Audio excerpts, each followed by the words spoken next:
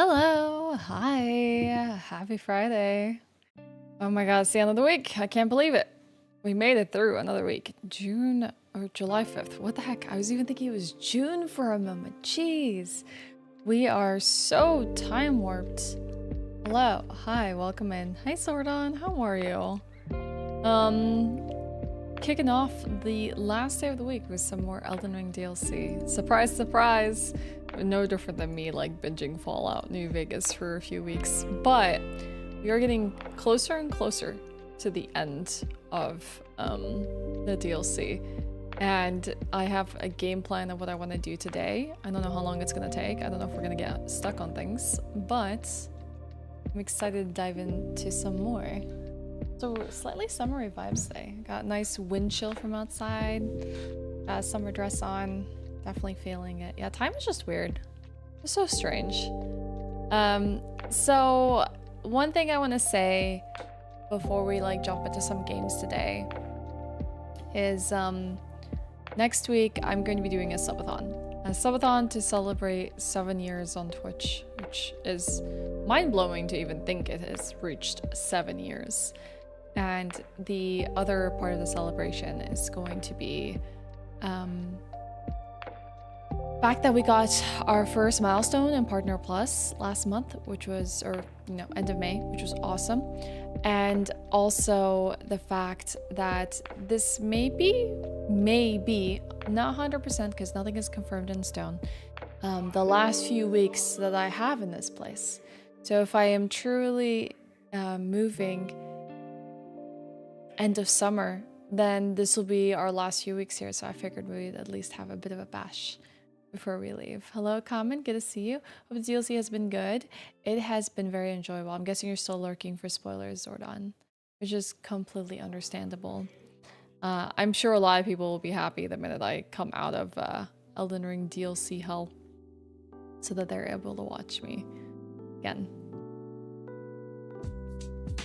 At least you never did an uwu. An uwu what, Loki? I just uwu'd. What now? Avoiding spoilers? Yeah, absolutely fair. I don't know how you're hanging on Zordon, but I got spoiled by, like, I muted the Elden Ring word. I'm making sure not to scan YouTube because thumbnails, but I got like spoiled by reels on Instagram. Like, I was just like, heck. It's been really hard to avoid. And the thing is I don't really care if, like, let's say you tell me that Bob is a boss in Elden Ring DLC. I'm gonna be like, okay, I don't know who Bob is, but I guess we're gonna meet them at some point in time. I care if it's like, you know what? Solaire is gonna be a boss in DLC. And I'm like, what? That's a spoiler, you know, because it's like, okay, this at least there's some connection to the series, or like the main storyline in one way or another.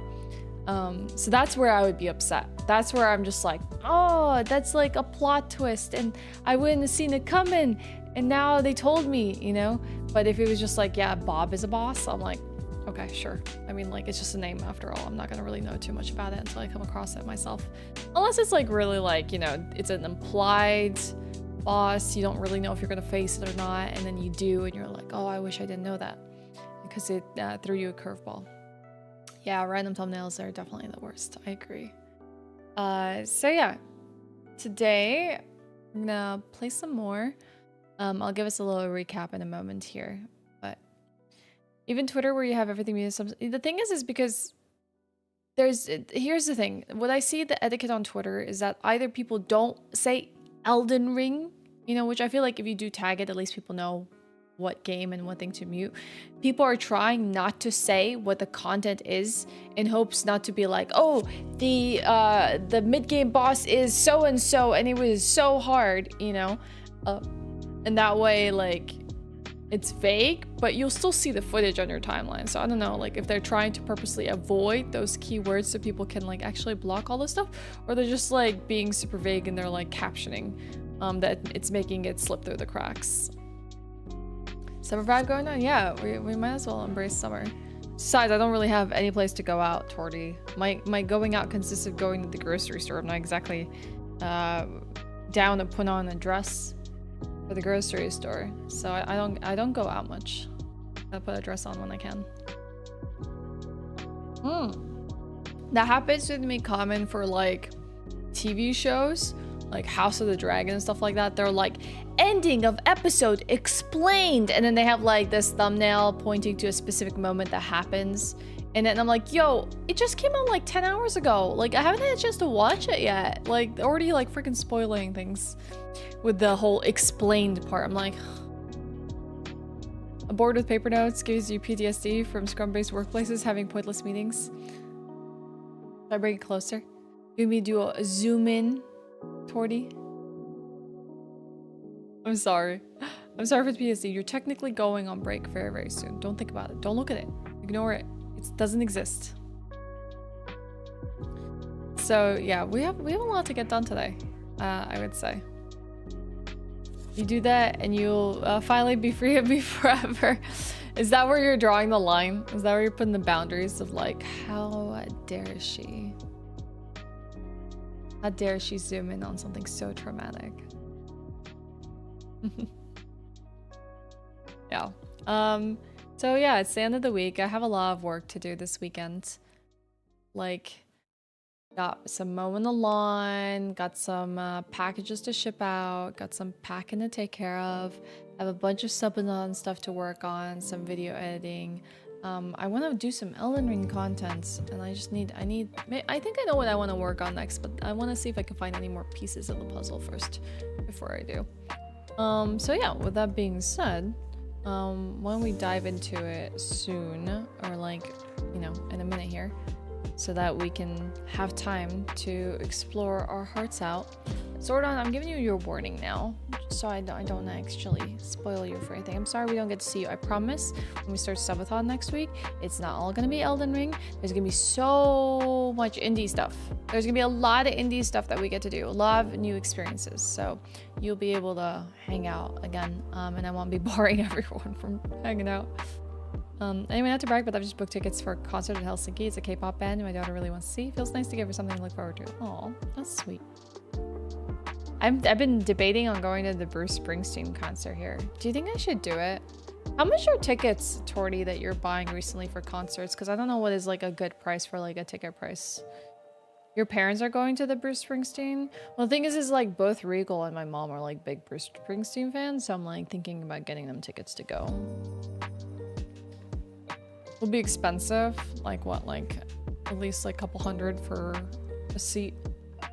The thing is, I'm like thinking about looking, because I doubt they sell them anymore on like any of the ticket sites, like Ticketmaster or whatever. I think it would probably have to buy it secondhand from like someone who probably can't go anymore and just selling their remainder tickets. Bye, Zordon. Thank you.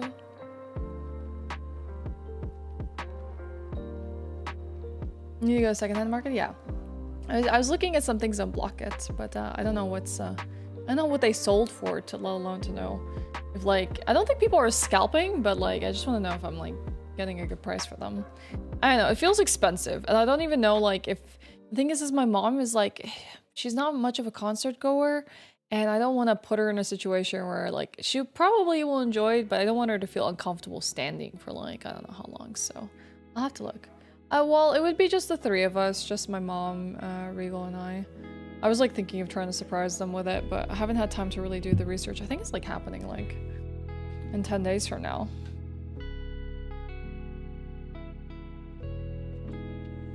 Hey Deathwish, I'm doing okay, how about you? I woke up this morning, first thing I did was had some breakfast, and I mowed some of the lawn, and there was like big portions of the lawn I couldn't mow because there were like snails this massive on it, and I'm like, I'm not like, you know, about to go on an evil snail massacre, because I would feel horrible about myself. I would have to sit there and like pick out every snail and put it to the side, and there's so many of them, and just like set them aside so I can like mow the lawn. So I mowed like parts of it, and then I stopped, and I was like, okay, I'll just wait until it's sunnier and there's less shade for the snails to be like lingering around in like all the shady spots. So yeah, did that, and then worked a little bit on subathon, worked a little bit on some other things, and then just like kind of made the game plan for what I want to do today in Elden Ring. And I had like this crisp bread that I put some cream cheese on with some strawberry jam. It was really, really good. I also went and bought fresh honey from a local like seller here that like, you know, they have their own like honey farms. But this honey is like so special. It's like very viscous. It's like white. It looks like I don't know, like candle wax, because they like churn the honey after the bees make it. And this honey is particular to the spring season because bees will basically feed off of wild spring flowers. So like I bought like a jar of it for like about 100 crowns, which is like $10 or like 10 euros. And it's like so good. I've never tried honey that's had that consistency before and that flavor. It's like not too, like, I don't know, honey has a bit of a bite to it when you eat it, but this one does not have it. I was considering to go to Springsteen as well, but I don't think I bear the cost right now. Yeah, it is expensive. I'm thinking the same. Like, it might be a little bit too much. That's why I was like wondering how much tickets are gonna be for like 3 people.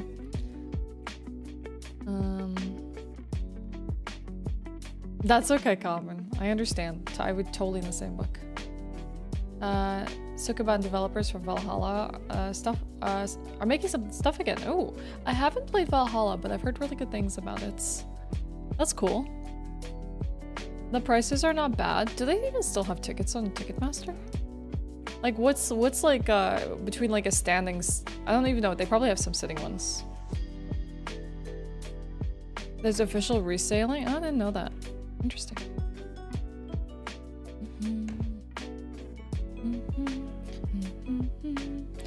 All right, let's kill the music. We'll just immerse ourselves in Elden Ring instead.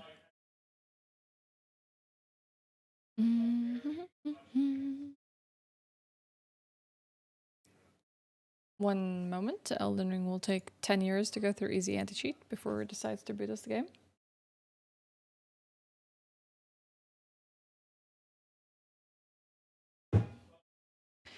White flashbang. Even though there's no Bandai Namco logo, you still get a white screen. 800 to 1,000 crowns per ticket. I might, you know what I could potentially do, Torty? I could wait like till the last minute and like see if there's any like desperate people who are like just trying to get rid of their tickets because they realize they can't go. That might be like the move, because then probably people will, you know, discount their tickets just so that they can get some money back. Rather than like losing the entire value on it.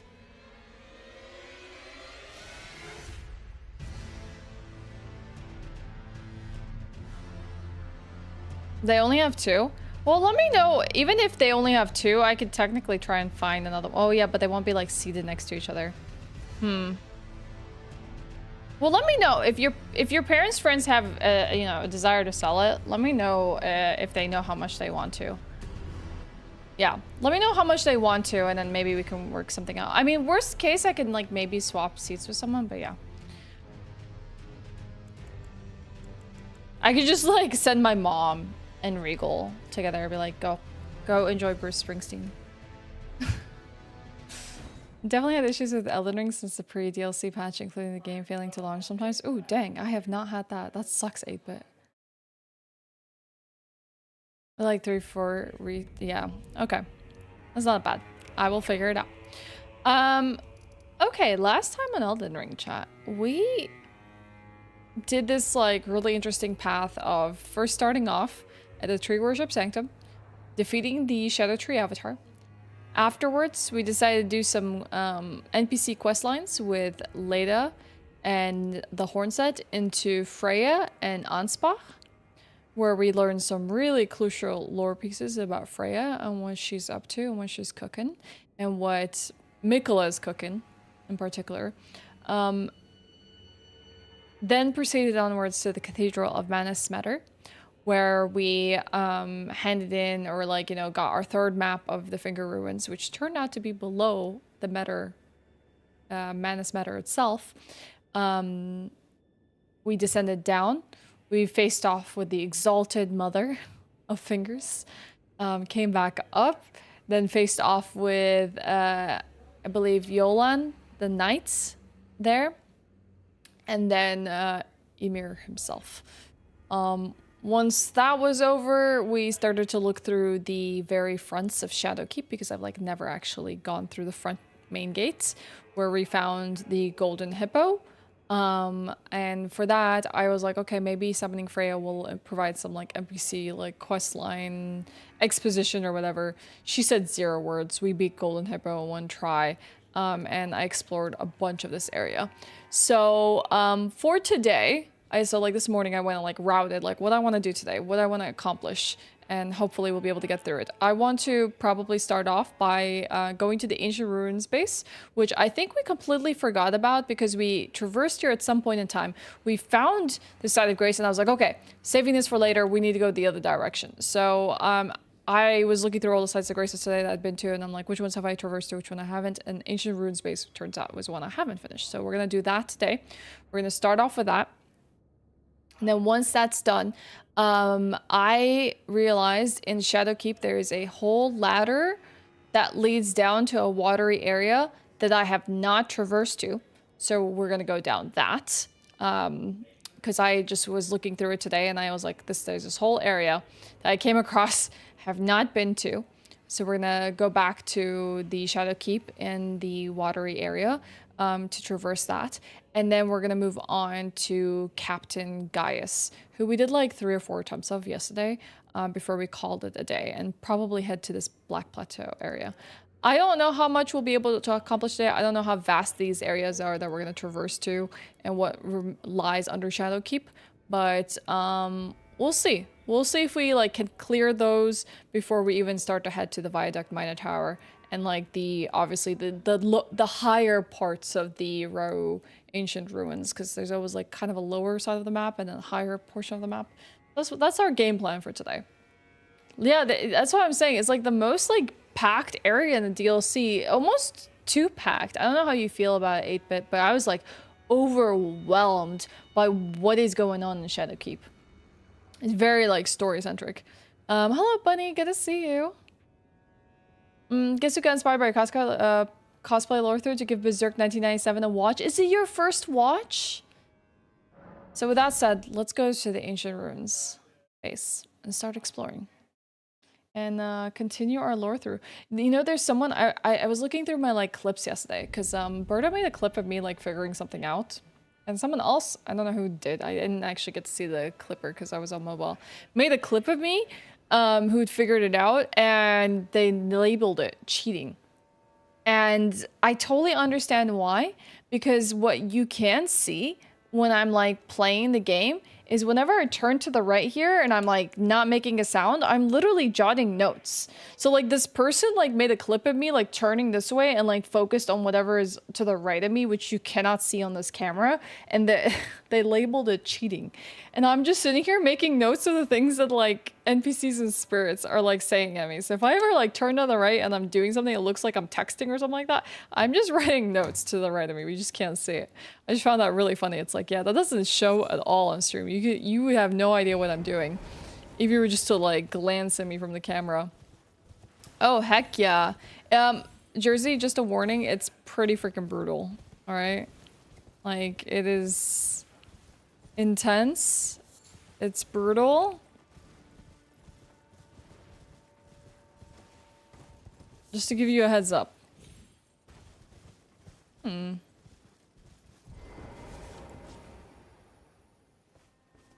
To other areas, yeah, so it seems.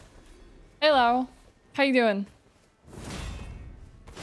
I hate these soldiers so much. They catch you off guard, they're like really painful. These ones suck. Just the ones with the axes and whatnot that can like roar are really the annoying ones. A lot of people with fragile ego blaming women for cheating because they can't handle them being better at Elden Ring. What else is new? Yep. I mean, I wouldn't even say I'm great at Elden Ring, but like, I figured something out that people might have been like, oh yeah, she cheated. She didn't know that herself. Because they can't just seem to like think that someone can figure it out for themselves. I think ran away.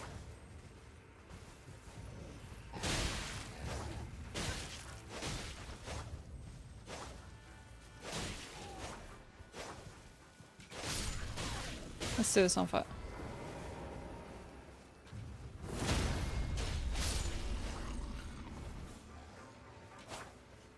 Yeah, I would at least say you're kind of in a similar ballpark if you've seen Claymore. Teaching is over for the year? How'd it go this year? Nice. I guess that's one of the perks about like being in the like this school system is that you'll always get these like really nice vacations.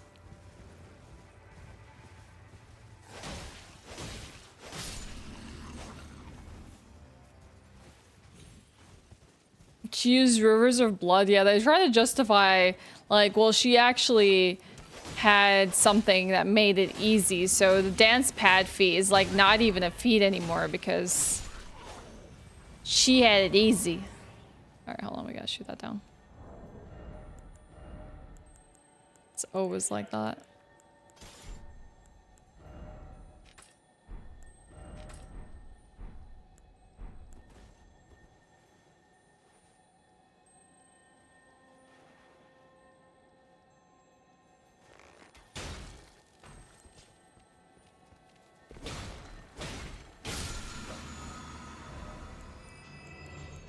What did I get?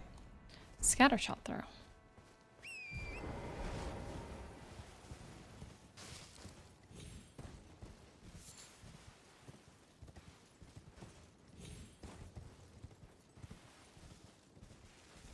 Oh, dang. Yeah, I bet. Changing every week? Jeez. Well, I hope something works out for you soon. That would definitely be exhausting. Is there anything else here? No? There is some sort of ruins here, though.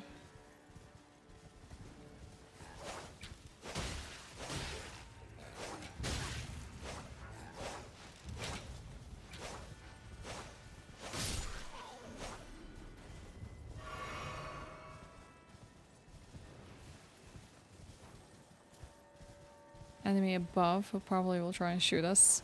Oh, it looks like a forge. Oh, we found ourselves a forge. I believe in the latest patch they like tried to buff some of the smith script weapons. I don't know if they actually got fixed because I saw some people like tweeting about them not really any better, but they like tried to add range to them and whatnot. They're like slightly more viable. Okay, let's go through the forge.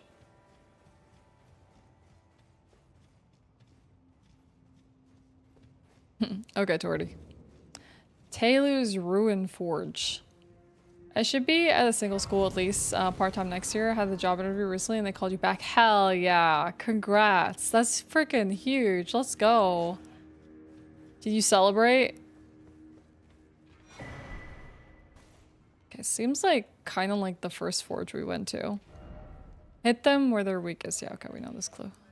I guess I keep placing this clue just in case you arrive to this forge first and not the others, so like you know what the tip is about these enemies.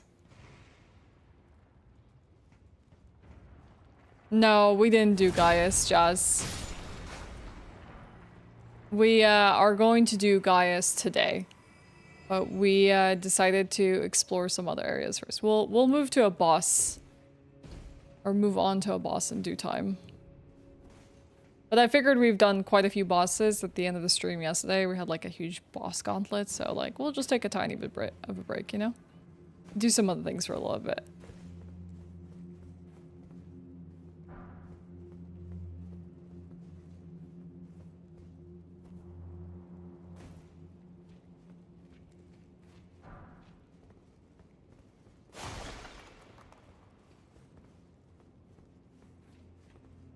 Okay.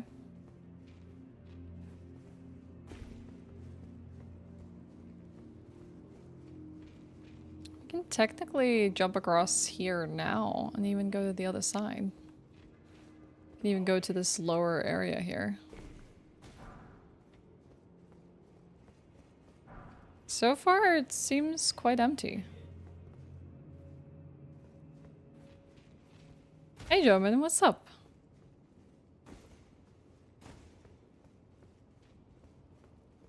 Upgrade your weapon. Nice being able to poke a bit further. I'm pretty sure all my weapons are upgraded to max. Yep.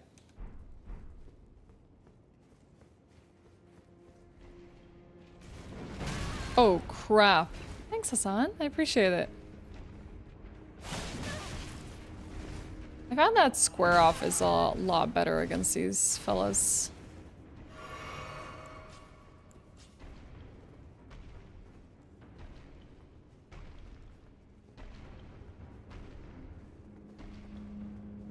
It's scary that they have, like, no faces.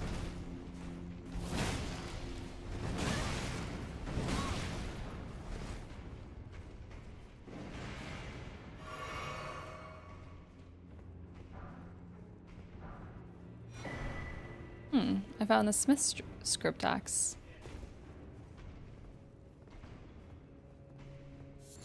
Yeah, stones. This person got completely buried in the rubble.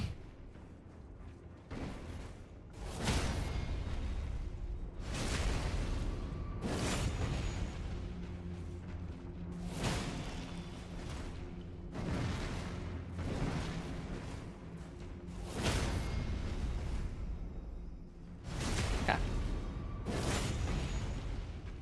Let's get him.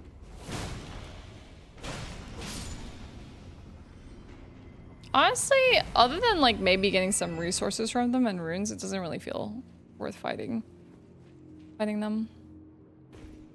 Okay. Let's see what happens if we go all the way down.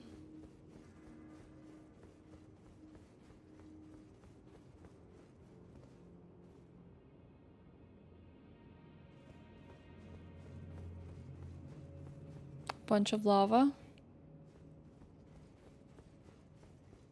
We can go all the way up, or we can detour here a little bit.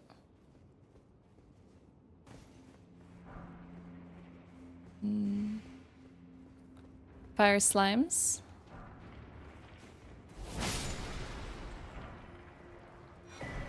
Ooh, Smith's script great hammer. So now we have multiple Smith script weapons. Here. Okay, we can go to the left, we can go to the right. Let's start with the left. Oh, there's multiple of them. That's gonna be annoying.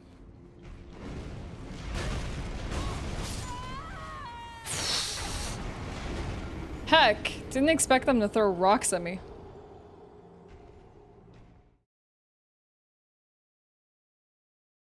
It gives you DS2 vibes. That didn't even occur to me. I just got into combat with them and they absolutely decimated me.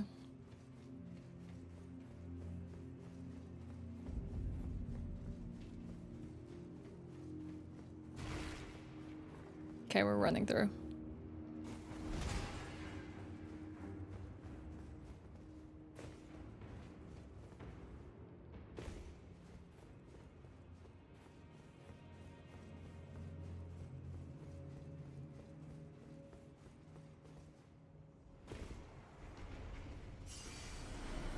I don't like both of them activate.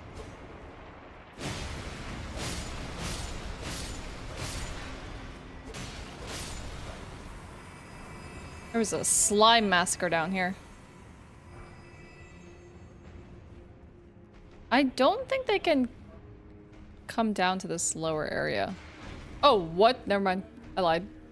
They can totally fall down to this lower area.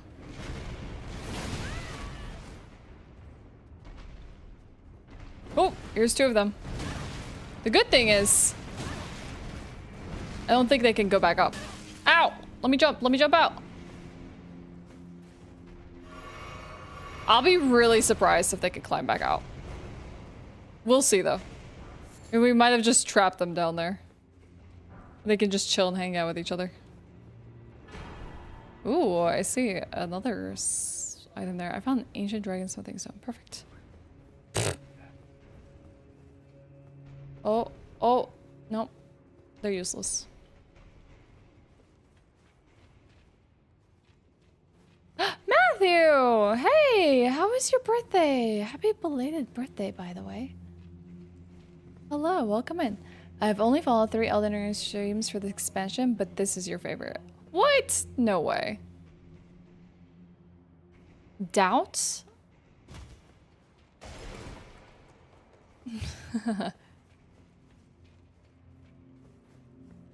Let's see. I should turn on my lantern. There's a tiny bit more visibility here. How was your birthday? How'd it go? When you start peeking to the side, yeah, you start to like... It's as if it's gonna make me see any better if I crane my neck over to like look over the edge. But I can't help myself. I'm gonna go below first, actually. And hang out with the slimes. Ooh, what? Got me as I was dropping. Okay. Anything gonna attack me from the corners? Nope. Seems not. Oh, this looks like death and destruction. Okay, ladder here.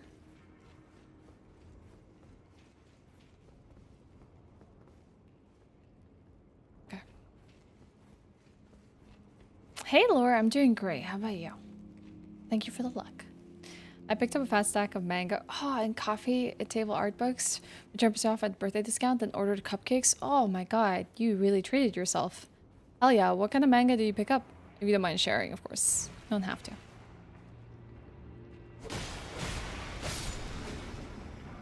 Yeah, there's a lot of rehashed attacks for enemies. Like, all the drakes in this game kind of like behave very similarly to each other. Slime on the ceiling. What's up here? Ow! Didn't think you would be able to hit me all the way from here. Oh, there's a lever. That should move that big... yeah. Oh, it switches it to the other side. So now we can scale back to the other way. You're making cakes at the moment? Heck yeah. Enjoy those cakes.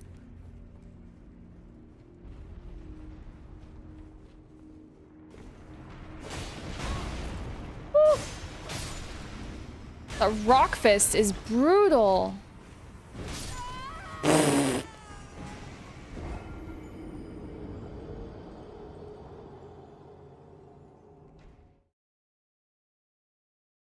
Cool, cool, cool, cool.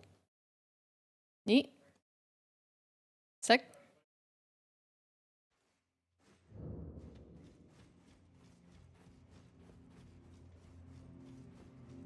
The question is, how do we traverse the area now that we switched the orientation of this thing? There better be a shortcut. Nope. That's a fantastic question. Oh, please don't let me be locked out. Can I switch it if I go up? But there's so many things there. I don't know what they are. Heartbroken. Got it. Absolutely destroyed. Well, there's these 2 areas. Don't think we've been to. Well, maybe the left side we haven't been to.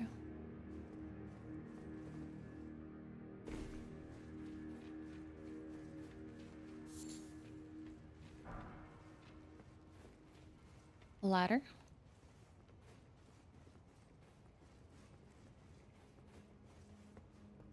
Ooh, okay. We found the prize of the dungeon. Oh, a golem smith. Tailu themselves? Sick. Does that mean this place is done? But how... Is there a lever that like pushes it back the other way in case you... Or do you just lock yourself out? That's kind of sad. I mean, I didn't really intend to die. I didn't wish to die. See, now that... Oh, wait, here. Yeah. Okay, cool. We're not locked out. Nice. They designed a mechanism. In case you're an idiot like me, and you die to a golem, there's a way back. Alright. Sick.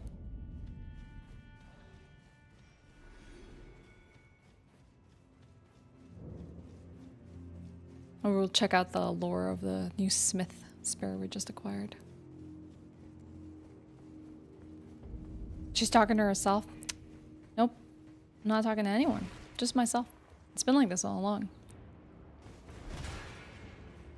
You think I'm having a conversation with you, but am I really? Or is this all pre-recorded? Or am I just an AI? It would explain so much if I've just been an AI this entire time.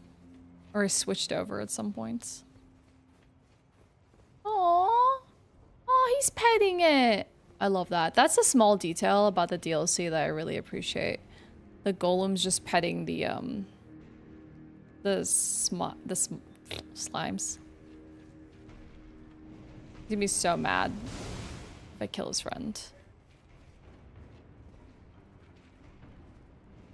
I just refilled your 32-ounce canteen. Now it feels like you drank half of it. Some summer days, I go through those things really quickly. Shane, what's up? I'm so sorry.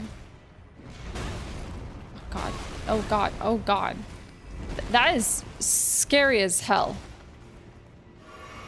Giga Omega sleep? Hell yeah. You haven't really been sleeping much lately, it feels.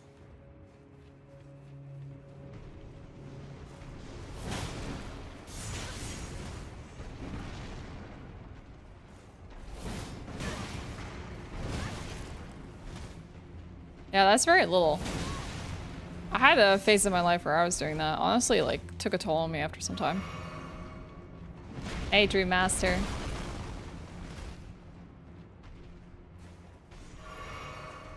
Or should I say tarnished?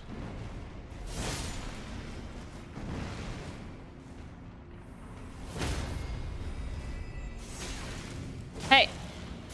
Oh no, I couldn't slap him in the back part. Because these slimes got in the way.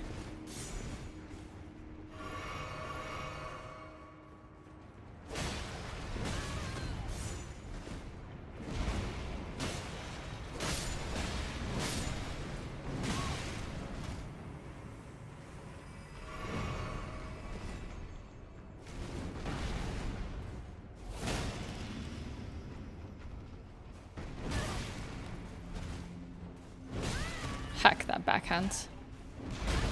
Oof.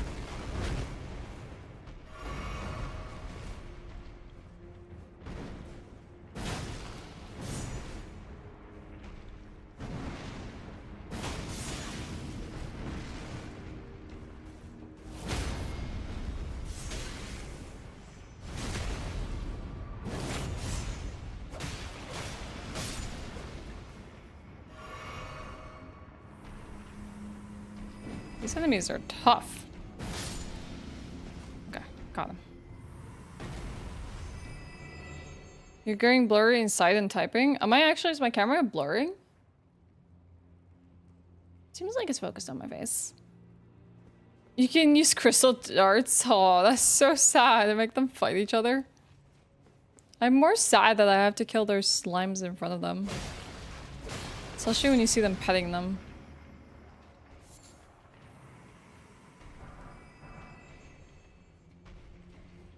You're struggling to sleep? I figured you were just staying up a lot as well.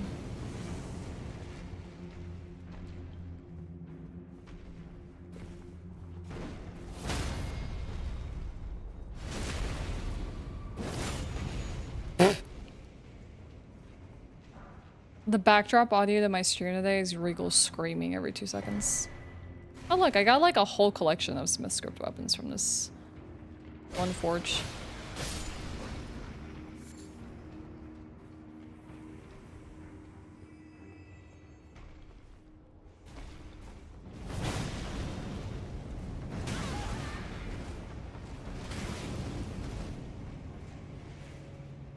Drink a flask for safety.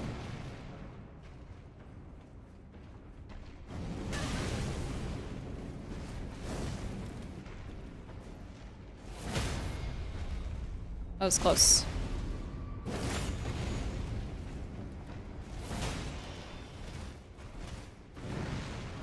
I didn't get close. Alright. They technically don't need to kill them, but let's just say we cleared the place. You've been staying up in voice chat with Vic and Jom a lot. Just practice Portuguese or teaching about Canadian culture and learning about Brazilian culture. That sounds like a fun time, honestly.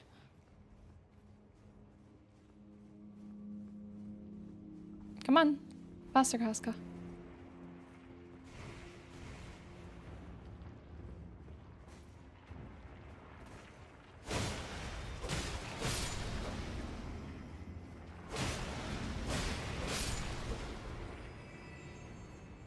Okay, let's do this. While they're having their little cute petting session, I'm just gonna grab the items. And let's get out. 69,000 runes? Yeah, sure. Let's just leave. I'll take it. At least I cleared it. At least I'll say I have left nothing behind. And I'm sated with this forge. Now we can get the hell out. But before, let's read some lore. So what did we find? I think there's a whole bunch of lore we didn't read yesterday. We found the aspects of crucible thorns. This came from the golden hippo. From what we know about the crucible is what we've learned so far is it induces growth of horns even in things that don't naturally grow horns, which is what I thought about that hippo, because it's a hippo but it has a rhino horn, so maybe even that massive horn at the front is just a growth of a horn that's not supposed to be there. This creates a bristly mass of thorn-like fur on the caster's back, yeah, like a porcupine, before scourging the area by rolling around on the ground. In an age-long past before this land was enshrouded by shadow, the vitality of the crucible flourished. Remains of this can be seen in the ancient ruins. I guess we're heading there. Read to learn more about the crucible.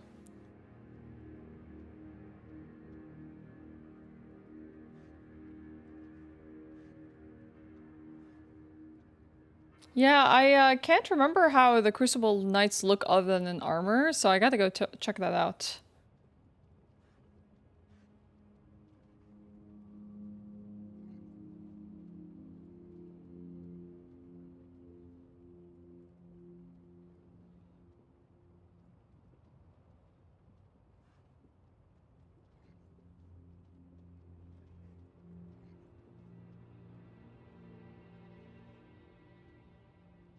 Yeah, but I don't know if the omens are covered in horns because of the crucible, or because they're another horn-like creature. They're still like... I haven't really thought about the omen yet. I thought at some point it could be that it's just another horn-like creature, which is why they were also very like... In this land, they were revered. In the lands between, they were very like shunned. Does this have anything to do with America?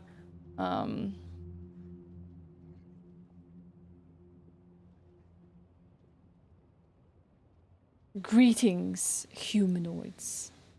What's up here? How you doing? Okay, cool. That's this incantation. I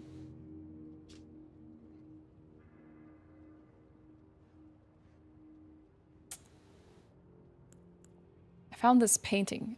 Domain of Dragons painting. This painting is said to have captured the landscapes seen in the last moments of those welcomed into death's embrace. Okay. Scatter shot.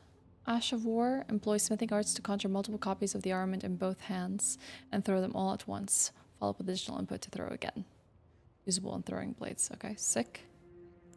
We found the smith script axe. It's just an axe. That's it. It has wild strikes. We also found the smith script great hammer. Just a hammer. Has endure on it. And we found this fellow, Tailu, the golem smith.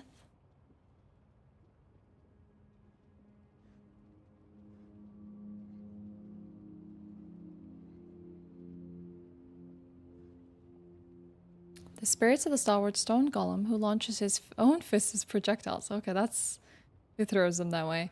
Tailio was said to be the runt of the litter.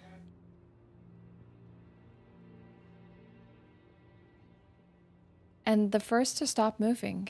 But it was he who would become the garden deity of smithery.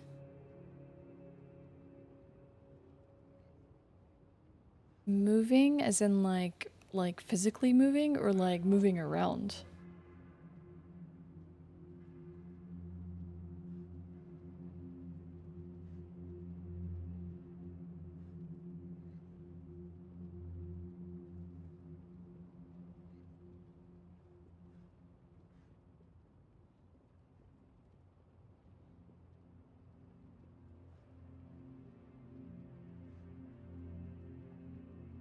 Hey Parrot, good morning. Doing good, got a nice little surprise this morning? Anything that you can share with us? We also got this Smith script shield. Can be thrown by performing the arm and skill. Discus hurl. Throws the round shield like a discus. Once thrown, the shield will be instantly restored in the wielder's hand through smithing arts. Heck yeah.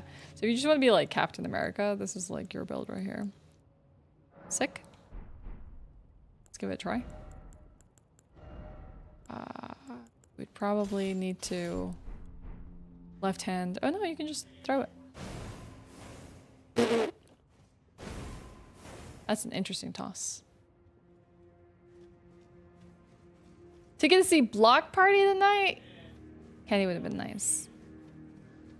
You'll just have to endure, Hugh. You'll just have to endure. Sick.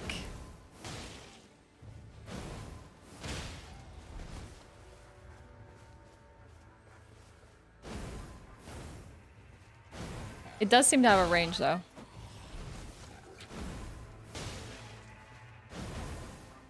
Oh, yeah, okay. It's gonna hit objects left, right, and center, though.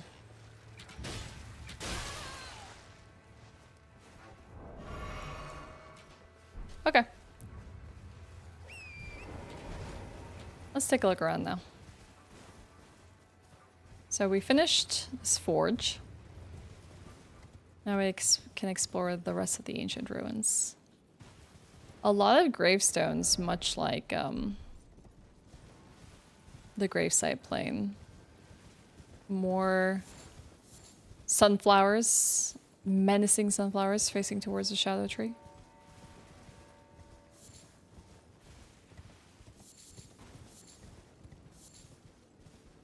You did a thing? What did you do?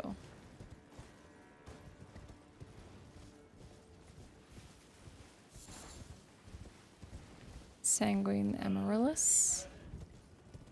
There's a pit here in the center. What's in the pit? Is it blood fiends? They look like blood fiends.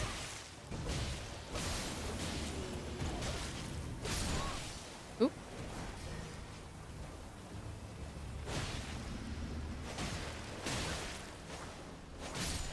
Oh god.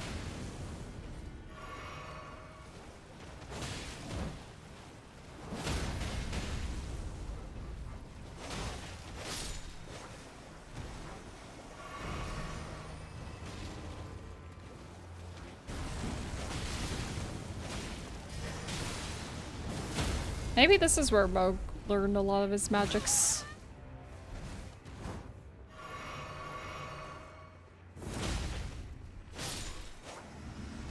The blood fiends themselves.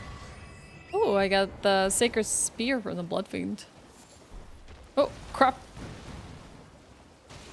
That was a quick one.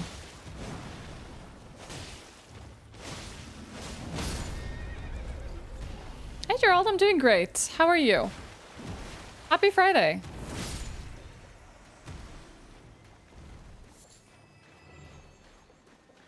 Wait, what, Loki? That's really concerning. I hope you're saying that in jest. Yeah, I'm kind of curious. The same thing. Jersey. Hey, Johnny. How are you? Good to see you. Happy Friday to you as well. Just starting your day. Alright, so we got the Bloodfiend Sacred Spear. Great Spear of the Bloodfiend Hexers, one of the most significant implements used in their blood rituals. Sacred Spears of blood are instruments of the communion with an outer god. The Mother of Truth desires a wound. Wasn't this the formless spirit as serpent?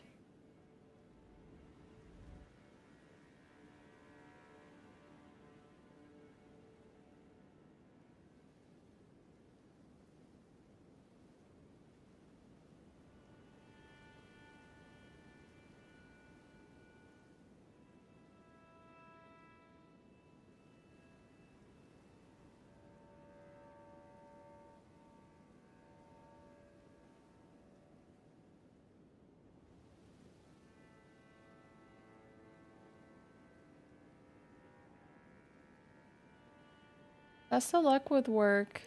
Girl, hope it goes really smoothly today. I'm doing really great, chilling and watching stream while playing games with your son. Oh, sick. What are you playing with your son? Hopefully it's a really, really good time.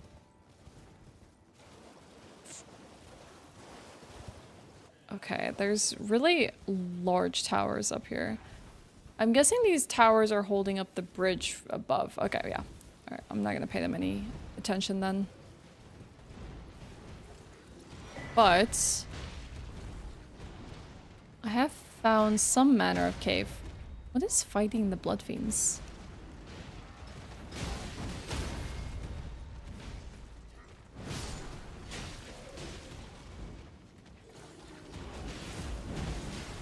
I take a break, drinking some coffee, watch you streaming.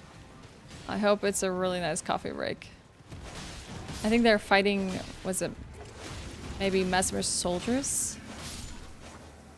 Could be his troops.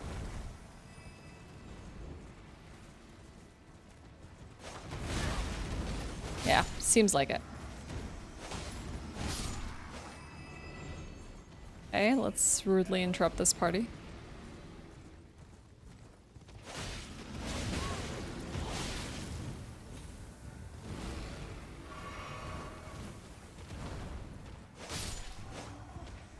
That one has more runes. I'm gonna get that one.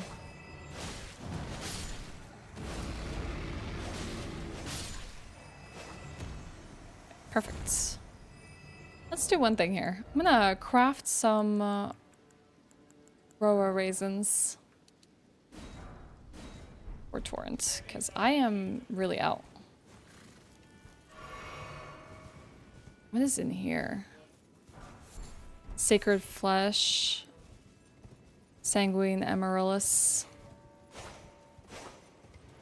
I'm guessing it's not a cave because I didn't get dismounted. I didn't cross a barrier where Torrent could not go.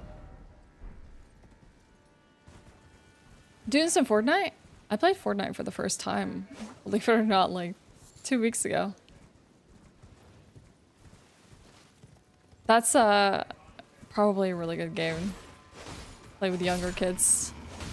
I think it's like definitely one of those like games that can be enjoyable by like a wide age group.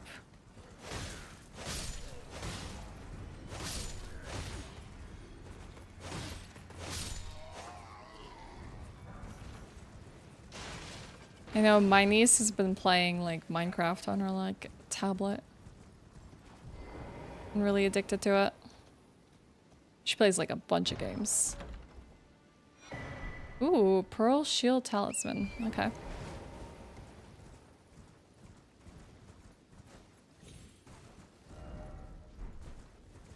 Just take us back to the base side of Grace. Oh, hello.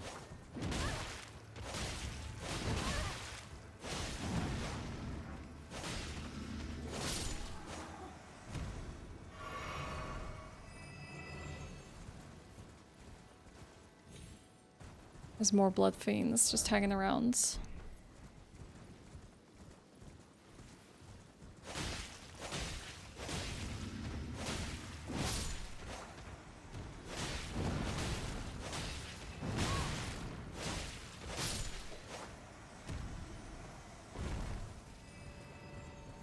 Are there more?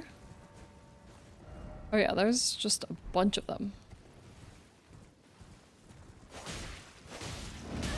I miss all of these? Heck! No! No!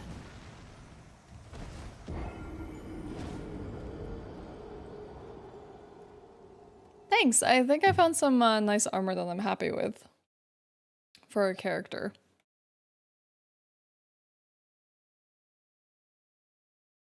It's been hard to find like the right pieces.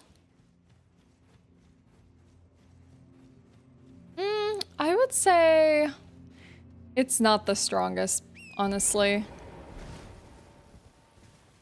It's kind of hard to maximize the potential of like a short sword Holiday build. Santa less than 3, Holiday Santa less than 3, Ashwise way, Ashwishake Ashewyn for yo. I got a teapot guy plushie coming in the mail soon, smiley face. A teapot guy plushie? Yeah, let's freaking go. That is just like Christmas.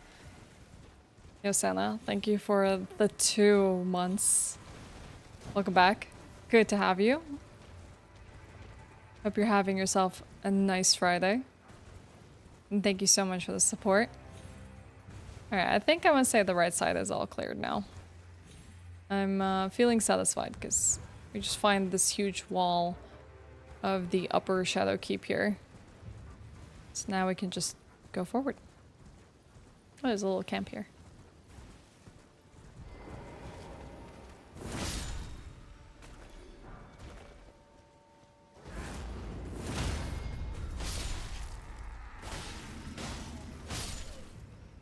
Yeah, like, there are much stronger builds out there than what I'm rocking. I think mine would be best described as, like, a fair build. It lacks a bit of range. It does, like, okay damage. Its specialties are really, like, the square-off functionality, where I can, like, poise break with, like, 2 to 3 square-offs, depends on what I'm facing. And it's given me a bit of a challenge against specific bosses because of those limitations. I left a little snack outside for you. On the countertop. No, just a tiny snack. You're welcome.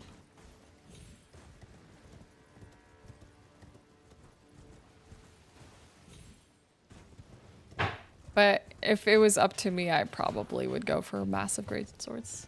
Hi. How's your anvil hammer run going? I'm about to go. The final boss? Really? You've already cleared through everything? Oh, really? Dang. You're like working through the DLC really quickly. Jeez. Guy beats the final boss with +0 broadsword. Now he says everything is easy.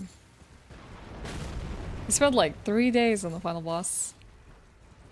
He got it this morning. He was like screaming in joy.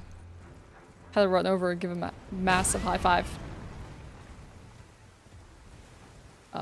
We haven't seen one of these giants in a while. Let's take shelter. And run at him. I think the last time I saw one of these was like in front of a coliseum near Caelid.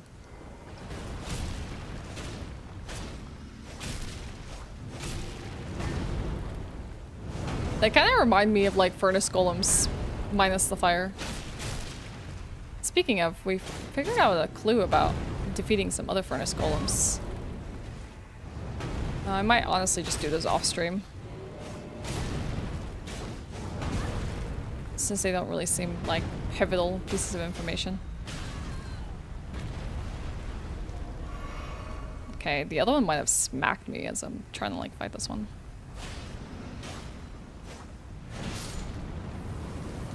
Oh yeah, he killed his friend. Oh dang.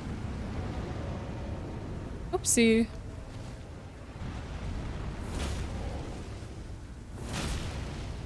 Hit him right in the ankle.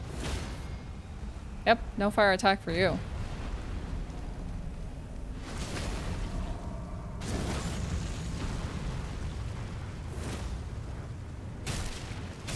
has a new update. I haven't played in a while. Really engrossed in the, like, plot of the DLC. And some of the bosses are absolutely sick and stunning. Like, really enjoyable.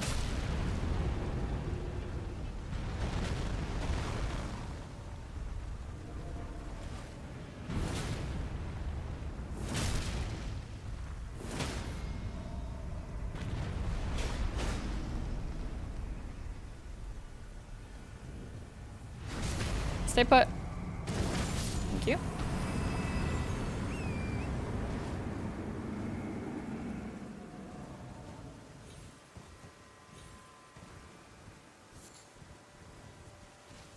Massive bellow. I wonder... Nah. What knocked over all these ruins?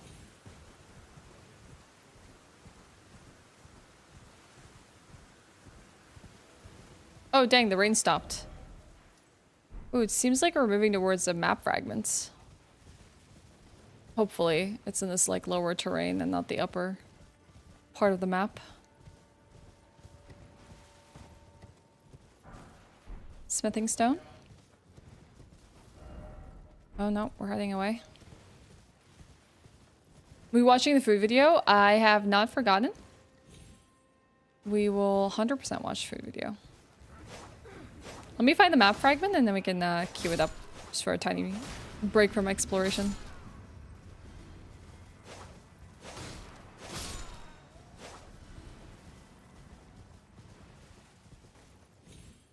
Just make sure that's...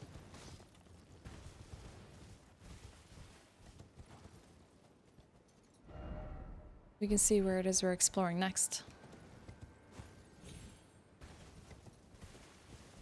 Seems to be multiple areas I would like to check out.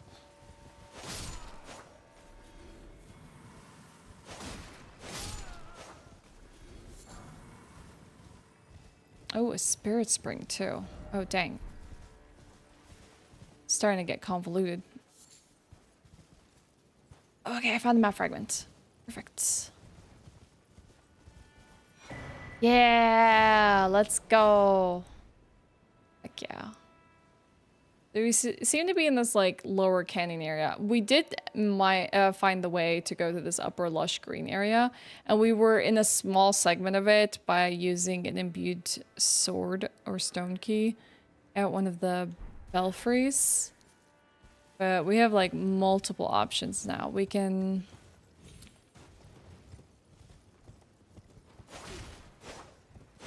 go right into what looks like this ravine over here.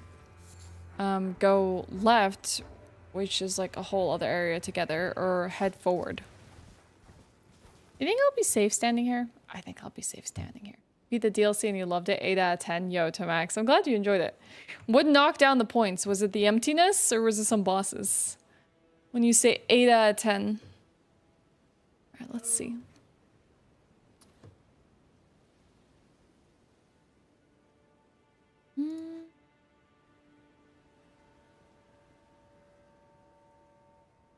Let me take a look. Introducing the Ads.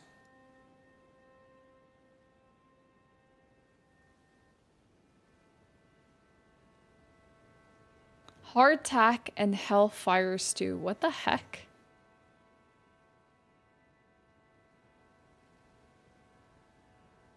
Okay. I have no idea what this is. But this is a video Jazz requested, a food video. We'll put it on, take like a short little break, and then get back to the exploration in Elden Ring. Let me just pop it on. I'll mute the game audio. Turn back the browser audio on. And we should be okay. It was just a little some things. Don't want to get into it because of spoilers. Okay, understandable. Totally understandable. Hey, Glagat, how are you? Question, what the heck do you do with hardtack? Because biting into it ain't in the cards. Well, during the American Civil War, what is hardtack, like breads? A big thank you to Wondrium for sponsoring this video as I test the strength of tasting history. Okay. So it's more of like a historic video. So one of the main ingredients in Hellfire Stew is hardtack. And as it happens, Dense last year, biscuit I or made cracker some made from hardtack, and I flour. still have quite a bit left over, so that's what I'm going to be using. Now, this is actually called a ship's biscuit. They are one and the same. Hardtack was a term that was used later during the American Civil War.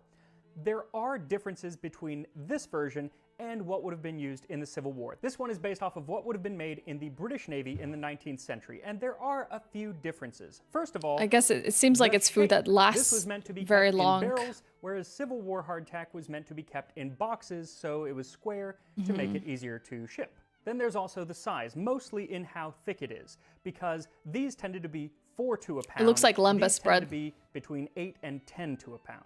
Then the last difference is all whole wheat, not as much whole wheat, and that's about it. Essentially, they're the same though, especially for our purposes. So I'm going to use a little bit of both. But I'm guessing that the year-old hardtack will actually taste better because, like a fine wine, hardtack gets better with age, or if not gets better, then at least develops in taste on account of the worms. I have often seen hundreds, worms? thousands shaken out of a single biscuit. We in the cabin have, however, an easy remedy for this, by baking it in an oven not too hot, which makes them all walk off. But this cannot be allowed to the ship's people, who must find the taste of these animals very disagreeable. Oh my gosh. As they every one taste as strong as mustard. Sadly, no worms found their way into my hardtack, so I will just have to pretend. Now today's recipe comes from the diary of William Bircher, who was a drummer boy in the 2nd Regiment Minnesota Veterans Volunteers. Getting a lot of history with this one. The case on a march, our hardtack was broken into small pieces in our haversacks. We soaked these in water and fried them in pork fat, stirring well and seasoning with salt and pepper, thus making what was commonly called a hell-fired stew. Pretty darn simple, as is most of the food that they were eating, but we will go into that later. But for this recipe, what you'll need is some pork grease. Now they would have had several options for pork fat. First and most common was salt pork, but sometimes they did get cured bacon, so that's what I'm going to be using. One, because it's going to taste better. Okay, that's and not two, a food video. Because then you don't have to get rid of all the salt.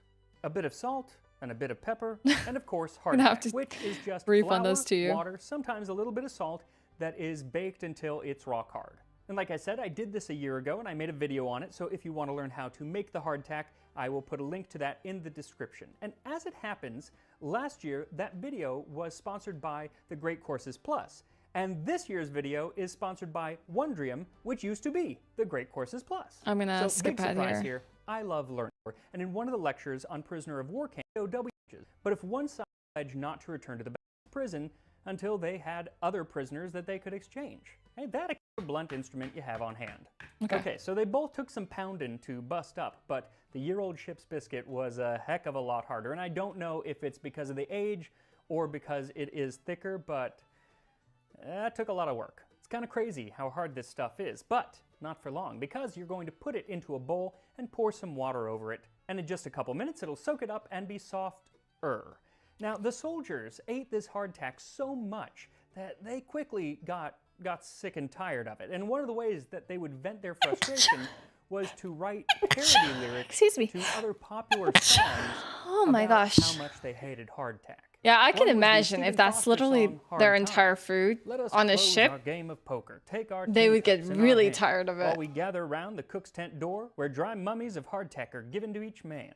Oh, hardtack, come again no more. 'Tis the song of the soldier, weary, hungry, and faint. Hardtack, come again no more. And the author of our recipe, the drummer boy, lamented, "Our hardtack were very hard. We could scarcely break them with our teeth. Some we could scarcely fracture with our fist." But he said that it did furnish They quite a bit of obviously need to learn how to nourishment become once monks so they could figure can out how to crack get anything to with it their hands. by doing things like making hellfire stew.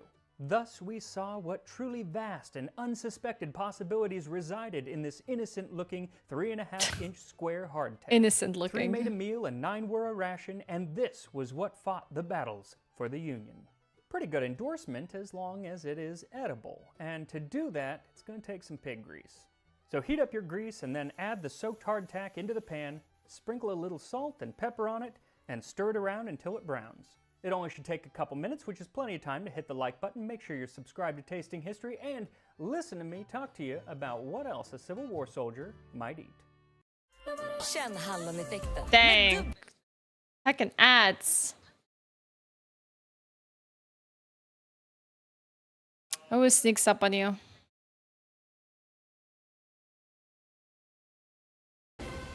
Time for history. Now, any talk of what a Civil War soldier might eat comes with a whole barrel of Hey, caveats. Kayvon, what's up? Were you an officer? Were you You get some of his recipes for his videos? You try a lot of historic dishes, Tomax? And how far into the war was it? And of course, Kayvon, have you enjoyed Dawn Trail? Captured? Last year I did a video on what you might eat in a Union hospital, and frankly, it was not too bad food compared to what everybody else was getting. On the other end of the spectrum, Almost done with if you were in MSQ? Hell Andersonville, yeah. you'd be lucky to be getting anything. How's it compare to So with End, that in mind, I'm going to be focusing on what your Walker? average Union soldier would get if they got what was due to them. In his memoir, aptly named Hardtack and Coffee, John Billings of the Army of the Potomac claimed that they rarely went without any kind of rations. They were pretty well fed. As to the quality of those rations, that was a little bit more variable. So much so that when they got We salt definitely beef, watched a bunch they of videos on like questioned where it MREs from actually different came times from to and see would what call kind it of salt food pork. soldiers would He get. goes so far as to claim that the food inspectors of the Army were actually in cahoots and taking bribes from the contractors who were giving them the poor quality I think it's ration. okay. And no language can be Big too day in the strong to UK today? express What's the happening? contempt every patriotic man, woman, and child must feel for such small-souled creatures, many of whom are today rolling in the riches acquired in this way. But provided everything was on the up and up, the soldier in camp should expect to get some variation of salt pork, fresh beef, salt beef, rarely ham or bacon, hard bread, soft bread, potatoes, an occasional onion, flour, beans, split Just the peas, occasional rice, onion. dried apples, dried peaches, desiccated vegetables, coffee, tea, sugar, molasses, vinegar, candles, soap, pepper, and salt. Mind you, they didn't get all of that every day. It was always some variation, kind of came piecemeal, and that was only if they were encamped. If they were marching, they got 1 pound of hard bread, 3/4 of a pound of salt pork, or 1 1/4 pounds of fresh meat, sugar, coffee, and salt. So it was important that when you were in camp, you saved a little bit of that ration back for those days that you were out marching. And there are a few reasons why those two rations were Dang! so different. That's First huge, was that the supply Kayvon. train was often well behind the Woo! majority of the marching army. That's good Another news. was that while they often brought herds of cows with them, they needed to set up camp in order to slaughter and butcher them for meat. Now, to break down some of these rations and discuss what the men made of them, we should start with the staple, hardtack. According to John Billings, there were gosh. actually 3 kinds. The first Bet you was could the break kind all that your was teeth trying to so eat hard that. that you really couldn't eat it. This was the best kind. Yeah, The that's drummer boy who wrote our huge recipe news, claims that Kayvon. the hardness came from its age. For there was a common belief among the boys that our hardtack had been baked long before the beginning of the Christian era. This opinion was based on the fact that the letters BC were stamped on the cracker boxes. BC likely stood for Brigade Commissary or else the company that provided them. The other 2 types of hardtack Nope, were they're just that soggy old. and moldy, usually because of bad storage, and ones infested with worms, Ugh. maggots, and weevils. And if a man got either of these types, they were supposed to be able to take them back and swap them out for some good hardtack, provided there was any good hardtack left, and provided that they knew that it was bad, because in the dark, it could be hard to tell. And it was no uncommon occurrence for a man to find the surface of his pot of coffee swimming with weevils after breaking up hardtack into it, Oh, which would come out of no. the fragments only to drown. Though he says that once skimmed off, they left no discernible taste. But even if you had the best kind That's of so hardtack, sad. you had to do something to it to make it edible. And the drummer boy says that there were I just wanna 15 see him distinct try ways out, of yeah, doing the this. Hellfire One, of course, stew. was our stew today, the Hellfire stew. Another was called skilly-gally, and they're actually very, very similar, though it was described as a dish to make the hair curl, and certainly was indigestible enough to satisfy the cravings of the most ambitious dyspeptic.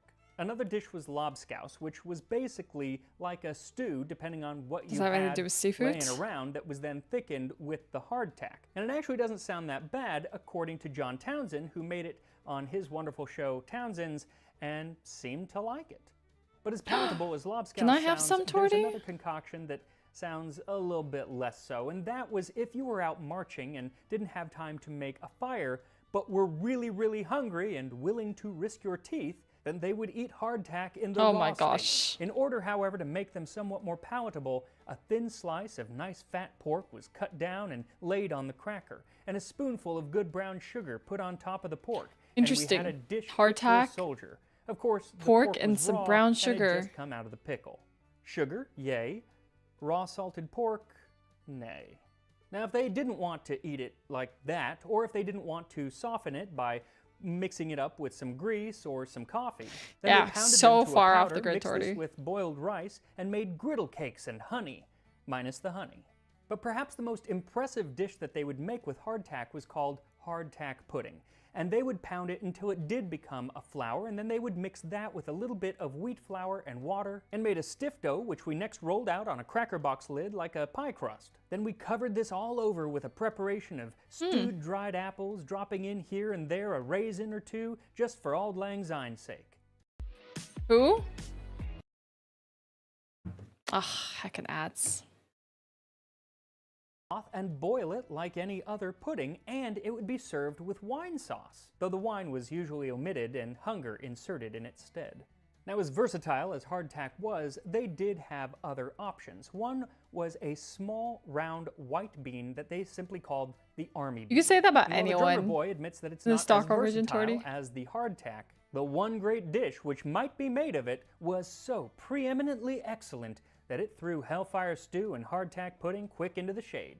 That dish was baked beans. Baked and I have beans? to admit, baked beans is one of my favorite foods, though today it usually does have sugar in it, and the way that they made it was simply with beans, water, pork fat that was left to slowly simmer in a pot overnight on hot coals. Now, if you were set up in camp for a little while and the supply lines were running as they ought to be, then the food did get quite a bit better. First of all, you had access to that fresh meat and to a lot of fresh bread. When encamped, I'm they so would build curious about that ovens, Pikachu and a to the lot left of them. him. When the army was encamped outside of Petersburg, Virginia, General Grant ordered the civilian bakers at City Point to tend those ovens. and they Depends on would who you bake speak to. 123,000 Baked beans could be loaves okay of if I'm bread having an English every breakfast, but I single wouldn't day. exactly Now, like all go, of these rations, baked whether beans. it's the hardtack, the pork, the beans, or the coffee, everything came in really Yeah, those large parody songs quantities, they made, usually meant Jazz. for 100 or more men in big sacks and big boxes. These would then be given to the orderly sergeant for a company who was in charge of doling them out evenly to the men. And it seemed the most popular way to do this was to lay out a big blanket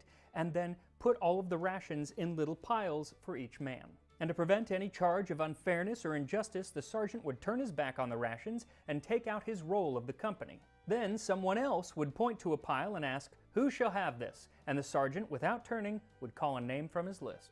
William Bircher, our drummer boy, gives a kind of a sad account of how this process changed throughout the course of the war.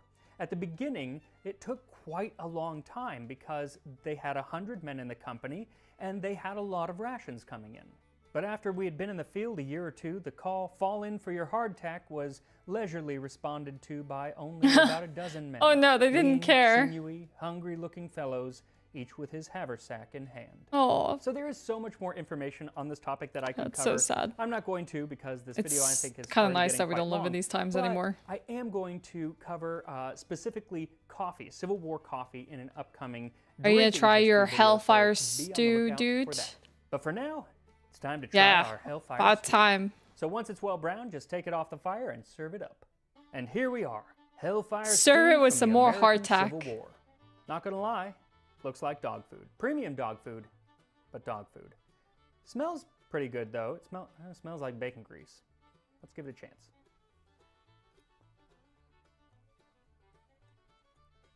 That's really weird.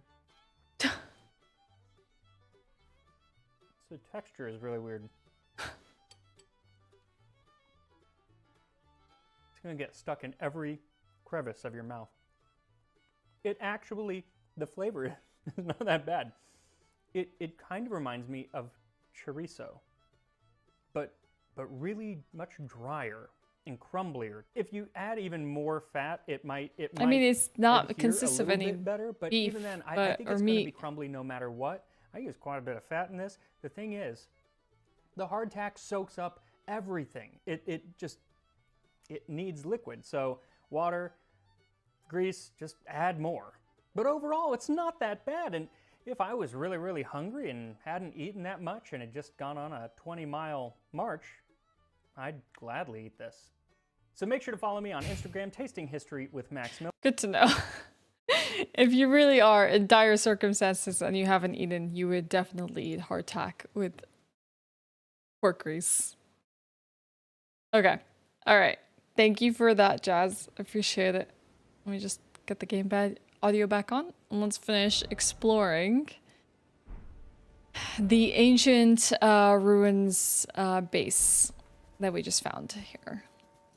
Alright, let's see. Let's go through this crevice area.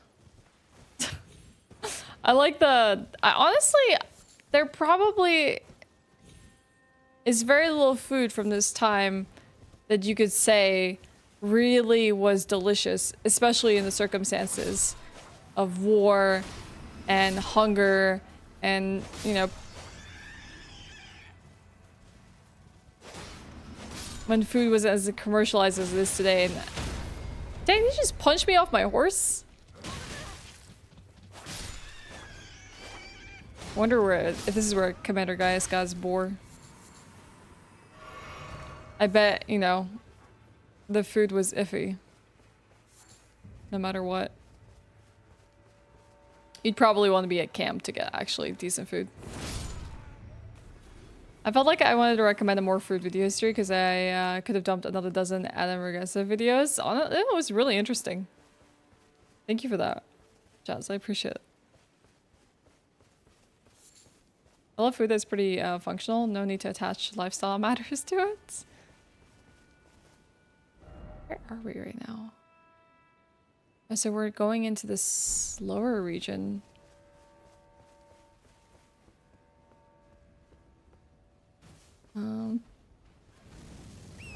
Let's go on horseback. Oh my god, Jameson! Hey! Oh heck. Weren't you just at TwitchCon? Hey Jameson, thank you so much for the 47 months. Yeah, almost 4 heckin' years. I can't believe it's been that long. Jeez. That's major. You were? How was it? I saw some pictures that like Tuve posted. Okay, another spirit spring here. These look a lot like scarlet rock flowers.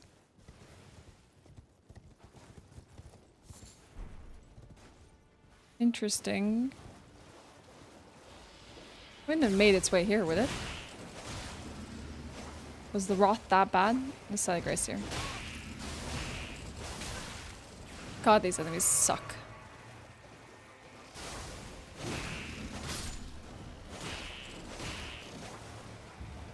On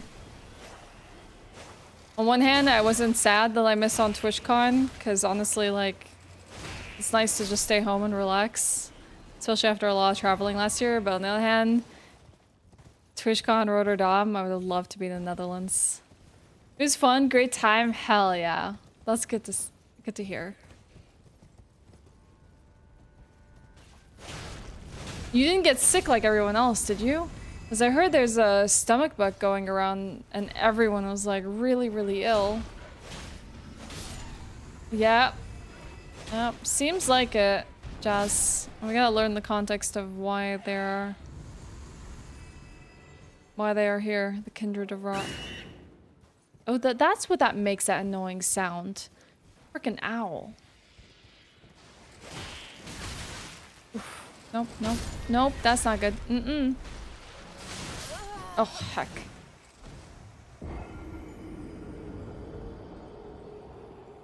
Hey, Rashid. And I guess like, heck yeah, okay. It's like literally my entire Twitter was talking about how everyone just got really sick after Rotterdam and like they all caught the same stomach bug. Oh, dang, was that really... Should have saw that side of Grace. Dang, that's a really far way back. Found like nothing since then. Yeah, yeah. I don't know what, like, disease they thought they caught, but yeah, there's a bunch of people that I know that are really, really sick right now. Nice.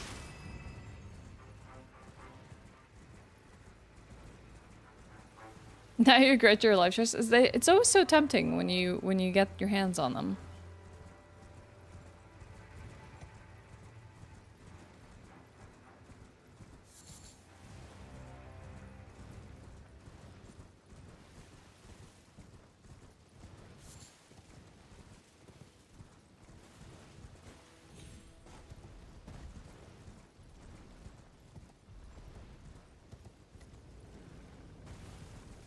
3 or 4 tourists are confirmed to get COVID.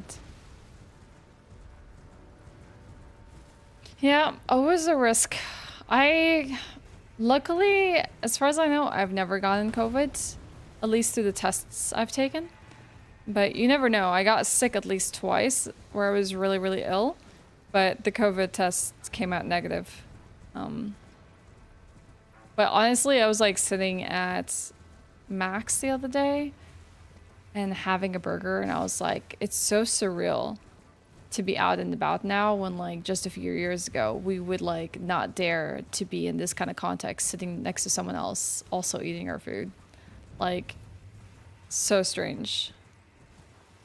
Loki, I feel like you're struggling a little bit today. Loki, have you had something to drink? Okay, I will make sure to make note of that link that you shared, Loki, and we will definitely watch it sometime, okay? I'm sorry your food redemption did not work out. But I will be sure to keep track of that link. From a work trip? Heck. Heck, work trips. Did it kick your butt? Okay, it seems the site of grace that we're finding here is slightly away from those kindred of rot. Still aggro to me.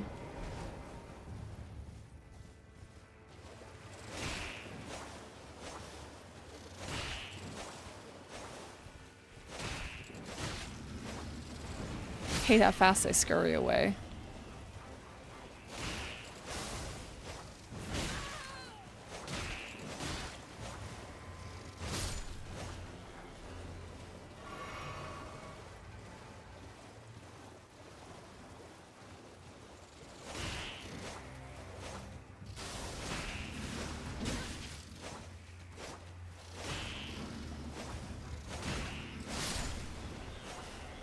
Yeah, last time I got sick, the last thing I wanted to do was to be sitting at my PC. I couldn't even like stand in the kitchen to like make food. I felt like really woozy and I like had no strength to stand up. Like I just could not be upright in any shape or form.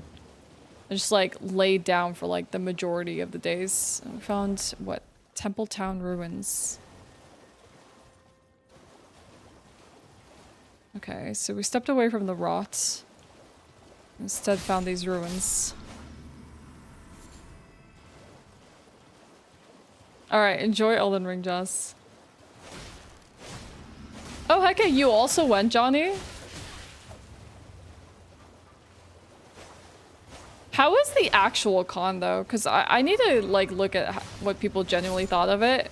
I know some people said the event space was rather small, and hopefully there'll be a bigger venue in coming years, but I like the one in Amsterdam. I thought that was great. Hey, TJ. What's up? Yeah, that's always such, like, a nice thing about heading out of TwitchCon. It's just, like, incredible streamers, meet your community. Like, it's all just fantastic. Just, like, so many great people in, like, one area. I'm also, like, kind of having a tiny bit of FOMO from, like, GDQ, because last time I was at GDQ, I had a blast. And looks like a lot of people are having fun this time around. It's the same venue for next year, and I believe the year after, too. They pre-booked this venue. Yeah, okay.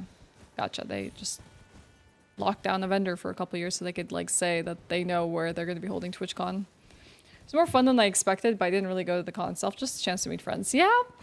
Honestly, I would say the con itself is like okay. Like, Comic Cons are way more fun, you know? Gaming conventions that are like dedicated to gaming and whatnot are more entertaining than a TwitchCon is, but it has its moments, I would say. You know what? We're gonna get off horseback. I mean, yeah.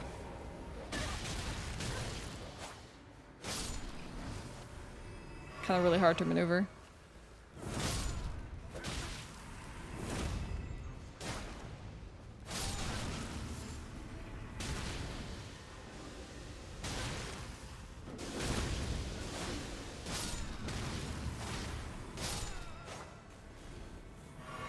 Have you been to a DreamHack, Torty?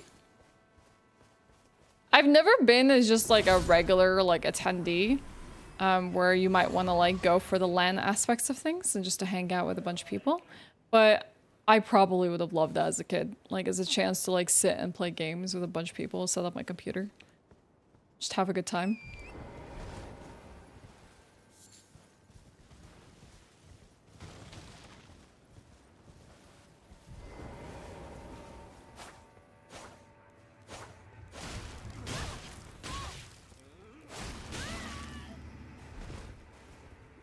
I don't know if I would ever go to TwitchCon itself. I could definitely see myself going to the area and hang out with friends. Yeah, I do recommend that. Unless you're like looking to meet up with like a specific streamer that will only be on the floor of like TwitchCon itself, like you could just go to the country where TwitchCon or state that TwitchCon is happening and just enjoy people's company.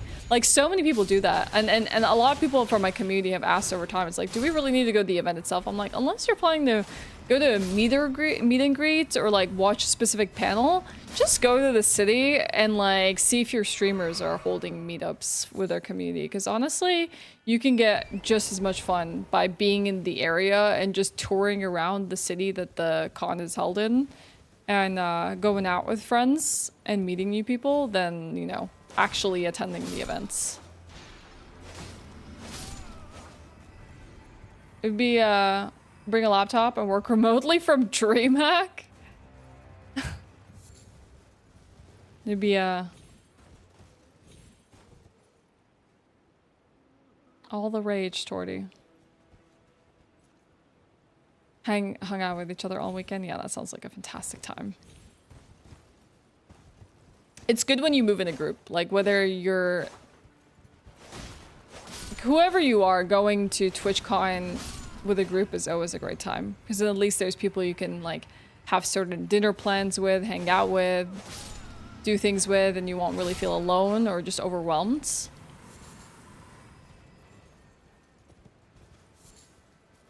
Comic-Con? Was that the one in like Stockholm? Or is there another one where you're at? Like in Kista?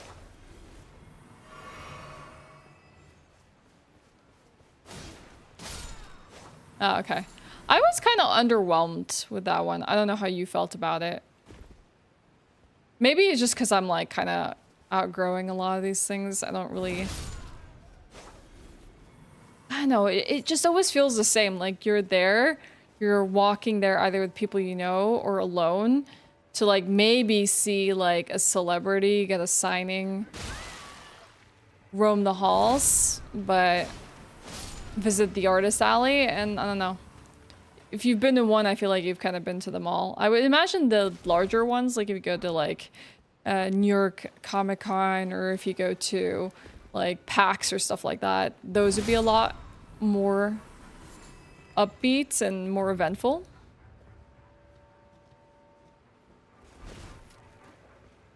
Yeah, I don't know if I would say necessarily for kids, but it definitely has like a very niche demographic, and it feels like not everyone's gonna get the same enjoyment from it.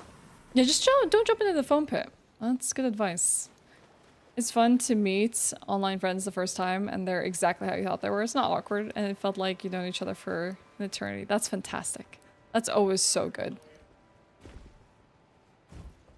There's just some people that you see and like, yeah, they're exactly how they are. Like I've met some people who are like super affectionate and like they're the same in person. They'll like bear hug you and make you laugh, and it's incredible.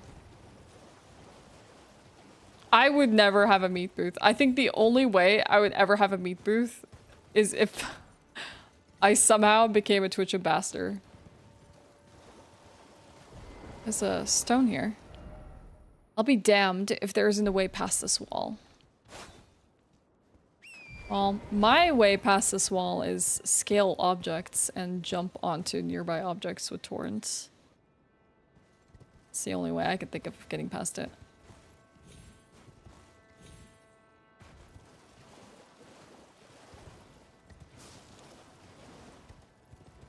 Board game conventions when you were younger, but none of that either. Kind of sad, really. I don't know, do board game conventions still exist? Oh my god, that's huge. That is like huge, Torty. That's one of the things I feel like I missed out on growing up, is that I moved a lot. So like I never really had like one group friends or people I've just known my entire life. So I'll never have like an old group of friends that I just get to meet up with after like a lot of years of my life have passed. And we get to like reconnect. There must be a way. Either there's a secret wall or there is a better place to jump on top of this place. I will prevail. I will win.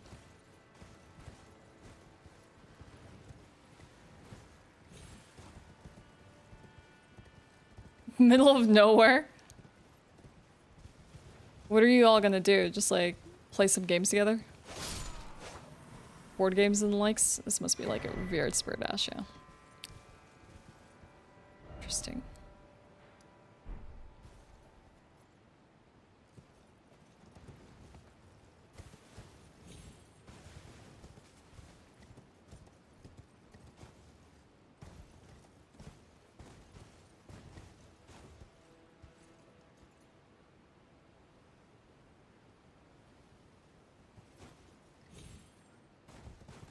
Either there's an entrance from below. Oh. Gotta think small.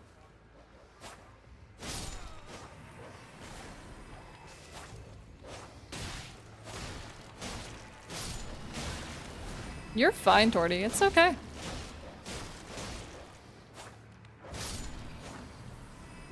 I understand, like, your life changed really young. I don't know.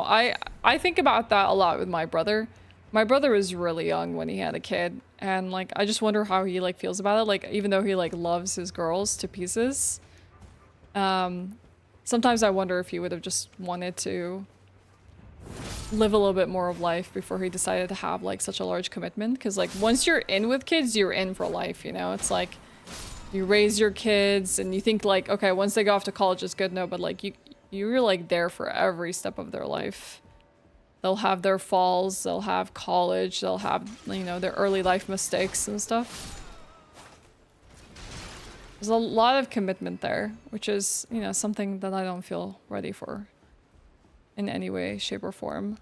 So I got you. Like, it's not even, I don't think there's anything wrong necessarily with, like, being like, yeah, my life really changed up at the age of 26 because it's, like, such a massive commitment.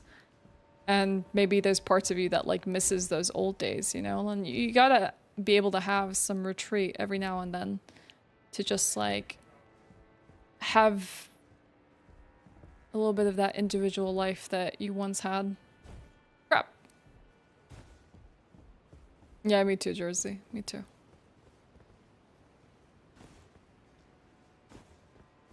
Sauna, play games, be silly. Sounds like a good time. Sounds like a much needed break.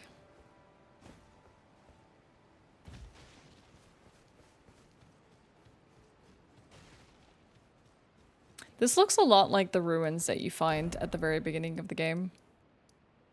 Or the DLC, the Scorched Ruins. They even have that, like, one hidden item that you probably need to use Torrent to get to. Okay. But someone really wanted in on these ruins. I wonder what's here. Help you though, all I've done and accomplished is build a better life without someone who's depending on me. Yeah, that's fair. It does give you purpose. Totally understandable. Like sometimes we can lack motivation and want to give a crap at all. Shadow tree fragments. Nice.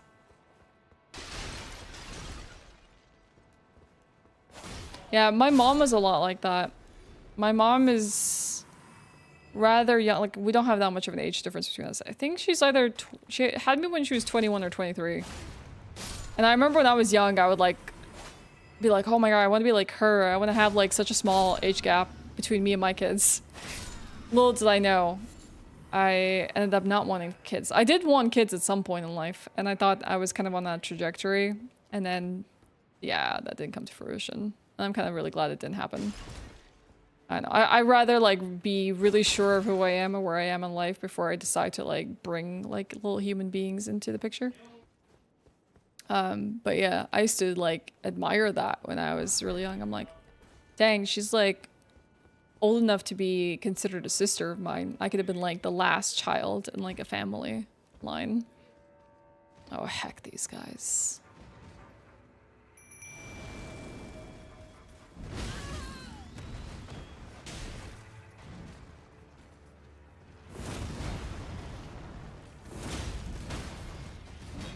Don't you dare hurt my bird. Heck these knights. Thought it was your duty, and I didn't want people to think badly about it. Now I don't give a crap. Yeah. You get a lot of that weird pressure from like people who just like, it's almost like a social awkwardness. Like, you know when you have like your aunts and uncles and your grandparents who are like, so, do you have a girl yet? Like, you getting married? You thinking about kids? Isn't it time to have kids? And it's almost like they don't know what else to say to you, so they ask these questions, but then it also feels very much like pressure at the same time from like family or like kind of coercing you to do the same things they did. I don't know. I feel like they probably asked that question out of like awkwardness of like they don't really know what to say to you because they don't really know you well. Dude, my parents, I need my rest free time for hobbies so much, yeah, and then they're just like constantly go all the time. Taking care of kids.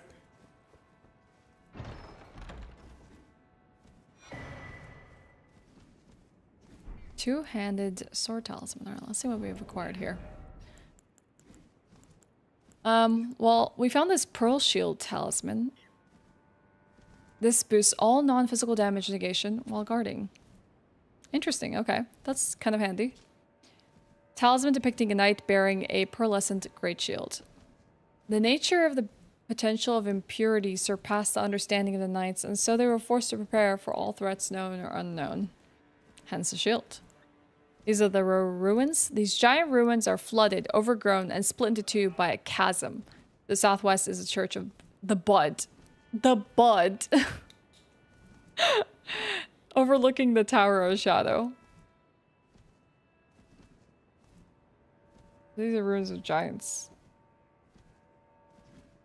Yeah, the Bud.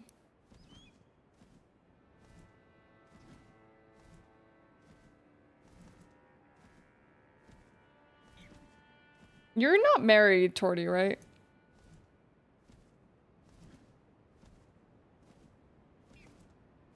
Yeah, I know a lot of people, especially when I was working with a bunch of Swedes, is that like a lot of people like are not married. At least in Swedish society, there's no pressure for that.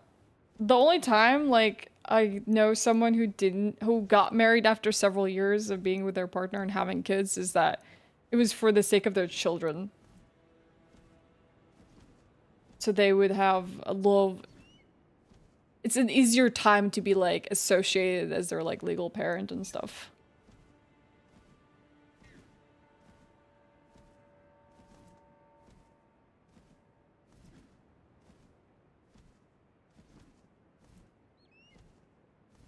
I see, Torty. Well, there's always time to reflect on things.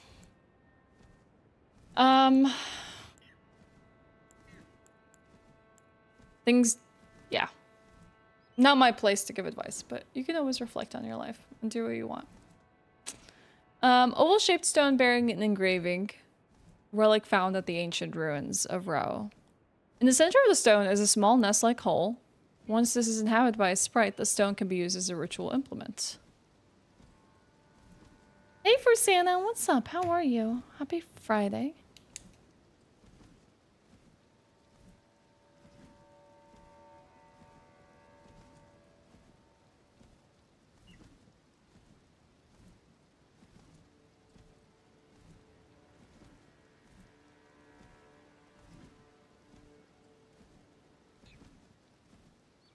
Not spirit, a sprite. And then we got this talisman. The two-handed sword talisman. Enhances attacks with two-handed weapons. Ooh. Okay, the Horned Warriors were fitting figureheads for the military. Might of the tower they kept watch over, their deft attacks slashing through any and all foes. Okay, so these are the Horned Warriors, the really annoying enemies.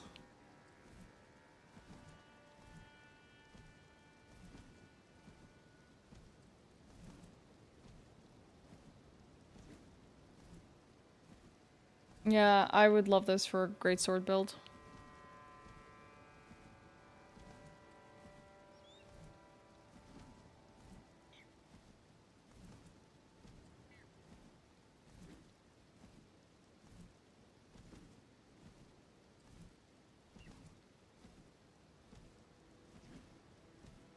Okay. Cool.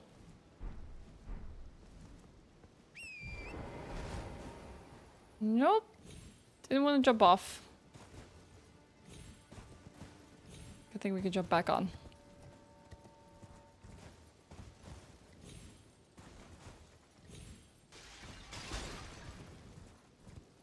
The grafted, nah. That we will bring that character into a DLC someday. She will have her turn. Okay. So we've checked the ruins out. We've been inside. I believe I've been to the sledge here. She was bestest girl. Yeah, I did appreciate my first character. She was great. Her name was Mountain Dew. She had red skin and green hair. And she hurt things quite a bit with her massive sword. I do miss that sometimes, especially in this DLC. I feel like a great sword would have gone a long way. Think about giving Neo Bloodborne one more try later down the line. Don't know what happens, but it'd be cool to finish these games. I hear Neo can be quite punishing until you like get the equipment that you need. Bloodborne is also, I would say, like one of the tougher of the Souls games, but the environment is just, I don't know, top tier. S tier kind of environmental storytelling.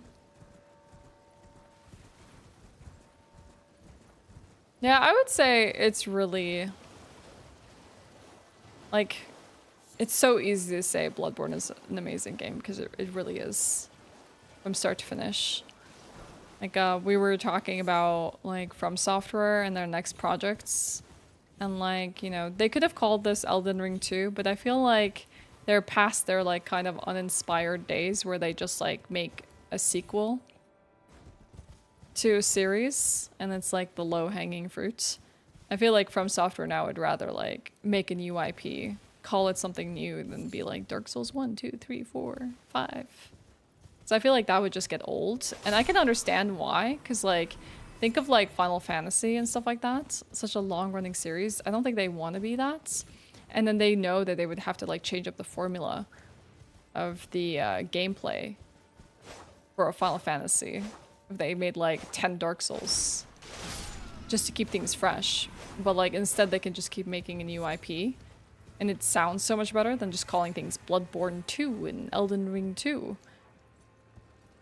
And they can keep growing as a company. Like, they have a vision, they have a direction. And what I appreciate about From Software is they don't just cave in to like the demands of like their fan base and their player base, because like it'd be so easy for them to just make a Bloodborne 2 like everyone's asking for. Ooh, a hidden spirit spring. Sounds like it's in that direction.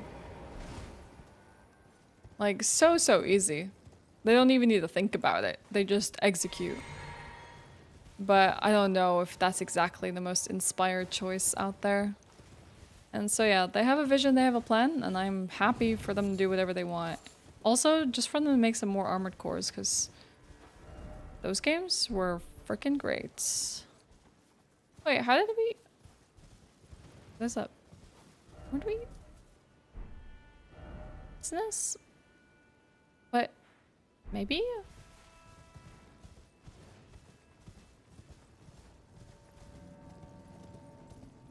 These are the same knights I fought earlier. Is it because I went down here?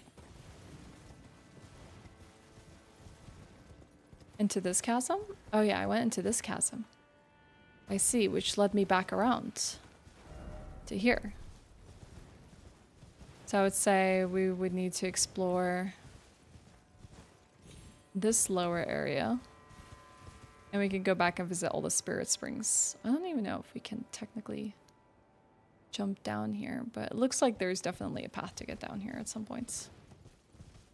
Alright, let's take the spirit spring we just unlocked. Whee! Obligatory wheeze. I wonder if there's a good 7TV emote for this. I really do hope From Software will make another Armored Core game, or at least a big DLC. I think they will, honestly. I feel like it's a revival. Like they took a leap with trying to revive the Armored Core series, and I think it did so well. They got like, they managed to grow a fan base for a very like small and niche game for them, and it would make sense for them to continue that sequel, because it's been around for a while, and this revival of it with Armored Core 6 was enough to cement the IP in the mind of many. So I think it's very likely we'll see a follow-up Armored Core in one fashion or another. But that would be really sick. Like I think it's kind of their strength. It's within their wheelhouse of expertise for them to that's a nice view over Shadowkeep, I think. Is it Shadowkeep? No, Cassansis. It's within their wheelhouse because like they get to create really fun bosses. They just use giant mechs instead of like just a regular player character. What is this? Northern Nameless Mausoleum. Didn't I find a black gel at the last Nameless Mausoleum I went into? A red bear? Oh, the red bear. Okay. Not exactly a bear, it's just someone who wears armor of a red bear.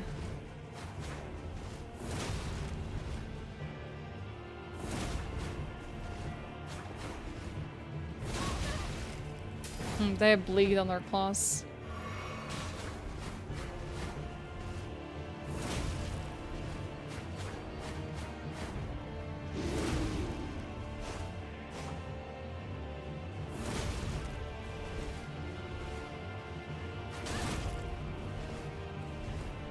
Two-handing that claw. And they're gonna have more beast-like movements now.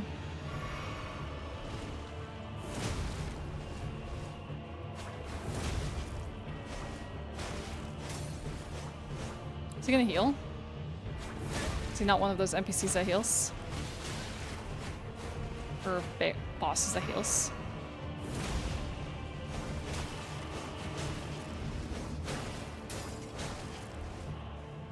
Bully the heck out of him.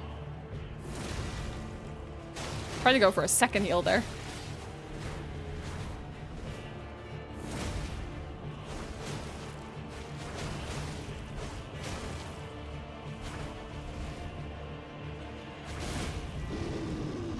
Oh, heck. That's the bear. All right.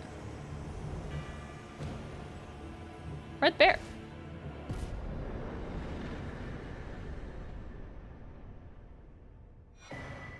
Nice. We got the full set. Cool. Sick. Okay, let's try it out. Well, let's check out the lore first. Red Bear's Claw. Claw of a great red bear wielded without modification by a red bear, whose name is lost to madness. Ooh.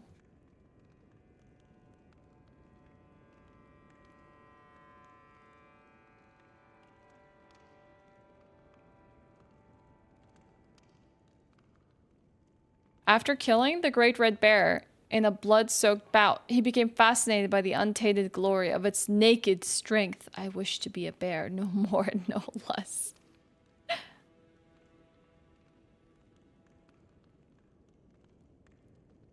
No, I haven't. We should go and kill it.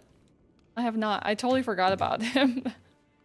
The red bear hunts, slaughter prey with sharp claws and the great swipe of the arm. The attack creates a vacuum which deals continuous damage. Repeated inputs allows for Up to 2 follow attacks. Let's try out the bear claw. And then we might take a small stream break so I can use the restroom. Check out the gear.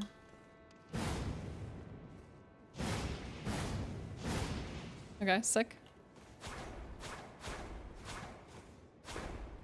Seems to cause bleed as well, which is interesting. Read two-hand it. And you have 2 claws. Hey Amber, happy Friday. Fun. Okay. That's the bear claw. Check out this armor that we just got.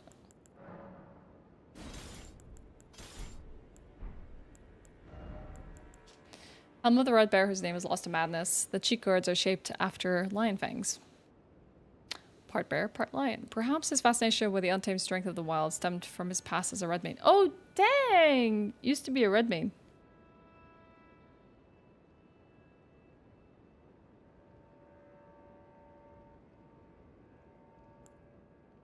After killing the red bear, oh yeah, okay.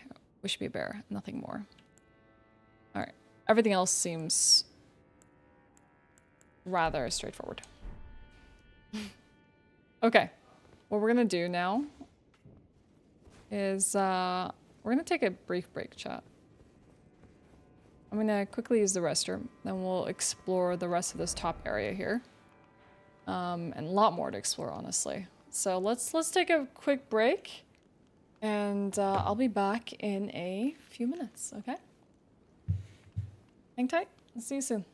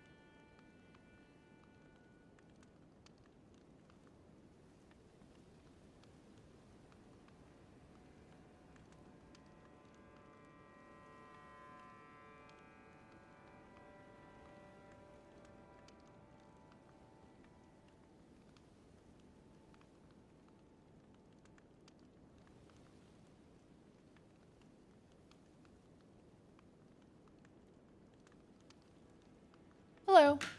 Hi. I'm back from a short break.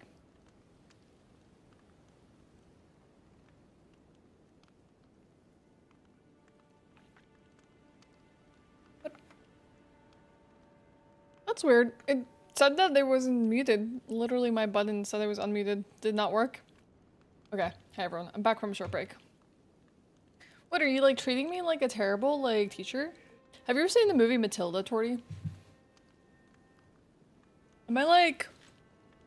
Was her name Trunchbull or something like that? The principal that everyone gets scared of? And she puts you into this, like... nail coffin if you're bad. Or throws you. Bull... It's a good movie. I watched it when I was a kid. It's about this girl who doesn't really fit in. And it's almost like she's born to the wrong family. They don't understand her, they're very different than her. And she experiences a lot of loneliness.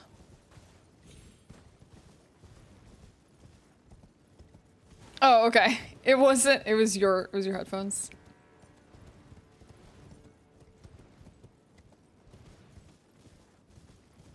Okay, it doesn't seem like there's anything else except this right path here. Oh, you're good, you're good. I was like, oh, I'm so sure I unmuted my microphone this time. It wasn't a classic streamer mistake. What were, like, the movies of your childhood, Torty? Like, if you ever, like, went out to the theaters or, like, caught blockbusters, what were, like, the big ones? I kind of wonder how, like... I don't know, maybe what Sweden was enjoying in terms of, like, blockbusters. Back in the day. What age are we talking? I don't know, when you were young. I guess there's really nothing here. Like when you were growing up, like the movies that, like, stuck with you as a kid.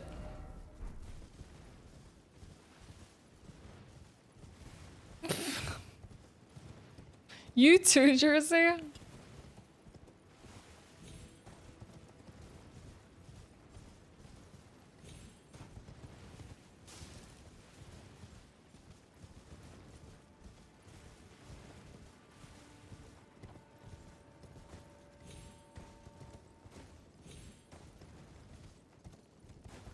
Okay, where is the spirit spring? Head back down. Right here. Whee! The biggest was, of course, Lord of the Rings, with Fellowship releasing when you were 16. Before that, usual dull boy action movies. Were movies, like, subbed or dubbed in Sweden growing up? So I feel like if I wanted to watch a kids movie or like a Disney movie, it would be like dubbed here. But if I wanted to watch like a regular movie, it would just be subbed. At all? Not even like back then? Okay, so let's go through this crevice again. Explore this way so we don't miss anything.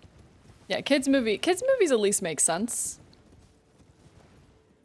But it's honestly really interesting. It's almost like Sweden forced people to like learn English, and it's really good because people are really proficient with English here. But to just be like, yeah, no, we're not gonna do dubs. You're all gonna have to listen to English, and we'll sub it for you, so at least you know what's going on.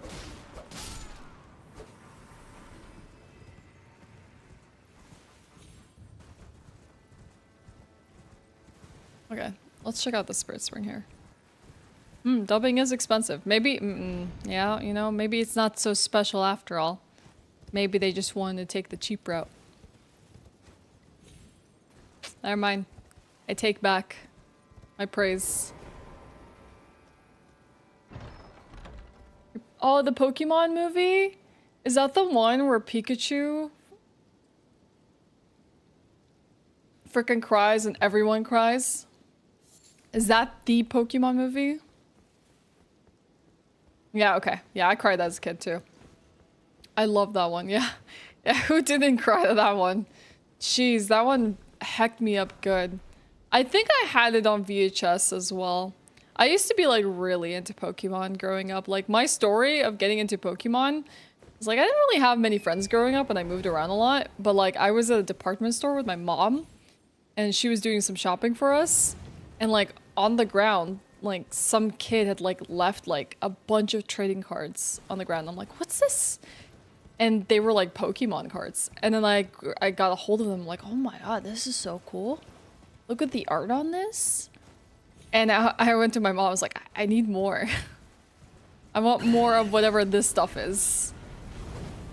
So she used to take me to like stores. Ah, heck these guys. Same thing happened again.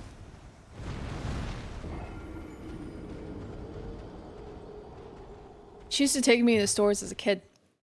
To like see if she could find what I wanted. And where I lived at the time, all of these cards were like counterfeit. Like you would have to go to like an official toy store to get the real Pokemon cards. Everything else was like pretty much counterfeit. So you would get like the weird like Pokemon art on the back of the cards, the card backs. You would get weird prints, like weird edges of the cards. Like if you were to play with someone else, they might like know that you're like bad counterfeits versus their, like, you know, cards. Hi, I mean, I'm sorry. This is English only stream. I don't understand. I think French. Is that what you're speaking? Yeah, I think it looks like French to me.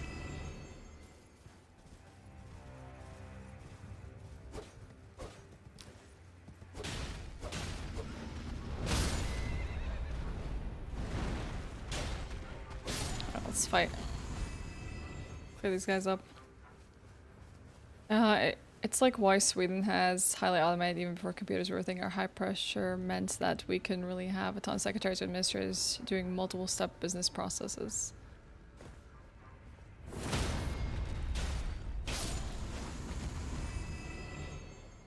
I mean, honestly, they've kind of incorporated themselves rather well in the world. If like a lot of their workforce can speak English, it means like their companies would do quite well globally. And they do quite well right now.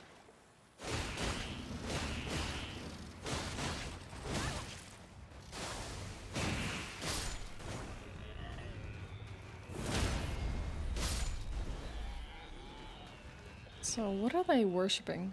This tower right here?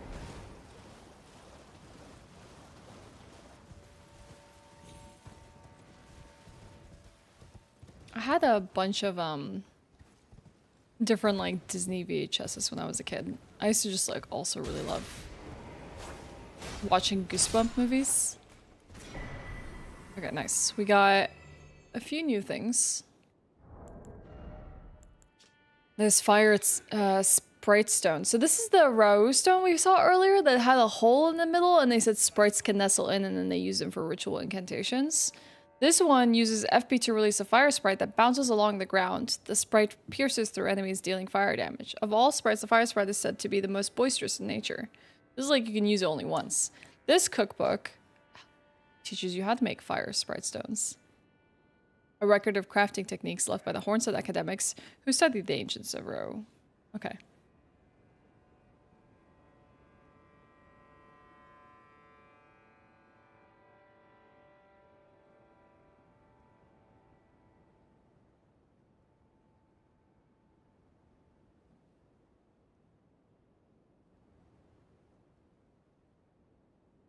Details techniques for working with sprites, though lost to antiquity.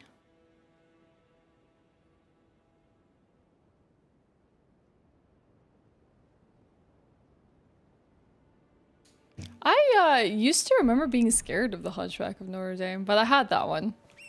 It wasn't my favorite, but I did enjoy it. I was a big fan of Mulan. And I had a lot of like Little Mermaid, so I used to watch a lot. What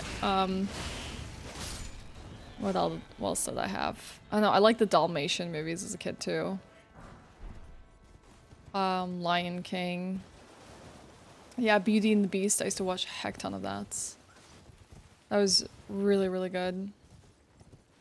I liked like Gaston and Belle and the Beast and everything. It was all really, really good. Here for the lore, but we'll nap soon. Thanks for the lore streams. You are most welcome, Sanist. Good to have you. And hey, enjoy that nap. Let's kill these patrolling fellas. Oh, Hercules. I have a, I still have it from my childhood because my mom, I remember her going out to like a Disney store and buying it for me, but she knew I loved Hercules, so she went and bought me this Megara doll. I still have her. Packed in a box, and I tried to keep her in pristine condition. Because as a kid, I was like, oh, she's so precious. I don't want to like damage this doll. But yeah, loved Megara.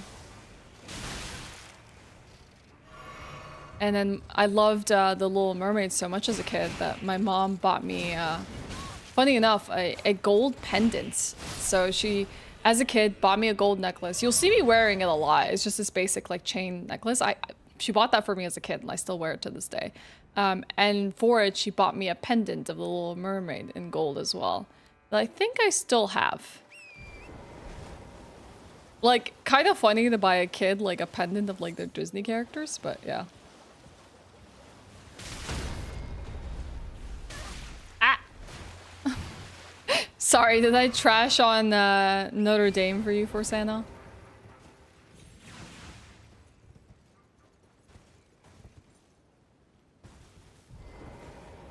Yeah, my mom was a sweet one.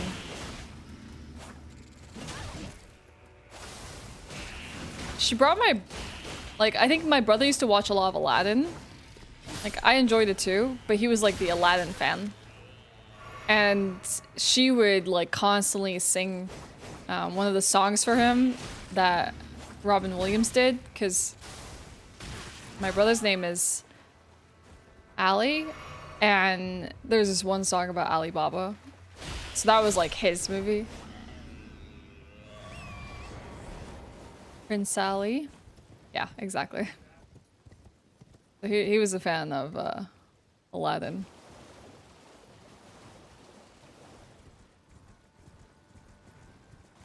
I think she got him a lot of like Aladdin related stuff.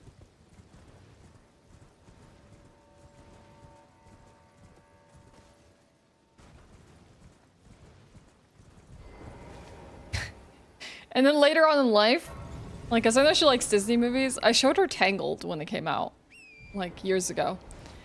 It was the worst mistake ever, chat. Because you know how, like, moms can be a little bit, like, high and mighty, and they're always like, yeah, I know best. She came across the Mother Knows Best song. I still can't get her to shake it. She'll, like, constantly turn to me, and she's like, yeah, see, I told you. Mothers know best. I'm like, Mom, she's literally a villain. She's not even, like, the good mom in the story. She doesn't care. She like constantly sings that song.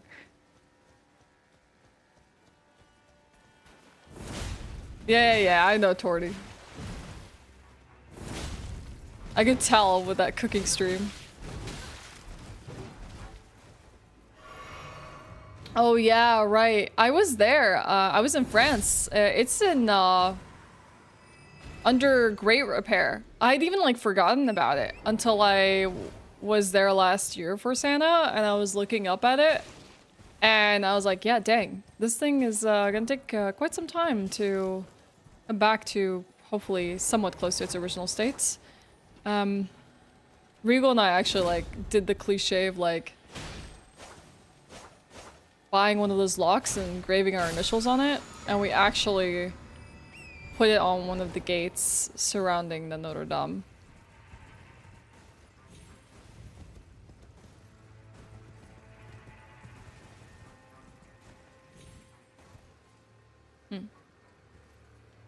I don't think that's gonna last, because I'm sure they like clear all the locks like every like, I don't know, short while, because otherwise they'll become overburdened with like the number of people who decide to like do that. So I'm sure that's gonna get torn down. I don't think we'll be able to visit it and see whether it still exists there. Okay. There's a path here. that seems to be lined with stone birds. Oh, that's one that's still alive.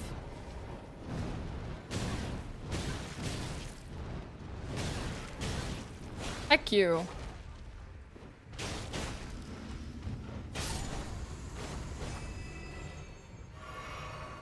And sell them again? We sure hope not. Took us quite some time to engrave that ourselves. Not easy. Ooh. Black quill armor. Didn't we get like, I guess not a very complete version of this.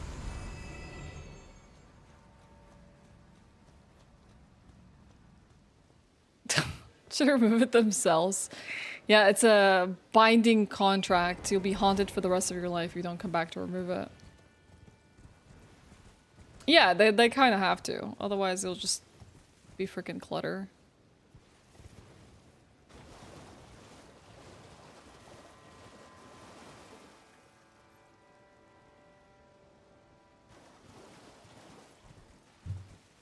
Okay. We're sitting on a lot of runes. Did we sit at this one side of Grace? Did we touch it? We did. The ravine north. Okay.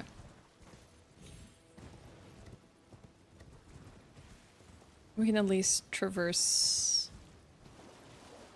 further into the ravine and see what's in store for us. God dang it, Torty. Behave. I will smite you.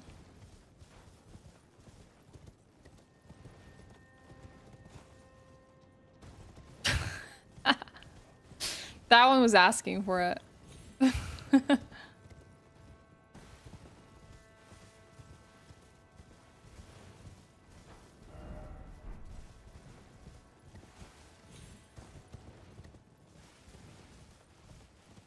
What is this suspicious looking pile of poop?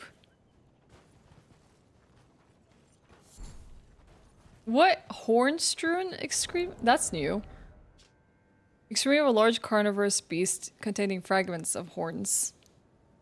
Found underfoot in places like forests where beasts dwell. It is said that the deadliest of horned predators enjoy the sport of hunting and devouring other horned creatures. What the heck?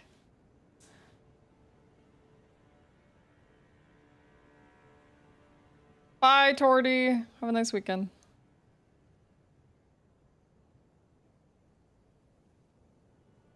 Yeah, I did get a new piece of armor.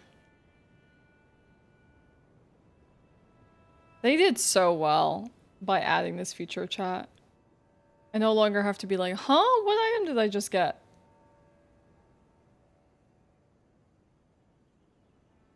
Actually, an amazing quality of life feature.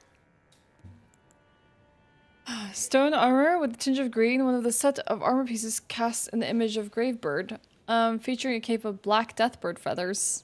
It enhances jumping attacks. Oh my god.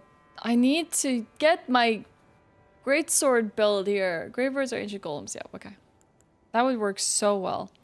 This Ashe Award, the poison flower blooms twice. The poison flower blooms twice, conjures stingers of scarlet rot from below to stab the enemy. Landing a follow-up attack on a foe already afflicted with poison or rot deals massive damage in one fell swoop. Heck yeah.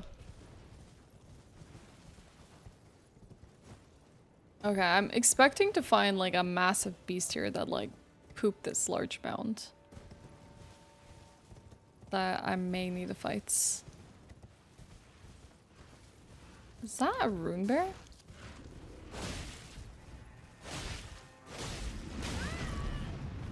I haven't seen any horns on bears.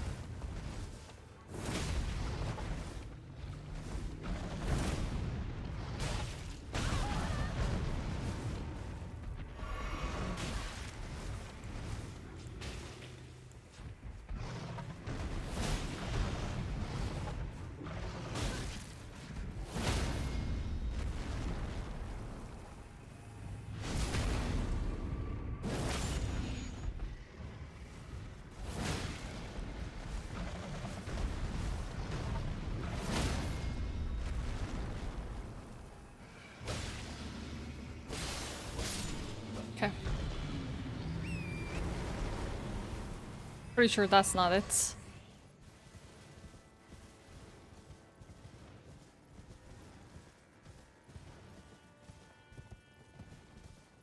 Is it a polar bear? I saw this panda that's like getting popularity. I personally don't like, I'm not really fond of its appearance, but it doesn't have like the black fur around its eyes. So instead, it just looks like it has like a white face. And with just like these black beads in the center for eyes, and I'm just like, that just looks weird. I'm totally not expecting pandas to look like that, but apparently it's become really famous for its unique appearance.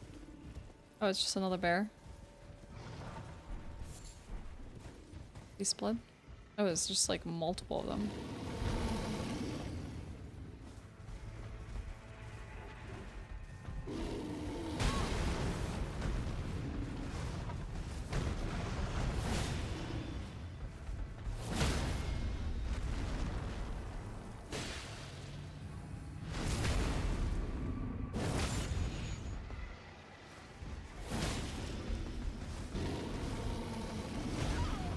Oh, he freaking bear hugged me. Hi, Hame, how are you?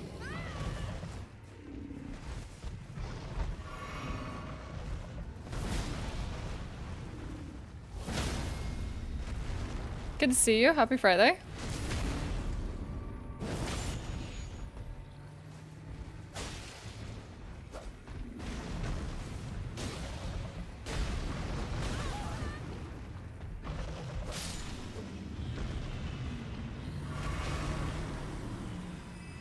Guess we killed them because they're here. Oh, maybe they are the ones that poop. But dang, there's just a lot of bears in this area.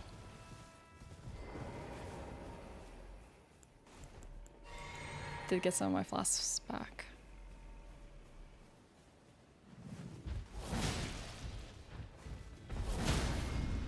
Easy.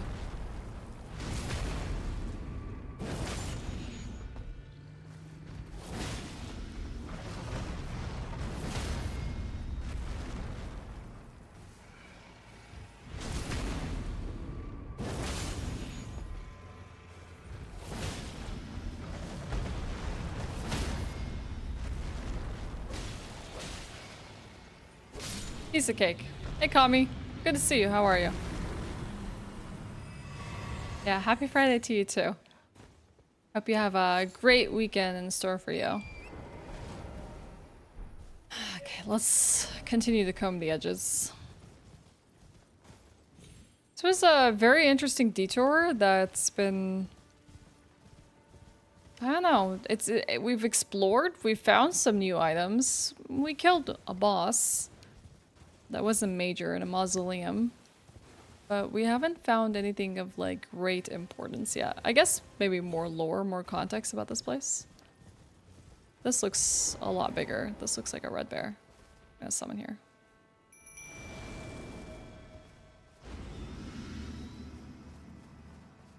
This might be boss. Yeah. Oh. Regalia the Great Bear. So we found Ralva the Great Bear, Red Bear, and now we found another one.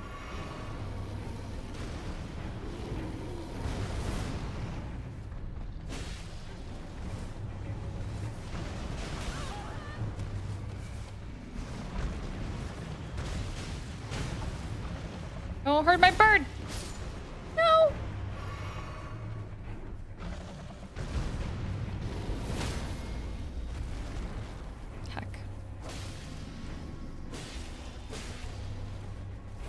Didn't get the riposte on it.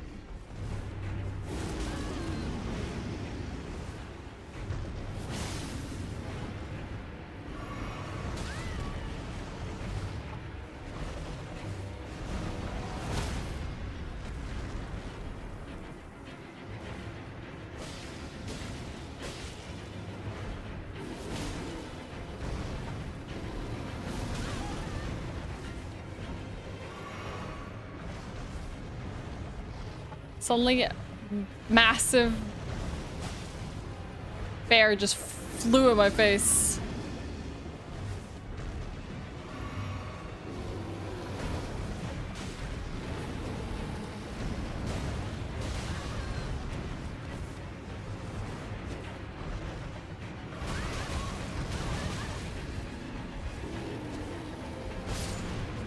Dang, I almost freaking died.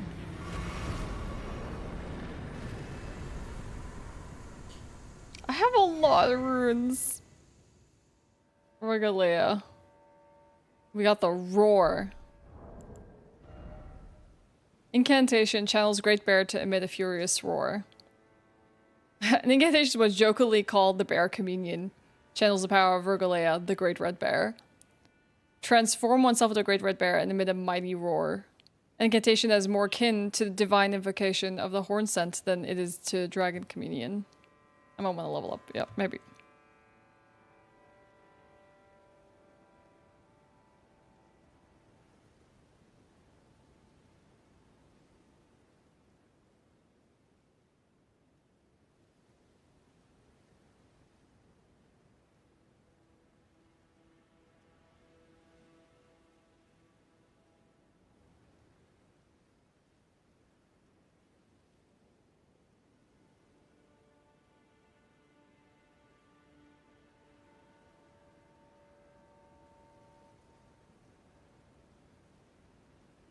Only through the desperate battle with the Fair Wild can one discover a god unique to oneself.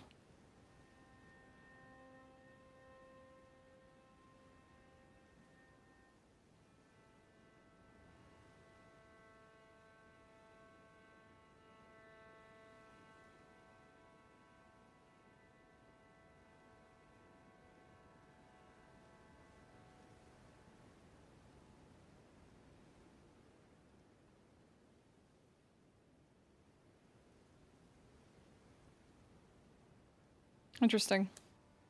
I guess that explains that red bear guy. Hey, Wayne, what's up? Yeah, I know, it's actually kind of ridiculous. It wasn't even that hard to fight. How many, like, runes it dropped. Though, some of them I fought recently have given me around, like, 420,000. I'm using the broadsword. It is a starter weapon, however, I didn't start with it. I went samurai class because it had better stats, and I used the Uchi Katana to start with, before I was able to buy this and several other swords. But it's an option. You could just start with the broadsword. Because it is a straight sword. And it is a short sword. Militia. We're gonna have to find a side of grace.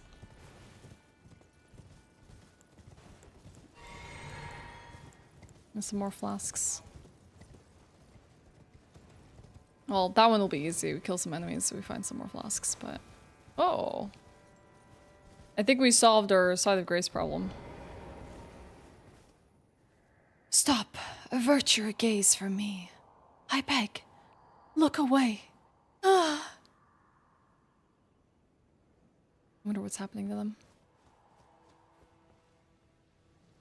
I used that sword for the most of my OG playthrough, but only because of fast guard counters. It's a really good basic sword. It goes up there. Scorpion River Catacombs. We better not find a scorpion here. God. Alright, I think there'll probably be a side of grace here. Yeah, we'll use the runes here. Yo, Berto, what's up? Berto, I've been having trips. Like, yesterday I had this grand adventure of, like, Shadow Tree, and then I went and did, like, some, like, Leda and Freya and, like, Ansbach, like, quest lines. And then I went here. Manus Meader, and I got the third clue for the third Finger Ruins. And then I went to the Finger Ruins, and I was like, oh god, I've read about this, and lo and behold, it's exactly what you think is down there. And then I went back to Manus Meader, and I followed up with the quest lines, and then I got the freakiest fight I've ever seen in a FromSoft game. I was just like, wincing the entire time I was witnessing that display.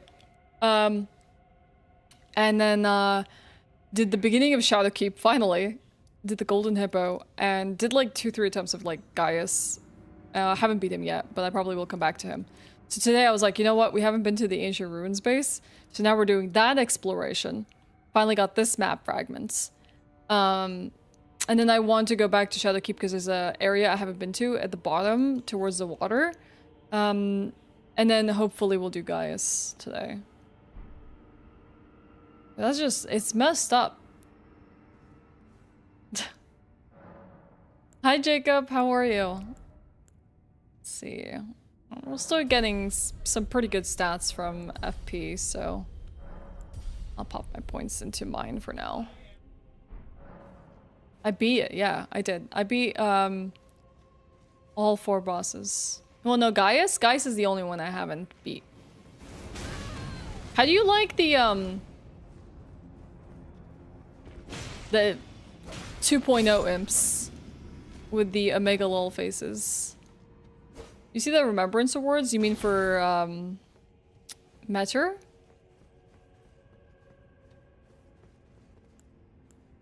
Yeah. I read like all the item descriptions. I saw the stuff that comes out of it too. The only thing I haven't done is I haven't given the bell bearing to the husks just yet, but I imagine they just give me everything I could have purchased before that fight. But yeah, that lore was interesting. Yeah, I was thinking of like using my runes to do that. Oh, heck.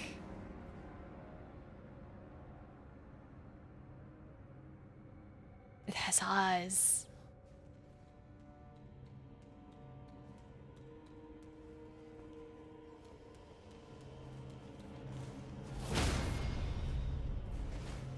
What? Heck.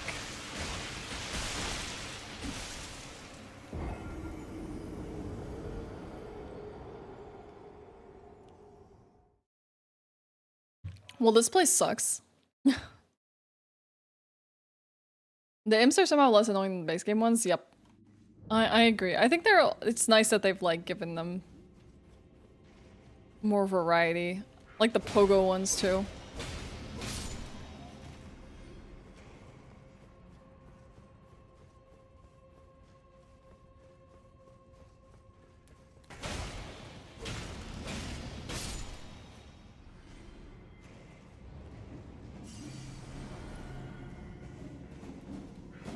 I don't know how to resist this death blight. Maybe there's a place that we could jump down to? I mean, we could go down, but like, that's not gonna make things any better. Is there a death blight resistances? Oh.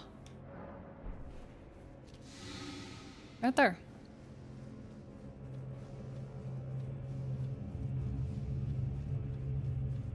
Oh my gosh.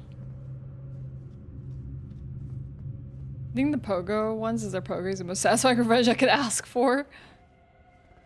Ah!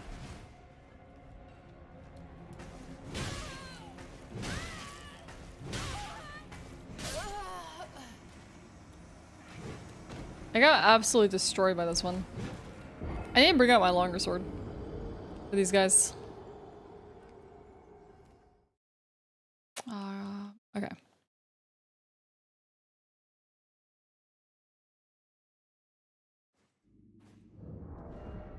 Let's see, remove this one.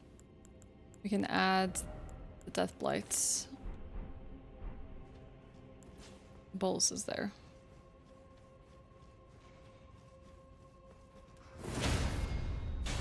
At least the imps are one and done with this weapon. What just happened? There was so much lag I didn't... Oh, it's like a dart weapon? Interesting. Didn't know that's what that was. I got the lizard greatsword from him.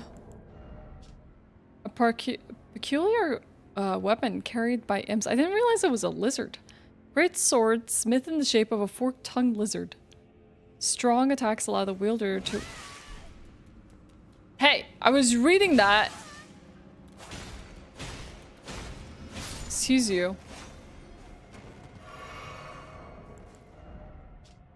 Strong attacks allow the wielder to fire the forked tongue from the blade. What? That's such a strange greatsword. It has strike and pierce because of it. You can use stamp with it. What a weird sword. Okay, let's bait out this imp.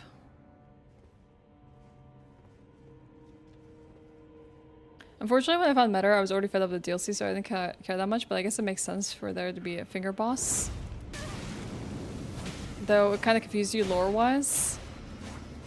I mean, it makes sense that there's like a source for the fingers, especially with everything that you see here. I think what was more interesting to me was to learn that Meta arrived here even before the Greater Will did, so... And that the Greater Will is like not even like involved anymore. It just kind of like really makes you feel like, what the hell has been going on in this world this entire time?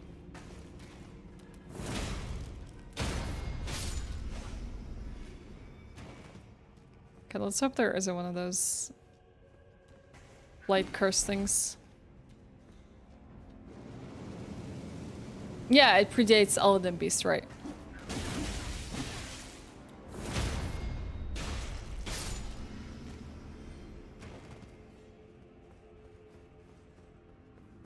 How do you feel about Emir, then?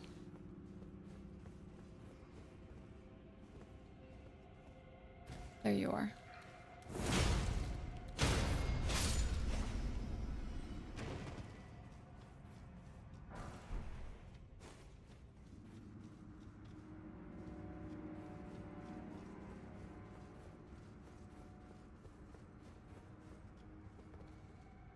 It's a trap. Oh, there's another one hanging out behind me.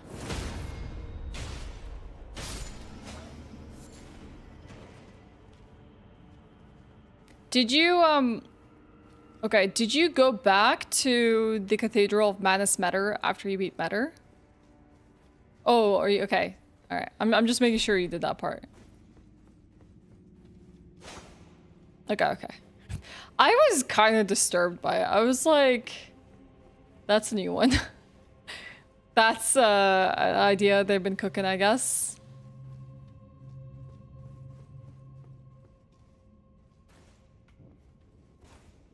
Tiny bit weirded out.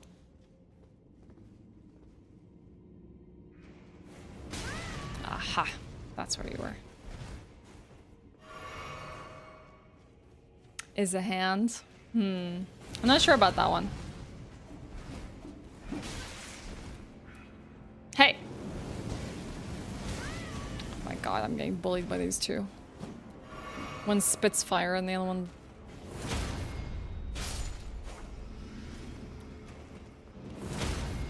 Thank you. This is just ending up like Super Smash Bros. I'm just gonna fight Master Hand at the end of the game.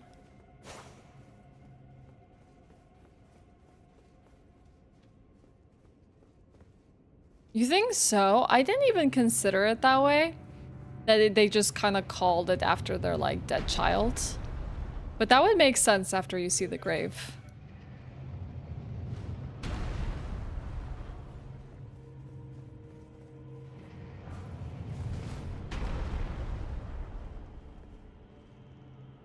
Where does this go? Somewhere we haven't been to. Let's see, did they put any hidden rooms in this one?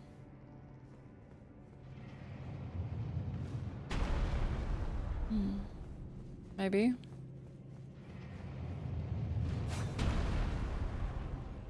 Let's take a look. Nope, no hidden room so far.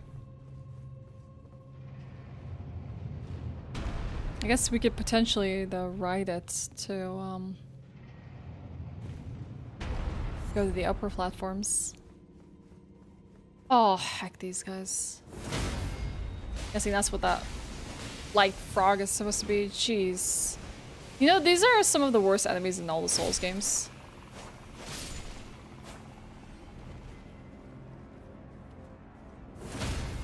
The same plot as like Super Smash.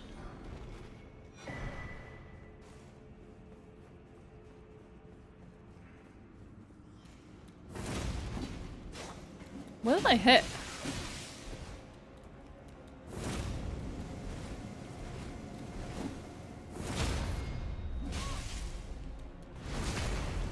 Oh, the emo Yuri thing. Oh, okay.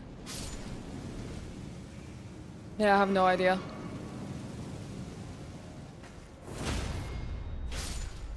Because I was like struggling to find out what Yuri was, because he tells you, be careful as you're walking around here, you might step on Yuri. I was like, okay. So I looked for like something everywhere, but I guess once you know what it is, like I'm sure if I like looked elsewhere and changed my perspective, it might have been a little different, but...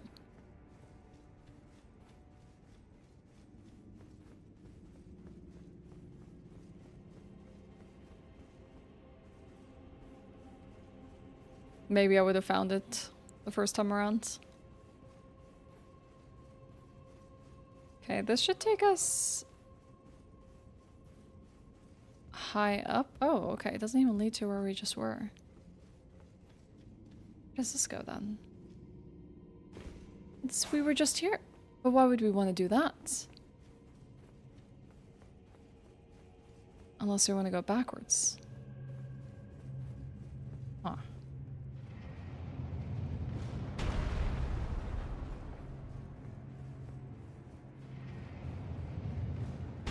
There has to be a way to get atop it.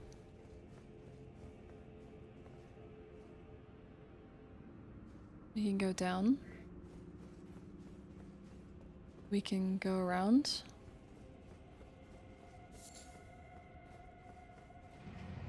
Oh, there's a ladder.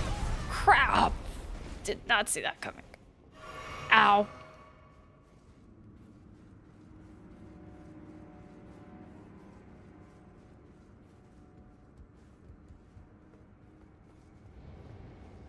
Oh, heck.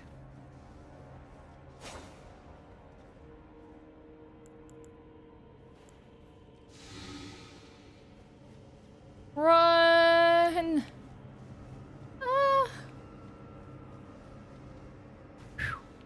Made it.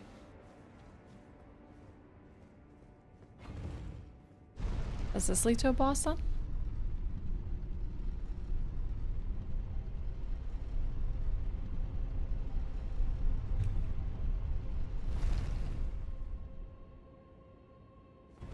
Oh, there's this Stick America. Oh, heck. Shh. Just patrolling the halls? That's just weird. Guess he'll turn around to look at you. That's when you get the death blight. It's coming back. Ah! It's coming back!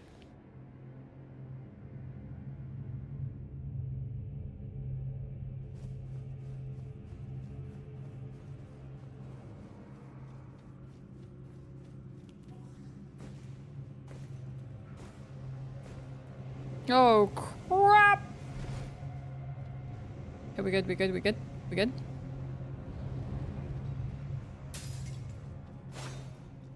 Can you, like, not destroy this dumb... Why would there be a statue here like this?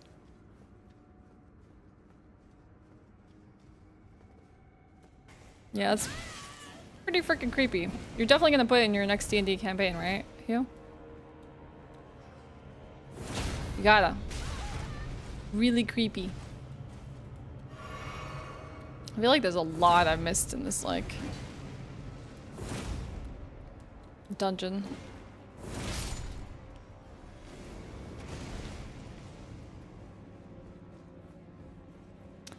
They don't stop coming, they don't stop coming.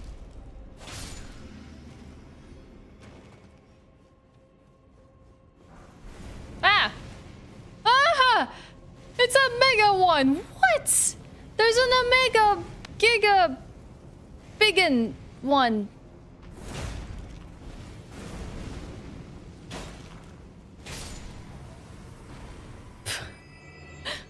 Dukin. Jeez, that was much larger than the rest.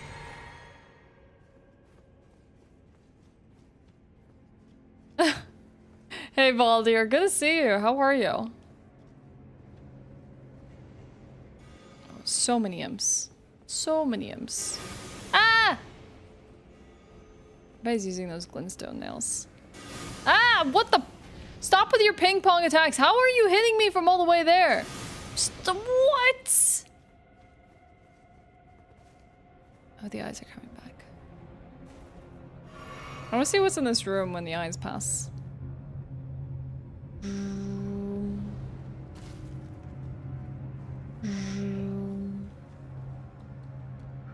I guess we can't traverse there now. Long weekend here in the States, as happy as you can be. You think for the 4th of July? That's good. Hope you enjoy the long weekend. Yeah. Like that guy in particular.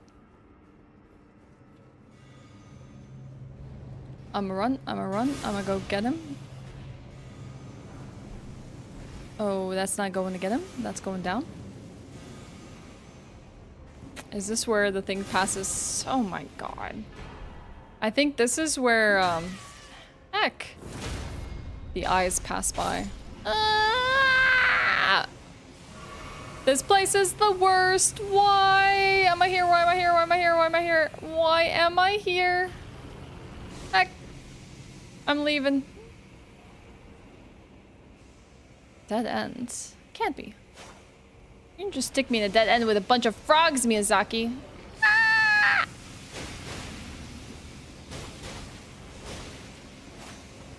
Gotta move, gotta move, gotta move, gotta move. I know what's on me. We'll go take care of this imp. It was Yeehaw Day, yeah, it was. That works. Just to stagger them out of it. Get over here.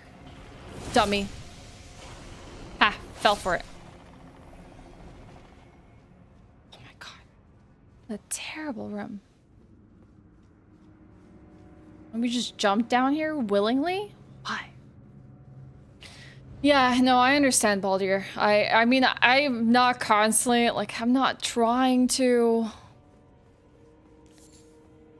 Like, I know how people feel about the States and a lot of things going on, so I understand. If anything, like, you can at least appreciate a good day off, you know? Deserve, like, some time away from life and all the crap that's happening. Ah!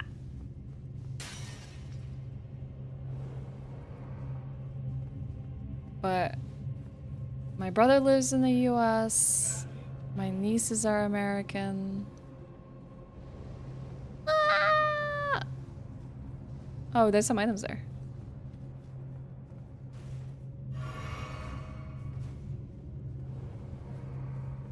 I wonder how you would get up there. This place is convoluted as hell. Oh god, we are going to freaking die. Oh no, we're gonna get death blighted. No! We didn't get death blighted.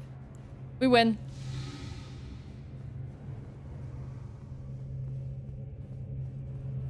Just chase the eyes, chase the eyes, chase the eyes. Don't be scared, don't be scared, don't be scared, don't be scared, don't be scared.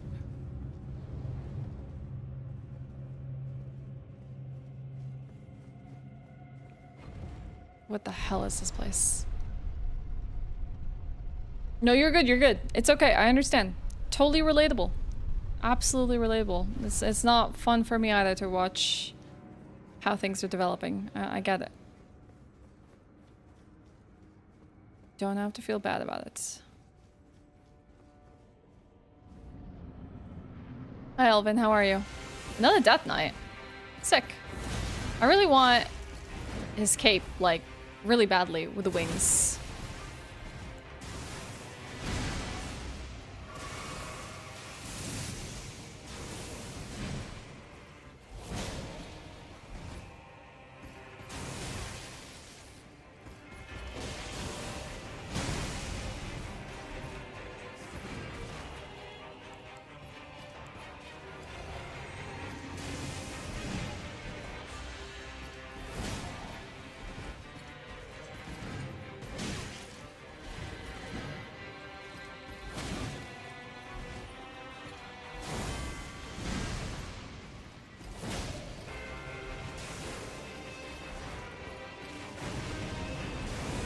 Oh, I forgot about that grab.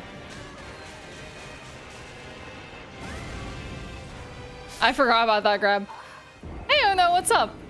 I didn't think that there was gonna be a second Death Knight, but kind of makes sense considering the area that we're in. Kind of makes sense. What are, like, the earlier enemies that we went against?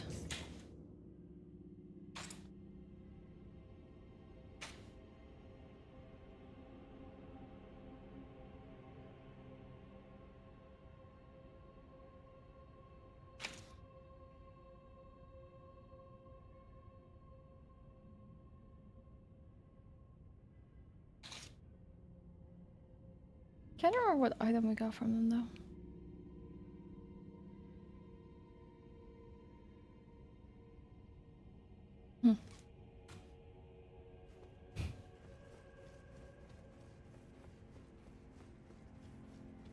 Yeah, they're fun. I would say they're definitely more enjoyable in terms of like dungeon bosses than some of the others. Oh, you just flame grant me strength.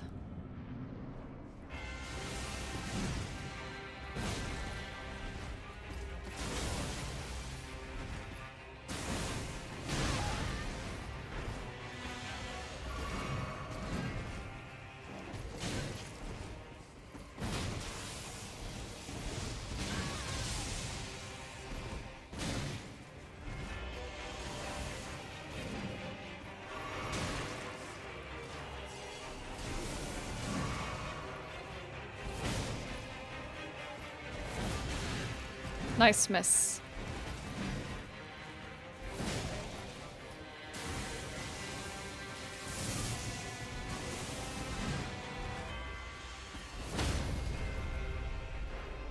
I think he even heals.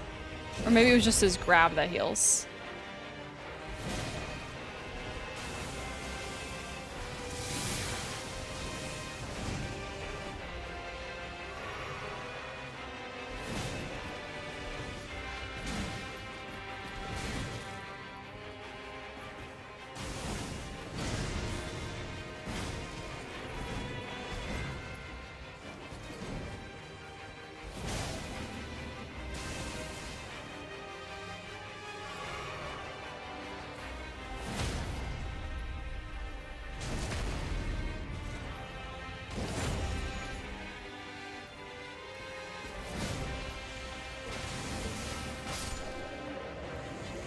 Please give me his cape! I want his cape! No! No! Boost maximum AFP by at most. Treasured as the most precious jewels in the age of Godfrey. Yeah, all the sap. These medallions of the largest variety were conferred to Godwyn's inner circle as distinguished Golden Knights. Not cool enough for the cape? Apparently not. I'm not deserving. How are you doing, Lexus?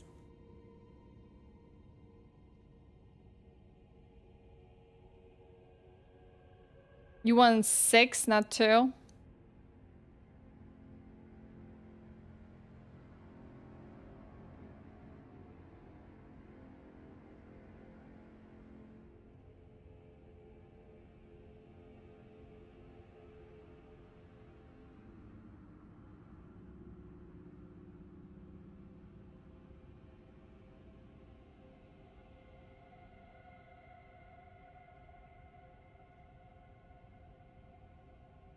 Interesting how the Death Knight is considered a Golden Knight.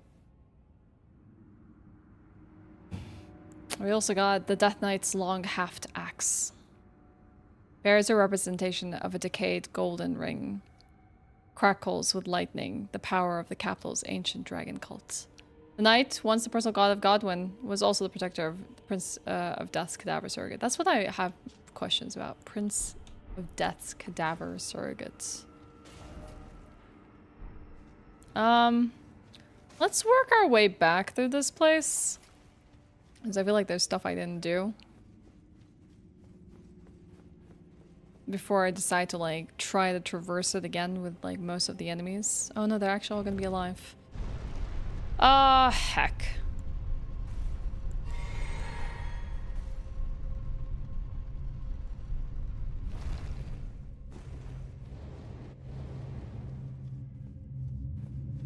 Why is this place so awful?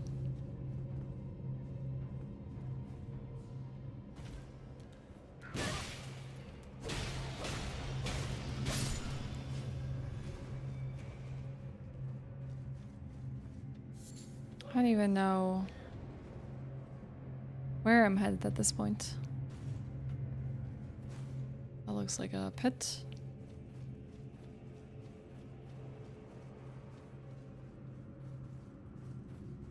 Yeah, well, they were working with Godwyn, and Godwyn was a friend of, was it Placidusax?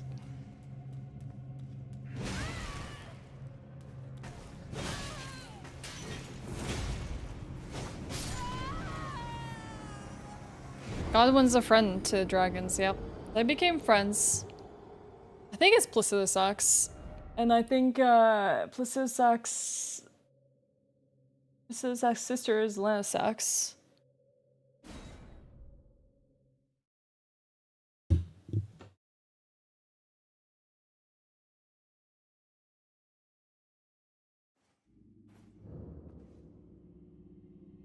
Where am I?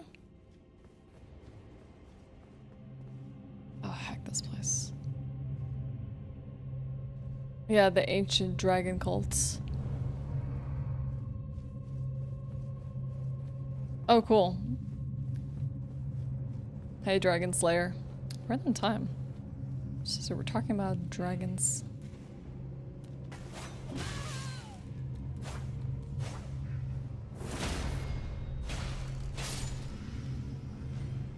Heck, this thing.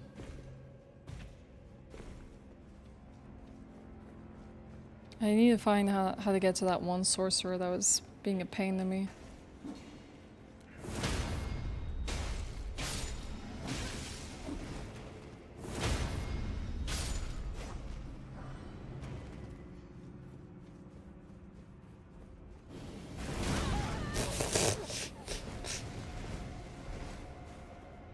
Congrats, Jazz. I hope you feel satisfied.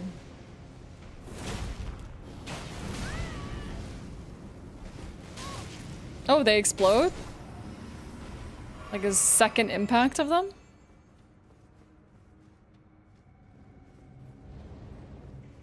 I've figured out how to get to this knight. I think this just leads to the cursed frog room.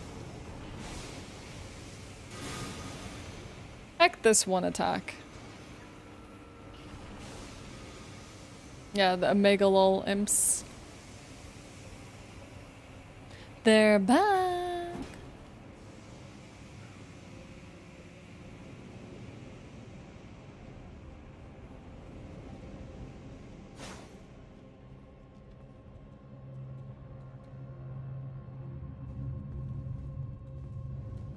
I wonder how you would go there. Hey! Hey, buddy!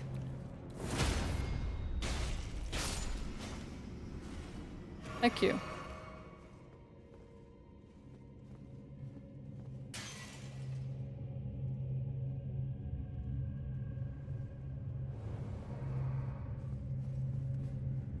Can you kill this thing? I think I died here, didn't I?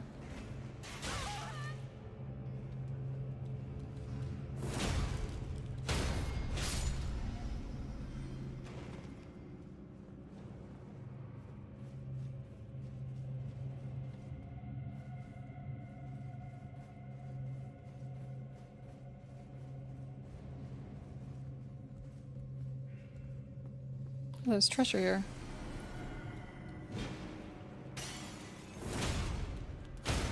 I played Civilization 4 or 5. I can't remember which one. Maybe I played tiny bits of Civ 6. I always forget which is the one that I played, but I played a good amount of Civilization. Ah! Okay. Creepy. Is this where the hacker is? Oh yeah, it is.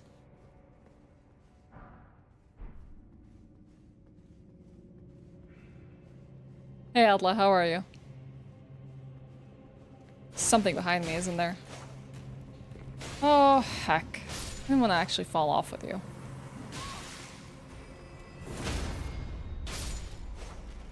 It's $3 on Steam. Is a copper drop? Never played any of them before. That's a good question. Anyone have experiences with the different civilizations and which one they would recommend? Honestly, I think Civ 6 is pretty valid. And it gives you a good taste of what civilization is. So if you just want to experience the series and what the games are about, $3 is a very cheap pickup. On the 4th, my Asterian Bill character finished his vacation in Caelid after getting his staff and a few new spells from Celia, a town sorcery, and also defeated Renala. Yo, Vorpal, making some good progress with your character. And then I have your birthday tomorrow, getting sushi. So it's your birthday tomorrow, Vorpal? What the heck? Oh my god, the casual is like, oh, by the way, it's also my birthday. I'm getting sushi. Oh my god, Vorpal. That's awesome. I'll sing you happy birthday since I don't get to do it tomorrow. We're just gonna have to do it today. I think this is the curse that passes overhead, and these are the items I was trying to figure out how to get. Yeah, it is. Just a broken rune! Broken like my heart playing this game and actually trying to go out of my way to pick up everything. Yeah, that one's a good one. That's a good choice. I think 5 is a bit more love than 6, but it's a fun time with both. Yeah, I agree. I agree. You will get a solid time with both of those games.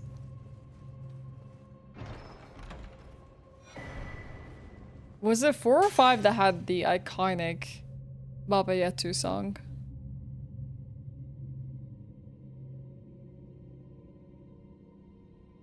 I have no idea what I just got, by the way. Ancient Dragon Cookbook. That's what we got. I'm not looking. I'm not looking. That was Civ 4. Oh, okay. I think we've fully explored this place. Unless I feel like I'm missing something, and even then I don't even remember what it is.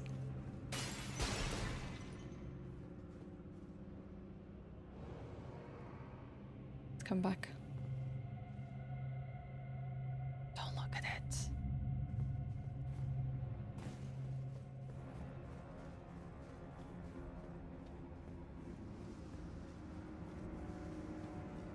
Guess we'll just go up the following floor and just make sure we've truly cleared everything out.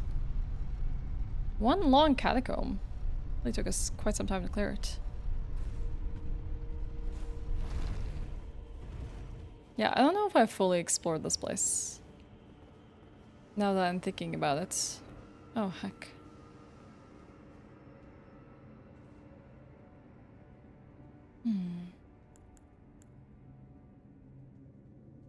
I'm gonna wait till it ebbs away. In the meantime... Happy birthday to you. Happy birthday to you. Happy birthday, dear Vorpal. Happy birthday to you. And I know it's early, but you're just gonna have to take it anyways. Oh, I hope it's a really good one, Vorpal. I'm sad we're missing it. It's on the weekend, but I hope you have a splendid and fantastic weekend. Are you gifting yourself any things other than just sushi? Jump down here. Yeah, this is the place I guess I haven't cleared.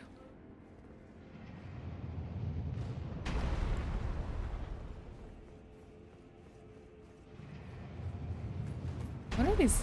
Why are they here? Why are you here? Oh, but seriously, why are you here?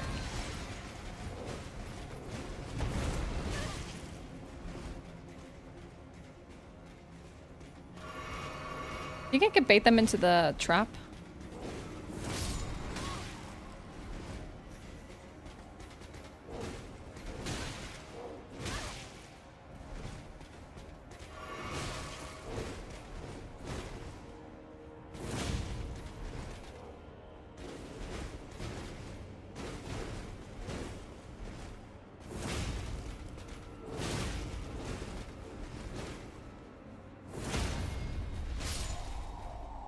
Why are you in here?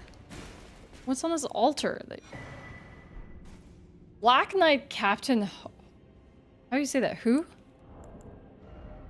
So I found a soldier axe from the soldier.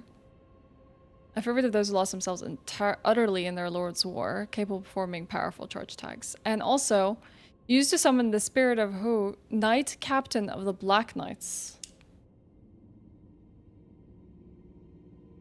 Maybe they were paying their respects to their captain.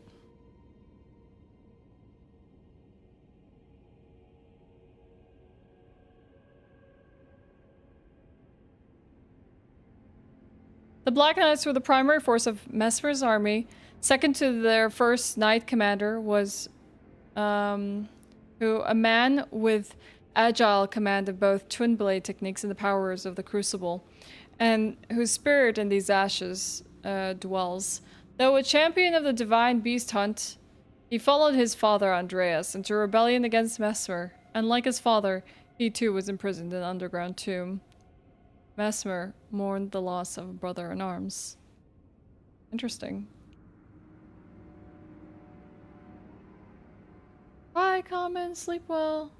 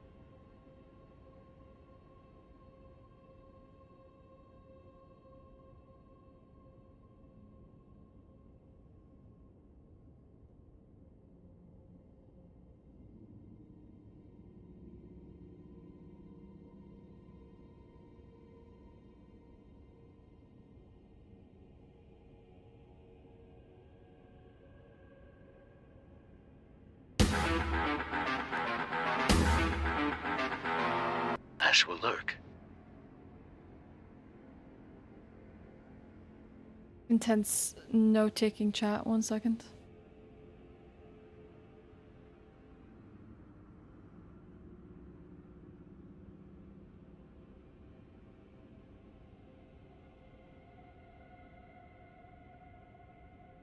Freckles, thank you so much for the 15 months. Welcome back. Good to have you. Happy Friday. How are you doing today? Hi, Ambi. Hello. Hey, Vorpal. Vorpal. Alejo. Hi, Alejo. Literally me waiting for people to show up, but old. Okay, enjoy your meeting. Good luck.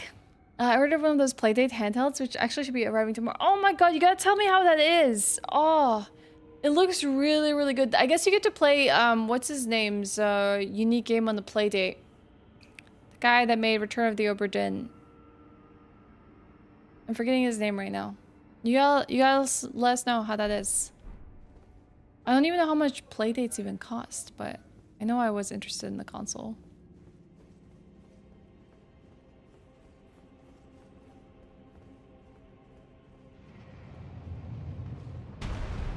Okay, we're gonna walk out. Captain Hugh? Things. MB, how is GQ? Are you still there? Oh, crud.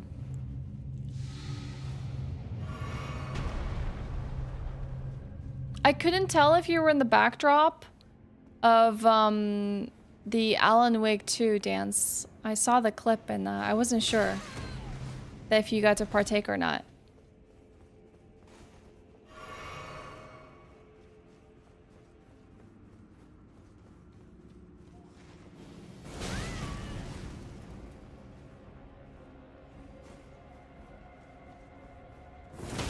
Chiki's been lovely.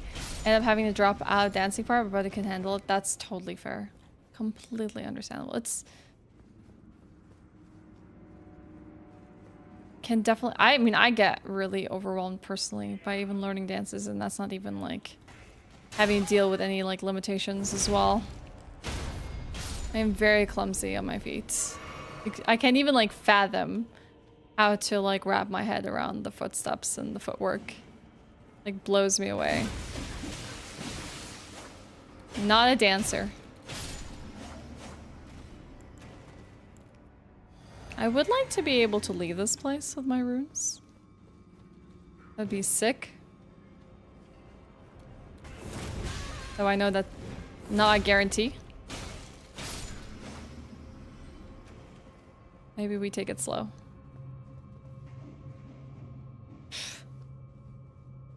Maybe. Oh, this is the one with the curse overhead. I think it saw me.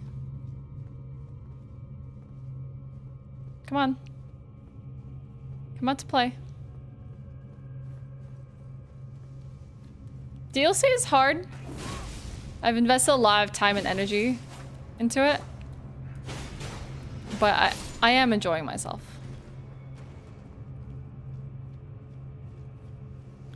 One. Oh my god, this is one hell of a run too. Oh no, I might get blighted. I might get— Ah! Come on. I guess it's harder to run back unless I stop to like remove the death blight than it is to run into it. With its eyes on you the entire time. Yo, let's go. Meeting cancelled. That's exactly the news we love. Let's see. Let's go to the beginnings of this catacomb. Oh no, maybe we are at the beginnings of it.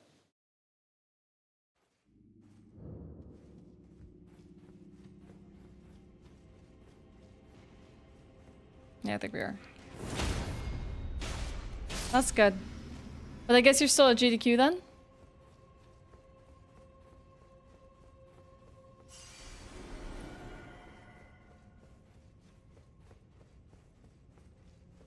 I've definitely been experiencing FOMO. I haven't experienced FOMO about TwitchCon, but I've been definitely experiencing FOMO about GDQ. Kinda wish I got a chance to go. No, I didn't. Apparently it happened overnight, didn't it? Or are you asking MB? I missed the run, unfortunately. Is that why it says, avert your gaze from me, I beg you look away? Nah, now we know why. He like forebodes like what is to come. This one catacomb. Oh my god, we're out of it. We're out of that place. Yeah, find militiamen.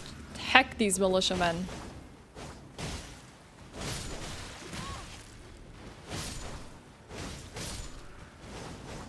Right. Oh, there's more. Sure there is.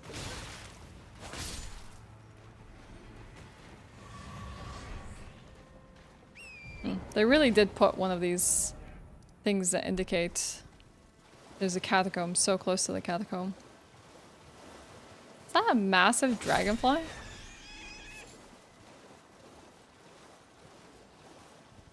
Oh.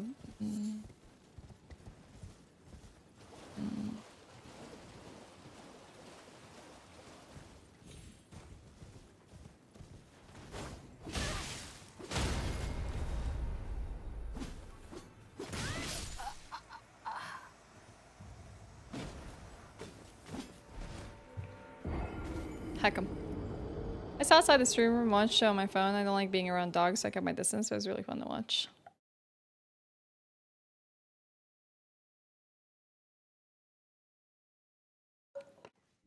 I need to catch the run. I know a lot of people have been talking about it. That's something we can do next week in downtimes. Catch the runs you wanted to watch. Ooh. That could be a good idea. Or have people like recommend some runs. I think we cool. I have no idea what those flying things are. We walk the heck away. We are going to have to investigate. There's no way that we can like escape it. But we've combed this outskirts from Ravine North. I guess we're underneath this entire upper area here.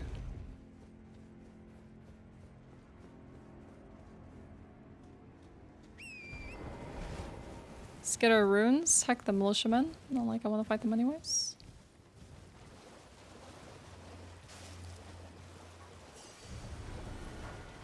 But I wanted to go up here because I know I hugged the ledge as I found this catacomb. So I just want to make sure there's anything I missed down or up here.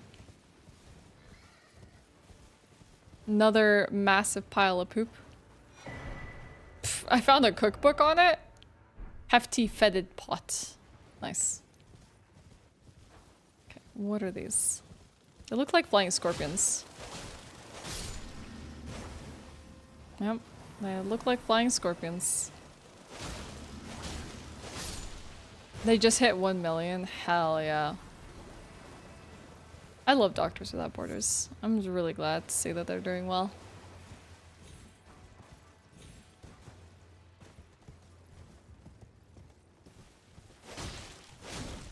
At least these ones don't fly. You know, insects having the ability of flight is just not cool. Like, insects are one thing when they're on the ground, but when they can fly?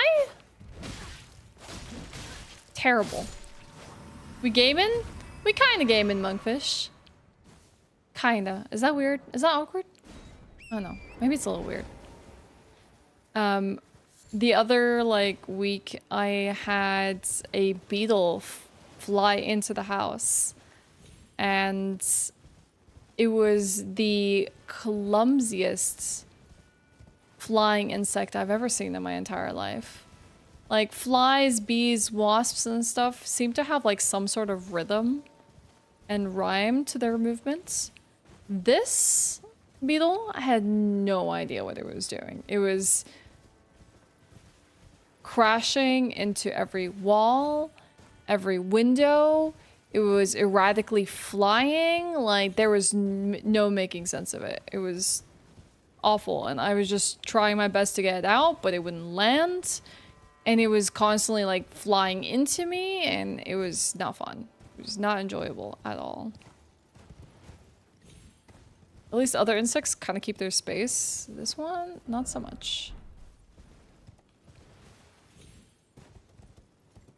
Chilling in your hotel room, trying to work up the energy ahead of the venue. I used to do that a lot. Like, I don't know how often you take breaks when you're at, like, GDQ, but I would, like, constantly come up to the room and, like, just lay down. It's like, either I get tired out, or like, my social batteries deplete really quickly. Sometimes it's just nice to be in bed. Like, watch the runs from your room. I'll, like, do it in, like, spurts.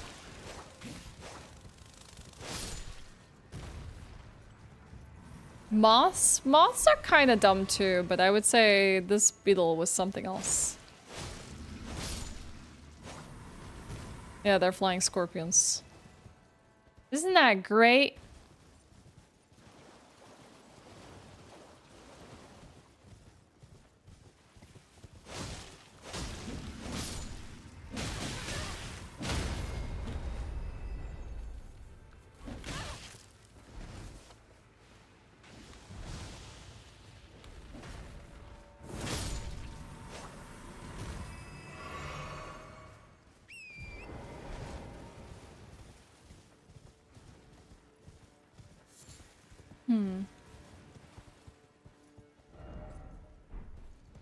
More bears.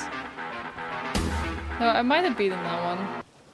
That's why is this DLC so big? I don't know. I put 30 hours into it, and I feel like I still have another 30 I don't to know. go. I'm wondering the same thing, because, like, if I go back in my system and I check my character, I'm, like, 97 hours in, and I, like, literally entered this DLC at 35 hours. Like, what the heck? I put 60 hours in this already.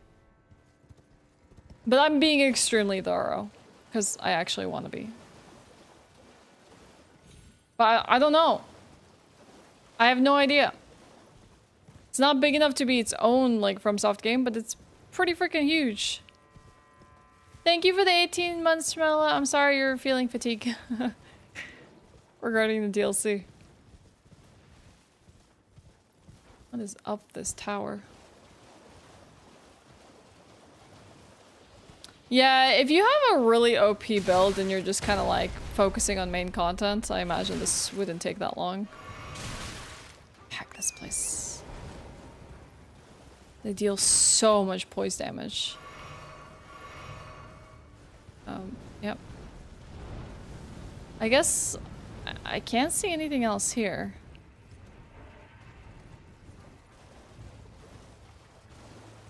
In terms of curse or anything I haven't traversed already. I'm gonna head back the other way. I don't know, maybe I'm missing something. I think I've explored everything. Oh, yeah, no, I went up that tower. I only read some important items. Yeah, that's fair. Like if you got remembrance or whatever. Got to catch streams, so there's no way to keep you busy. I'm glad that you are able to just chill and relax. Yeah, they're really chaotic, Amber. How you doing, Pretzel? We went up here. We got that map fragments. The only place I didn't really go to is like down here, but I didn't really find a way to go down there. Maybe we've already been there with the Fog Rift catacombs and stuff, so I think I would say at least the ruins base, I think it's cleared out. So with that, let's go to first floor. So I told you that we wanted to clear the ruins base. Now there's a place I want to go to in the Shadow Keep that I missed entirely that I really would like to explore. And that is just outside this tower. There's a ladder that I completely missed that leads into a watery pit. And we're gonna go explore that. And then once we're done with that, we probably will go to Gaius.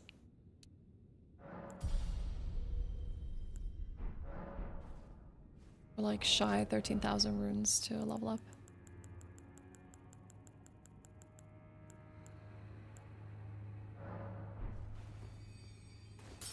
"28 units away from finishing the Italian Duolingo course, and I'm still not able to handle a conversation Italian." Duolingo is not good for that. Duolingo is a great, I use it a lot for building up vocabulary and practicing some of your language skills, but I really feel like it lacks in like conversational practice. And that you can only really get from like conversing with others, and I believe there are other language resources out there that would be more beneficial than Duolingo itself.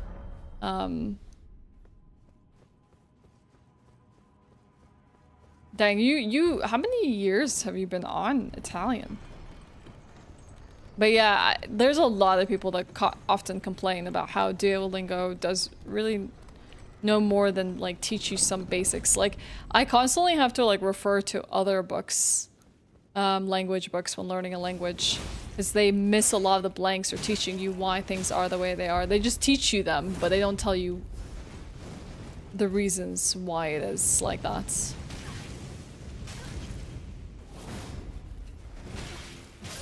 Heck, that's really annoying. Forgot the Fire Knight is standing here. Yeah, there are websites. Yeah, I think so. I think there are websites and language learning tools where you can actually chat to people in that language who also might be trying to learn the language you primarily speak, and it just is a really good exchange. Yeah, with conversations. The good thing is you'll just have a good vocabulary basis, so you won't exactly be like fish on the water. You're a 99-day streak. I have like a 110-day streak right now.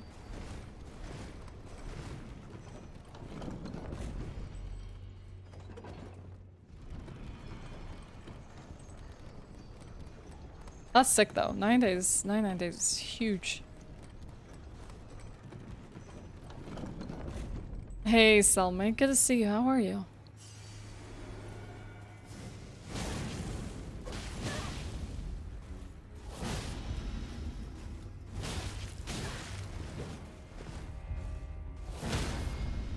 Heck you, Fire Knight. My friend used one for Japanese and ended up marrying the person's daughter. He now lives in Japan. Oh dang. That's quite the turn of events. Okay. we're headed, I think, ladder here. Yes.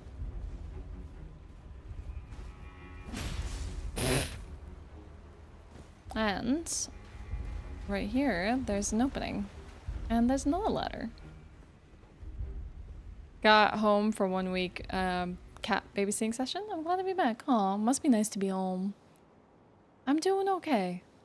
I'm looking forward to the weekends.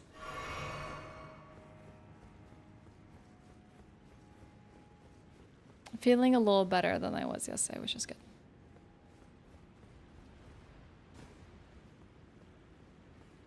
Okay. So this, everyone, is a magical coffin ride. We haven't done one of these since the base game, so let's rest. Okay, she looks so happy to be in this coffin. For me to rest my eternal slumber. Oh my god, why would you want to even ride this thing down the water? Why would you even want to be inside that thing? Like, I would never, ever do that. Every time I tell my girlfriend that we should speak in Italian, she's like, oh yeah, good idea. Then I say one sentence in Italian, she'll reply in French. Oh god.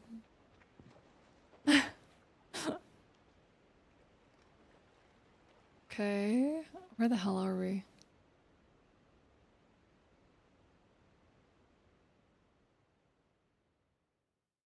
That's still an eternity, Alejo.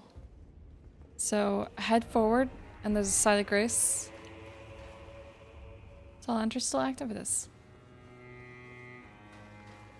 Let's briefly touch the side of grace. The Shadow Altus. Oh nice, we get to finally figure out what the structure is here.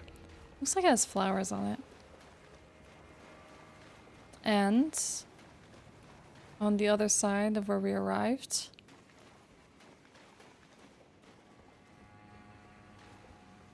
more coffins. Did more people take this magical journey? Or is this where they deposited coffins for their eternal rest? I don't know. They just liked that gimmick and they stuck with it.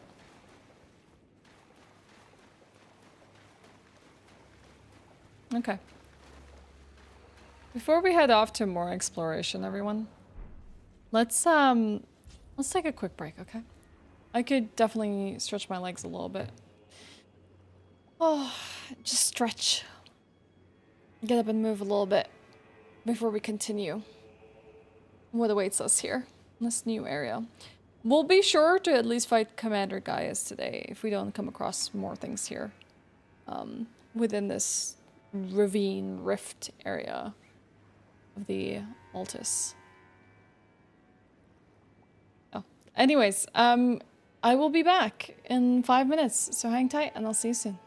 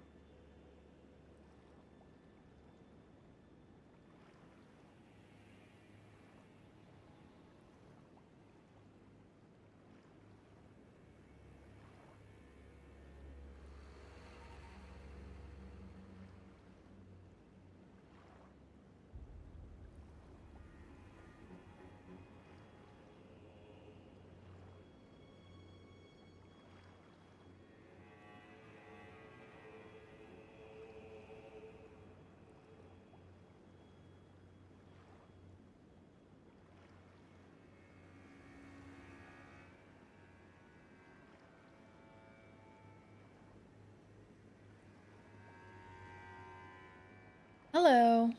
Hi. It's so nice and sunny outside today. I just kind of feel like sitting outside and soaking in some sun. I feel like I've spent a lot of the summer inside, as I usually do just because streaming. Okay. Thank you. It was a good stretch though. It was good to get up.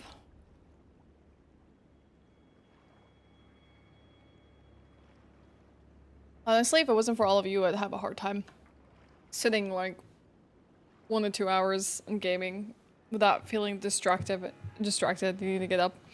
Sometimes like you just get up to like eat snacks out of boredom or do some other things or realize like, hey, I haven't done the dishes yet and all that kind of stuff. Dang, this looks like a furnace graveyard pit. So we ended up in the castle watering hole. This one large area next to Shadowkeep, which we traversed through a magical coffin ride, or we got to through a magical coffin ride, so...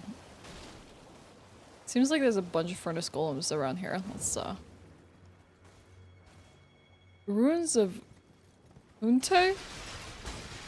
Must be more furnace visages. No. They are very out of commission. Yeah, sun is very good for the mood. I agree. I've also been, like, nurturing, like, a bunch of plants. I feel like I need to transfer them to, like, larger pots. Like, I have a bunch of chili pepper plants, paprika plants, some tomato plants, which have been doing quite well, actually. And, I've been growing some potatoes, which are sprouting madly. And, I've also grown some peas, which are now, like, in bloom, and I'm actually getting some nice peas out of them. I got these, like, amethyst peas, or beans, that I've, like, never eaten before, so I'm really curious how those are gonna turn out, but they're, like, the flowers are, like, blooming purple now, so hopefully they'll, like, bear fruit very soon. How's my Swedish, by the way? Passable. My Swedish is passable.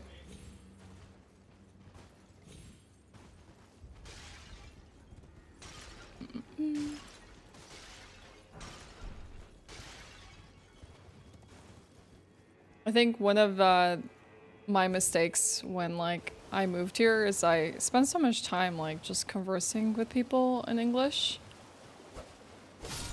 And I worked in English and I was still studying in English. And it's like a massive mistake that you can make when you like move to a new country is like not to immerse yourself in the language.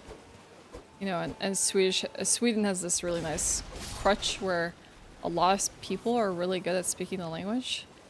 So you end up like not learning anything if you're like left to your own devices, and I kind of wish I immersed myself in it more. Streaming doesn't help either because like I just spend all the time like here on my own doing my own things. It's just been like learning a little bit over the years. Sorry, Prem.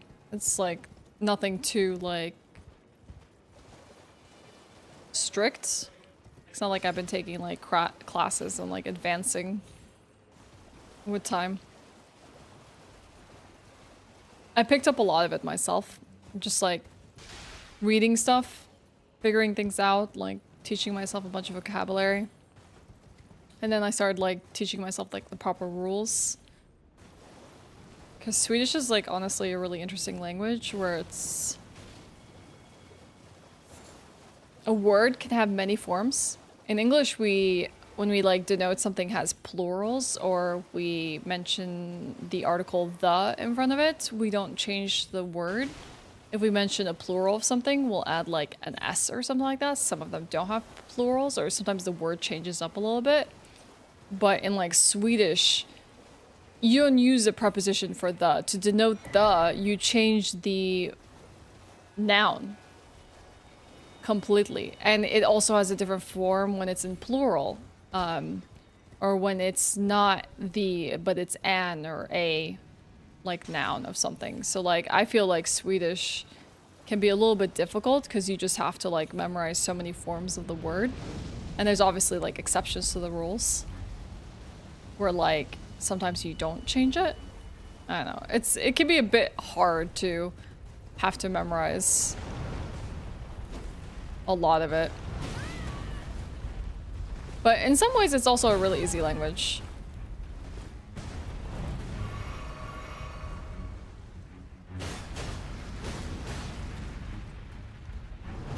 At least we can defeat this one. Wasn't expecting to find a functional furnace golem, considering all the remains that you find here.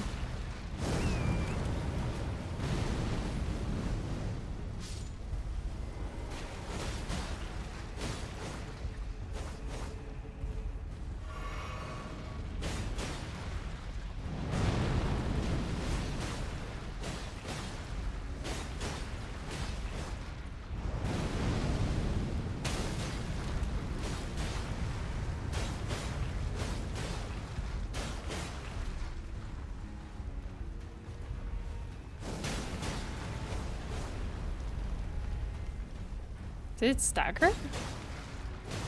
As it was like lifting its leg? I think it did.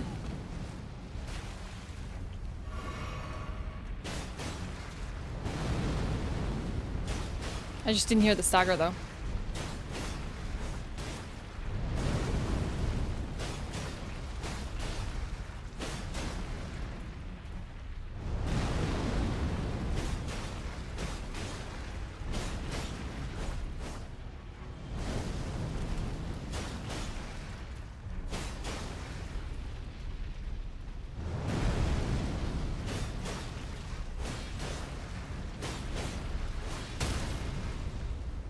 Okay, sick.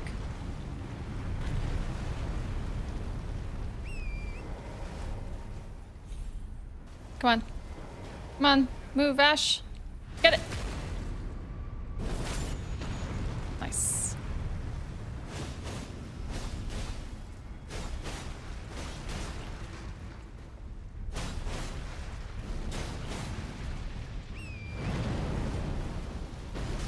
Oh, heck, I actually got eaten. My horse and I just ate that entire attack.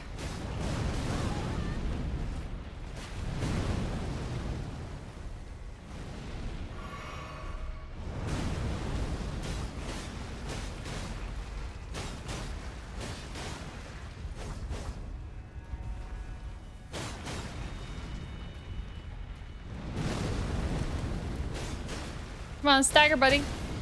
There we go.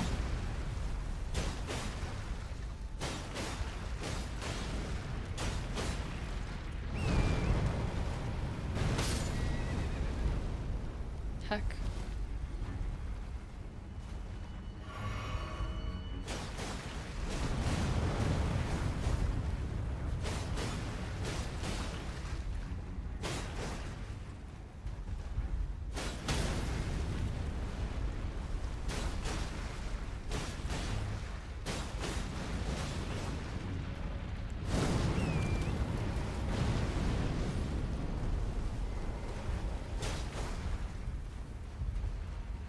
I think it killed something at distance.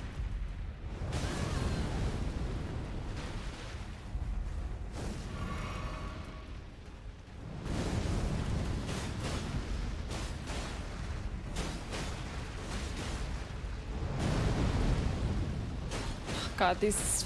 It feels like an eternity fighting one of these things. Come on, die! Wow.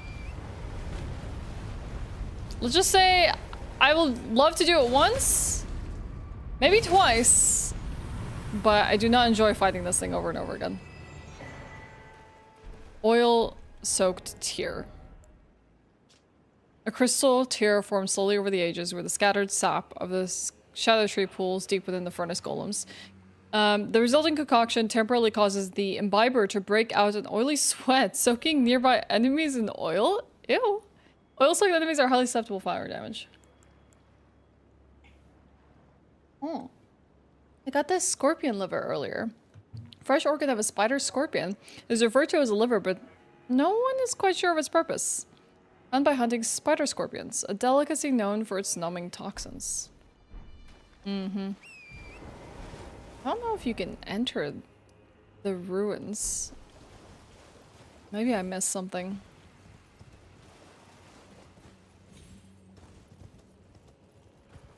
Maybe there's like a small hole in the wall or something. I'm like very confused. I'll look for like any little passages.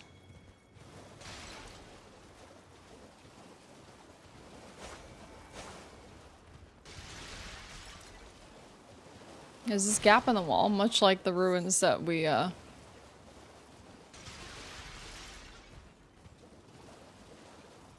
found at the ancient base of Row, but I'm not seeing anything else. Do you climb this furnace?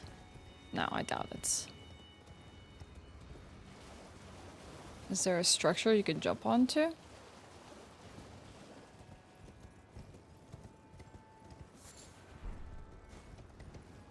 Hmm.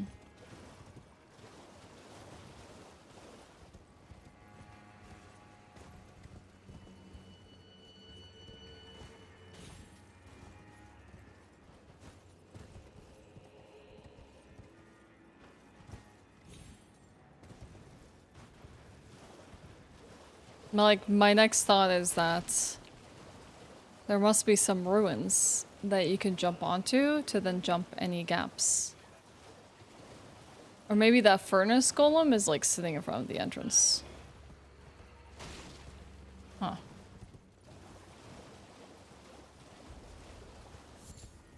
There was an enemy there.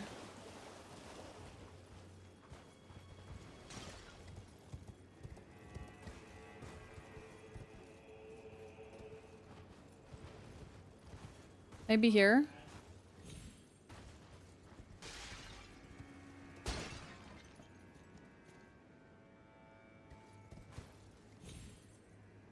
Yeah.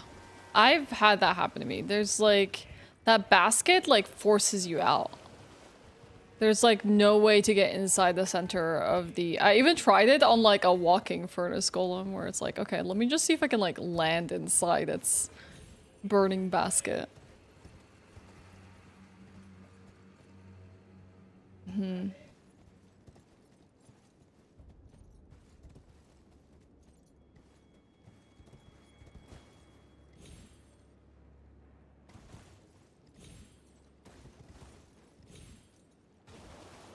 It looks like there's a passage behind it to enter this place, but it's like not easy to get to. It's like body forces you away. Maybe on foot?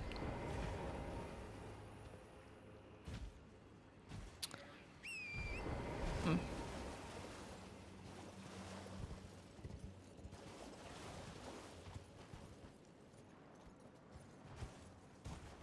Hmm. Okay, we might have to come back to this, everyone. I do not know how to get in. Let's look around.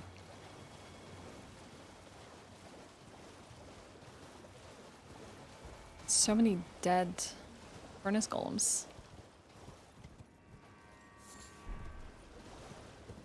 Hopefully there's a clue about that sometime soon.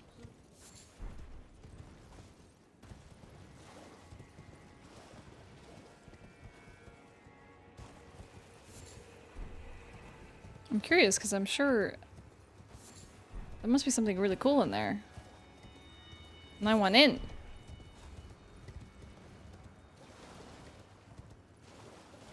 But I can't find the entrance.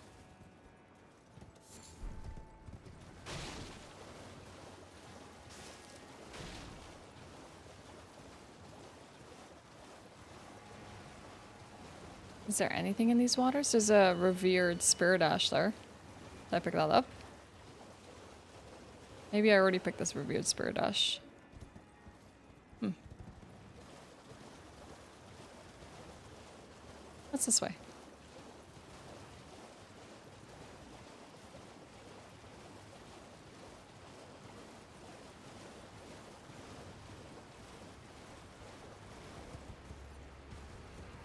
Ooh, Sight Grace. Okay. Let's go by foot. Let's see, where are we? Location-wise.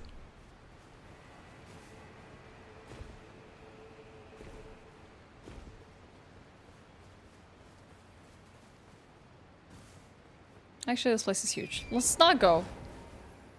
Oh, crap. Oh my god, I almost died. Oh. I guess you're not meant to go on foot. Oh. I think, Torrent saved the day by, like, landing on a small lip of that cliff. Oh, these man flies again.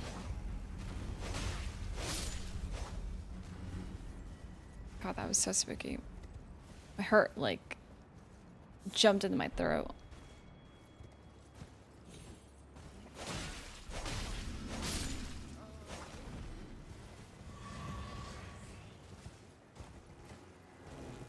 There's another one.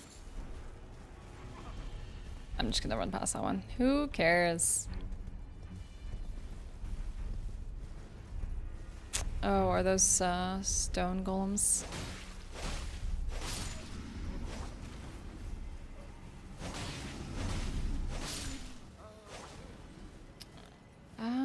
Yes, but I can't get there. I think you have to go from below or around. Get it.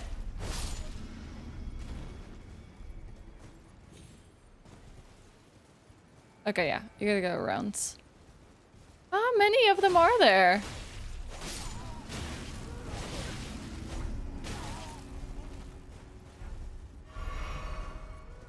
Down with the sickness.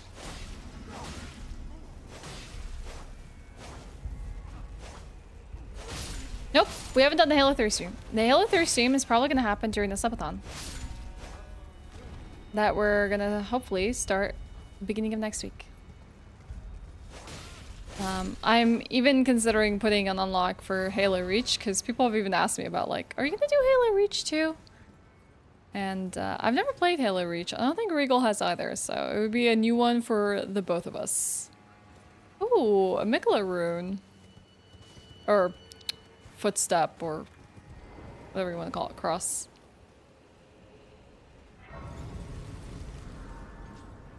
Okay, so heck you. I was trying to look at the map. Definitely recommend Reach. Is it that good? I think we're finally traversing into the area that I never found the map fragment at. Oh, dang. It's huge. I tried to, like, find this place forever. Okay. So that means that will be, like, the last map fragment of the DLC. We will have officially covered... I don't know if we've, like, done everything, but we would have covered all rounds. Map-wise.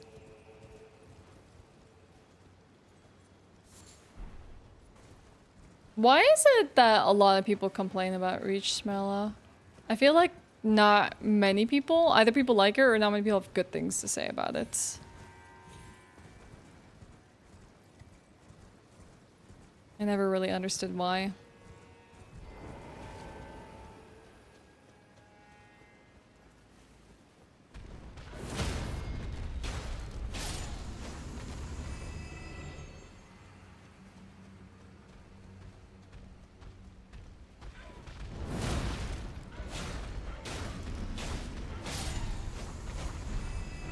Hey Nugget, thank you for the luck. I'm gonna need it. We are traversing new territory and we're gonna have to kill a boss today. I'm not looking forward to Commander Gaius. Oh, it looks like, I guess it does look like the Miquella crosses, but I don't think one exists here unless I saw it on the ledge but missed it. I guess I have to get another perspective from the other side.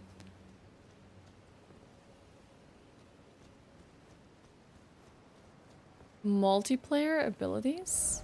I shall find my center under the cascading waters.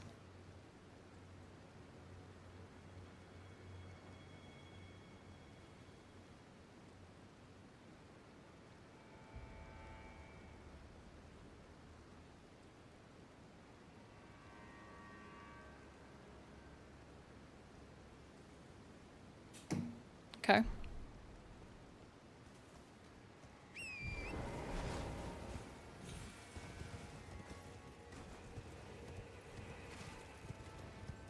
See if I missed something. Oh yeah, there's a region lower to that platform that we could just jump to.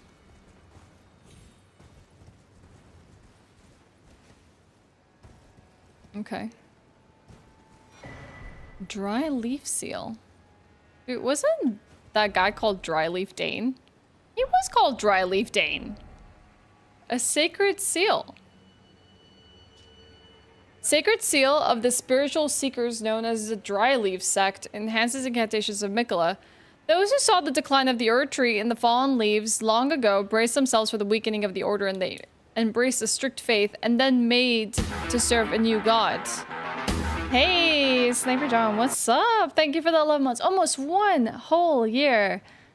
Welcome back. How are you? Happy Friday.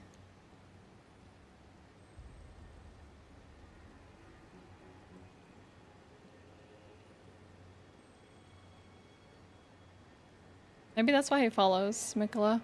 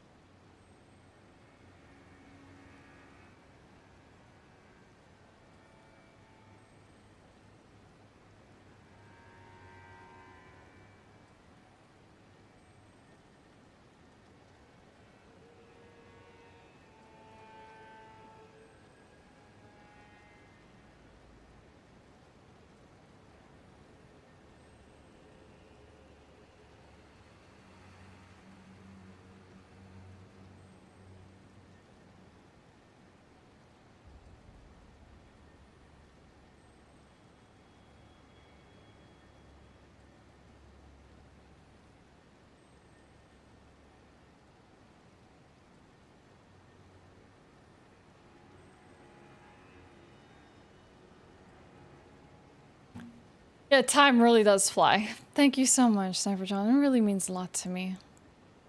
I hope you're doing well. I'm sitting here and thinking about the map that we got earlier of the ruins. It says, to the southwest is the Church of the Bud, overlooking the Tower of Shadow. I feel like I've missed something in the map. Let me see. So if this is the place that we went to... Let's see.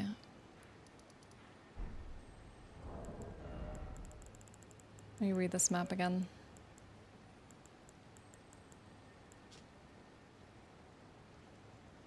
Southwest is the Church of Bud. So southwest.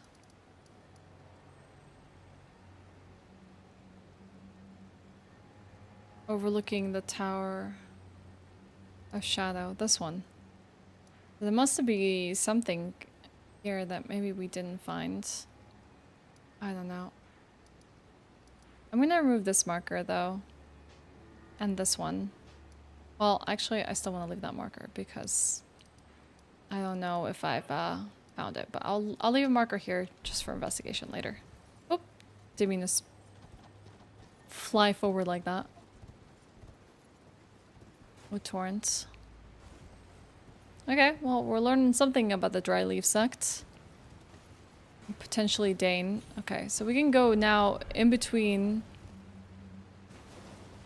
this ravine where I feel like something... It said something about the cascading waters. I just don't know if we'll find any cascading waters here. I'm finding blobs. And dew gems. These poisonous Miranda flowers or whatever they're called. And these jagged rocks, I'm not sure if we can climb. Just individual flowers on their own. Hey Phil, how are you? I have like 300 plus hours in this game. Just yesterday I found out you can mark sites of grace. Wait, like as in like just this and just mark it with a marker? Honestly, I feel like that's something I would probably miss too.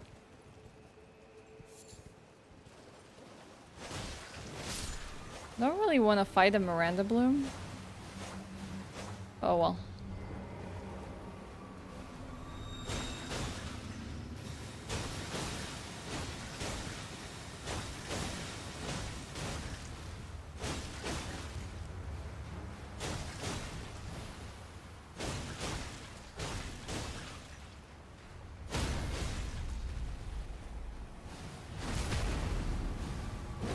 Also like one of those enemies that has like a lot of HP and you're like, eh, about fighting it.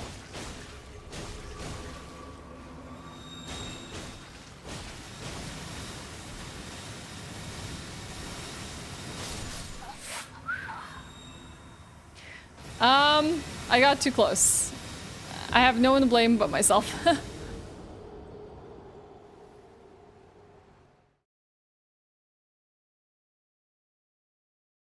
Like a favorites tab kind of thing? Oh, you mean like, you mean like this with the, oh, I can't even remember how to do it. But you can make, I think you can make a quick travel locations. If I'm not mistaken.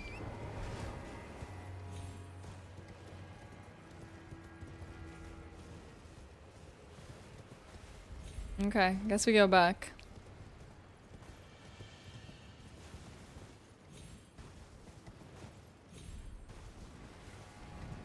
I don't think I've ever marked any sites of graces myself. I tried to fall on the other platform, but I slipped. Overshot it. Oh, look, there's like a bridge up there.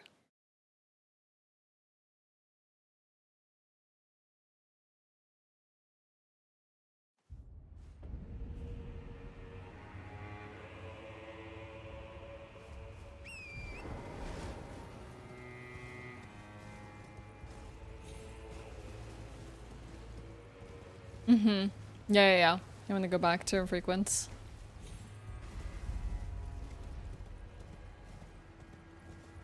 Goodbye, runes. Goodbye.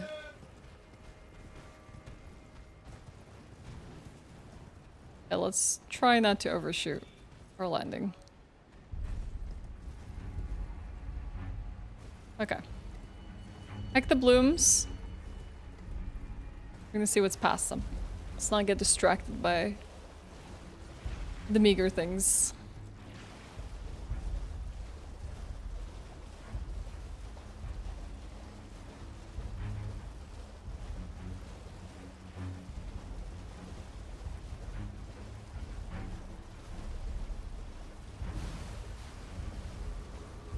Grab this item. Somber smithing stone 7. Oh, a shadow tree fragments. Is there anything here? Maybe there isn't anything here. But finding a shadow tree fragment is nice. Okay. Maybe it's a series of another cascading waters that we would need to look at.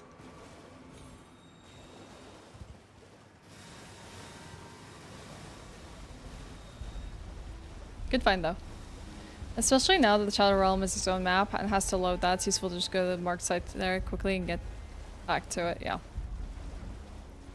The only place I really like teleport to outside of the Land of Shadow is just the Round Table Hold, which is like rather quick to navigate to. I used to be like one of those like people that would just like use the map and like pan around to like travel to my sites of grace. Like I never use this functionality in the main game of pulling up the entire list of like sites of graces and just navigating through that. I would like literally pan around the entire time. Ooh, I found the secret passage. Well, I guess that's it. I did get the dry leaf. Oh wait, no. Oh, is that it? Okay, it's like this tiny pit in here. Well, while it's safe, let's read this stuff. Sun-faded and lightly soiled travel attire worn by clergymen. The gold necklace found under the breast belongs to a group of spiritual seekers known as the Dry Leaf Sect. This sect rejects dependence on others in all matters of faith, seeking self-discipline and self-sufficiency above all else. Maybe that's why they don't talk.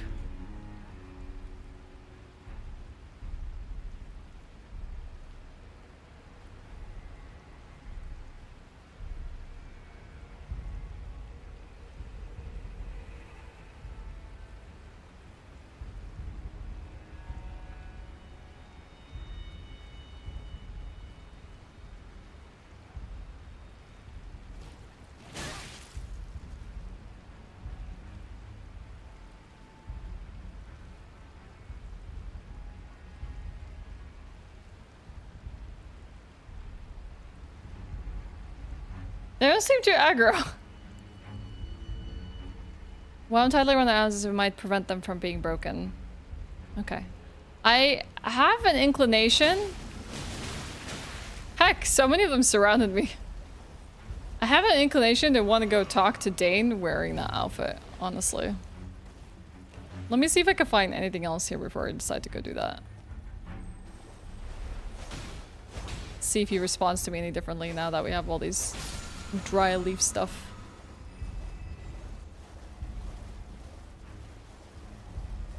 What is a BLTA? Like, it's a BLT, but what's the A? I kind of want one now. Oh, avocado. Okay.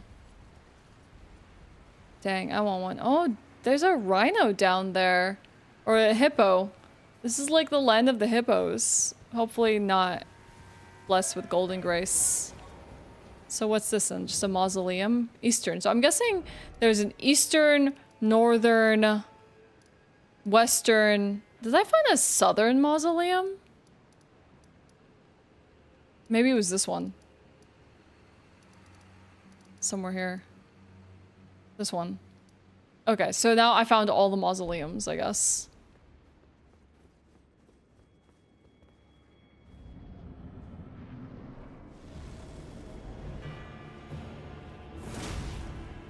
Rakshasa.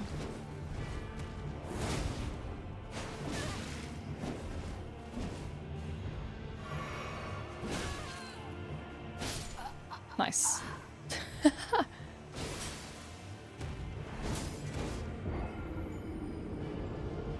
You also threw in some chili and pepper when turning the avocado into mush and gave it a little bit of spice. Have you ever tried some lime with the avocado? I like to just put like salt, pepper, chili, and lime for it. That sounds really good though. I want a BLT now. Heck. Sorry to crash your party? Ah. We'll forgive you somehow. Hey Torty, how are you?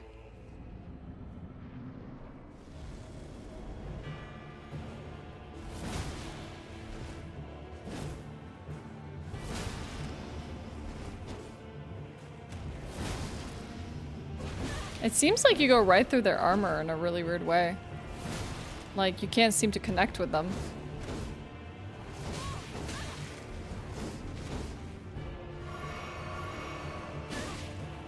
Looks like they have a nice katana, though. Okay, 3, and then they're out of stamina. That means they can't poise break either.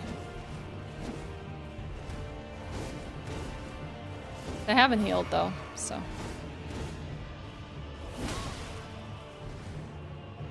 Okay, now they healed. The overhead strike is quick.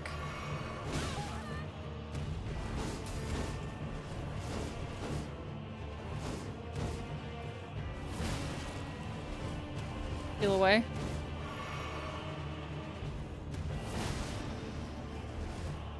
They stagger, but they don't poise break.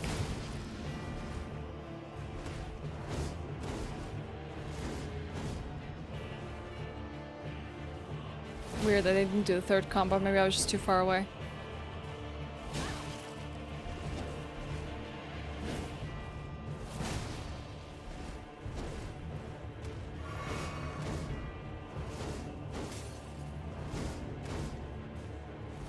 Seems easy enough to avoid, as long as you're not in their face.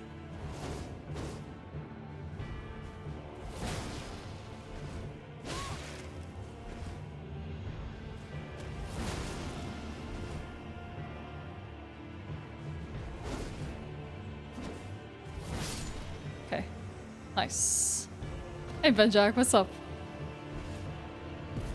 Rakshasa. Hey, we got the whole fit. Heck yeah. Like the episode I struggle so much with the one in Shadow Keep. A lot of people do, especially if you don't have Shadow Tree fragments. I kind of killed it with Freya first try. Officially shut down the work the laptop and thus I'm on vacation. Let's freaking go, Torty. What are you doing to celebrate? I did this guy with like 125 points and he couldn't stance break me no matter how much he tries. Dang. Yeah, I heard they nerfed the grab of the hippo, golden hippo. And let's see who Rakshasa is. Here's a Rakshasa, soaked and spurting blood over victims. Ooh. Tatters of ragged cloth just jut out haphazardly as if her lust for carnage threatens to break free. Increases damage dealt to foes, but greatly increases damage taken by wearer. Cut down and devour. Only those who repeat the cycle without rest can truly subvert the self and become Rakshasa. We've met some really interesting bosses in these mausoleums. A dancer, a bear, the Black Jail Knight, and Rakshasa.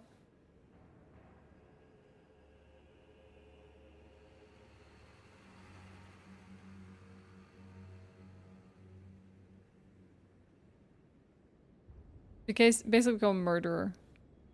A slaughterhouse. Serial killer.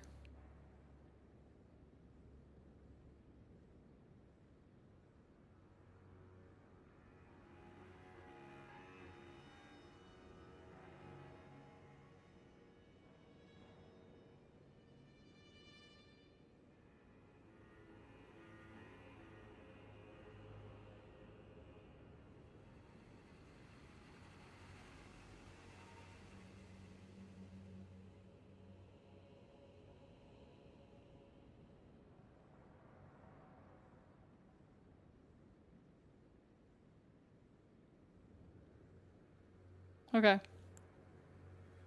Yeah. Like, it kind of does come across like, oh dear.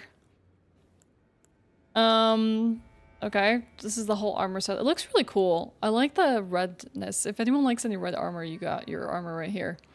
A great katana with the tempering pattern of its blades, forever stained red with blood. Weapon of Rakshasa cuts and down and devours. A berserker weapon used to endure enemy attacks and reply with one's full fury. When attacking, the wielder is less likely to stagger from counterattacks. Will also take increased damage. I like this. It's really cool. Unique skill, Weed Cutter. Performs scythe-like horizontal swings with a sword, cutting men down if they were weeds. Okay, and that's what she used against us. It's given Saga Anderson. That's exactly what we're doing with this game, Rabo. Hey, how are you? Welcome in. Happy Friday. I make some burgers, watch footballs. Football Euros, the good stuff. That sounds great. What goes on your burgers? What are the toppings? Okay. Alright. Should we quickly go to Dryleaf Dane? I think so. Let's see. If we head to Dryleaf Dane... This is just a theory. I don't think it'll talk to me, but we could try.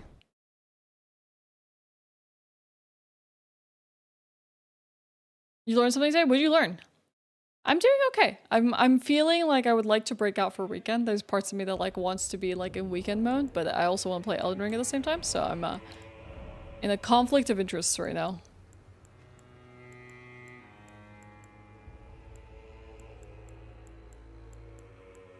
I guess the Fire Knight armor does have redness to it as well.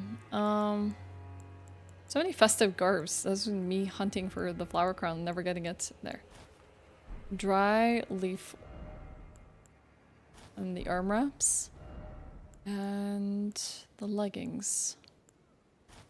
And we also have the seal, which we cannot use, but we can wield it. So with that, we've effectively created our Dryleaf Dane cosplay. Oh, we just don't have the hat. We tried. Do you want to play ER for content or for fun? I want to play for fun, because I really like this DLC. But I would be lying if I said I didn't want to also make some content out of the stuff that I learn. Because I just would like to share things that we've learned with other people too. That's just a passion. A little project. Since I'm taking so much time to explore this DLC, I might as well share things with people. I learn. Where's our stuff? Okay.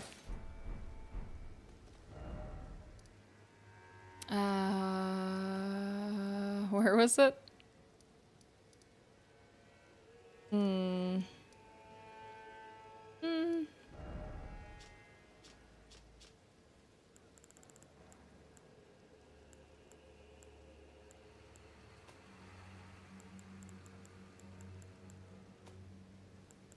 It might be in the Altus. Yeah, the castle watering hole, the river stream, downstream. I think that's where we need to go. Usually put the top half of the bun on your burgers. I would hope so, otherwise you'd be having a open face burger. Okay, we're back. There's no method to it, I just put whatever sauces I have in the fridge. If I'm lucky, there's some onions you can caramelize. Simple, classic. Appreciate it. So being Scandinavian yourself, I never actually knew that Finland isn't technically a Scandinavian country. No, it's not. But you can call it a Nordic country. It can definitely be an easy misconception. Especially if like, yeah. Living here, you definitely know the differences. Nope. More manflies. Is this the center of the disease? Hey, Wizcraft, welcome in. How are you? Happy Friday. 99% of the time your burgers are topped with cheese, less tomato. At the very least, the cheese is either mozzarella or blue cheese. Blue cheese, interesting. But sometimes you crave a plain cheeseburger. I agree. I was watching, I think Babish has like a new series of like basically botching recipes with Babish. Where like he teaches you all the common mistakes that you can make making food and that he's made himself. And he had one series on burgers. But mostly I just learned some techniques about like cooking the burgers. More than anything else. But he... Oh crap, it's these curved blade dudes. He talked about like how he thinks only specific cheeses are for burgers and everything else is really not a good choice. But I kind of disagree with him. He's like, you should never use like aged cheeses, like aged cheddar or whatever, because they just don't melt correctly. But even if they don't melt right and they're a little oily, they freaking taste delicious. So I disagree with Babish there. They taste great. Like I would totally buy a burger that says it has aged cheddar. Heck. That guy hooked me up, especially on this like uphill area. Dijon mustard, that's interesting. To the patty, like caramelized along with the meat, could be interesting. Sounds like it'd be interesting. On the plus side, anytime I get something wrong about Finland, I get to break out my favorite bad language pun. I made a mistake, so sue me. Blue cheese on burgers is so good, as long as you like blue cheese. I like blue cheese on... The only time I really like love blue cheese is when I make myself a buffalo chicken pizza. Buffalo chicken, right? Cheese, a little bit of buffalo sauce, and crumbles of blue cheese with regular like mozzarella on it is a really good compliment. Like I love a buffalo chicken pizza with blue cheese on it. But generally I'm not a fan of like aged cheeses to the extent that they've rotted. You're tending to plants and growing new ones, making new baking recipes. I want to hear back from a theater audition. Dang, you have a lot on your plate, Wizcraft. Well, good luck on growing the plants. I'm also in the process of growing plants right now. But I'm working mostly on like vegetables. Like tomato and peas and potatoes and chili peppers and stuff. Baking recipes, I am not good at baking, but I wish to get good at baking.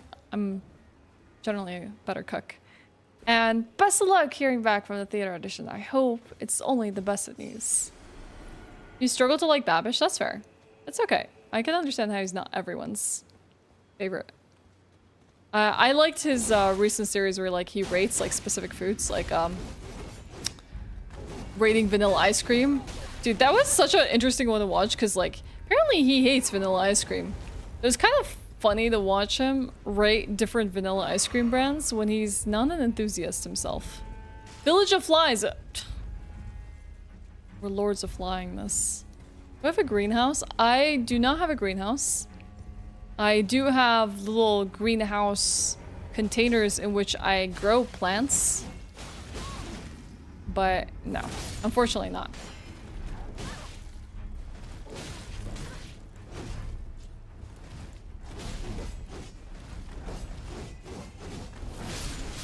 Heck. Okay, we're gonna have to go through this rhythmically. I mean, I can run past it, but it's gonna mean I'm not gonna explore it completely.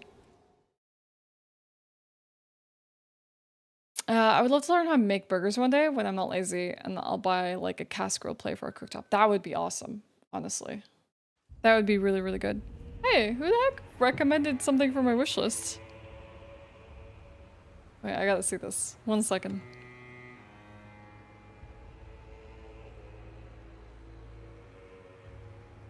A new gift suggestion.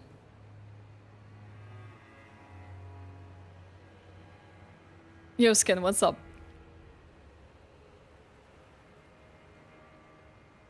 The Food Lab, better home cooking through science. Ooh.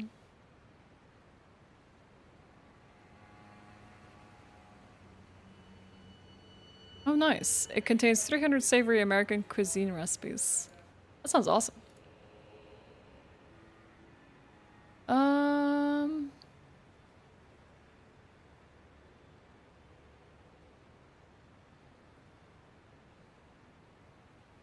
Could also be. Sick. Thank you for the recommendation. I appreciate it. The Serious Eats column. Oh, okay. I see. Blue cheese sauce with a medium rare steak is fire. Don't think I've ever tried it. This recipe you're working on is sweet potato maple bacon cheesecake because it sounds interesting. Oh, that sounds... I love cheesecake. That sounds incredible. Hope you managed to whip it up. But yeah, we're big foodies in here, so we'll always talk about food. What is about to make some BF breakfast? How's it going? It's going great. I'm having a good day in Elden Ring. We've done a lot of exploring today, which has been nice.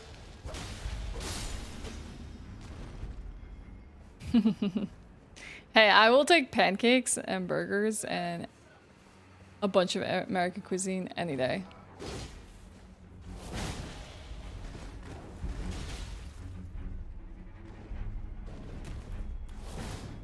Heck, I missed. Stagger him. Or can do anything.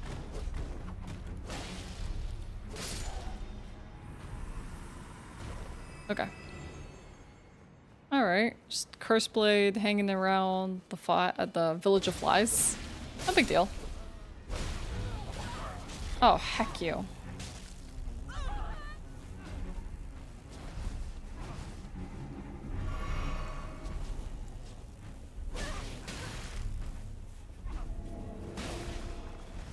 I don't know if they actually go to sleep. Oh, they do. Okay. Nice. That'll be helpful. Yeah, they go to sleep for ages.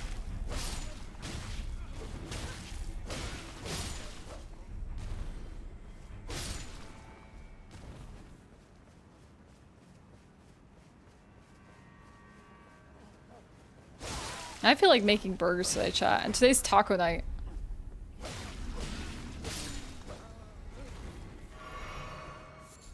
Okay, so we can head down this way. Or we can go up here to the Village of Flies.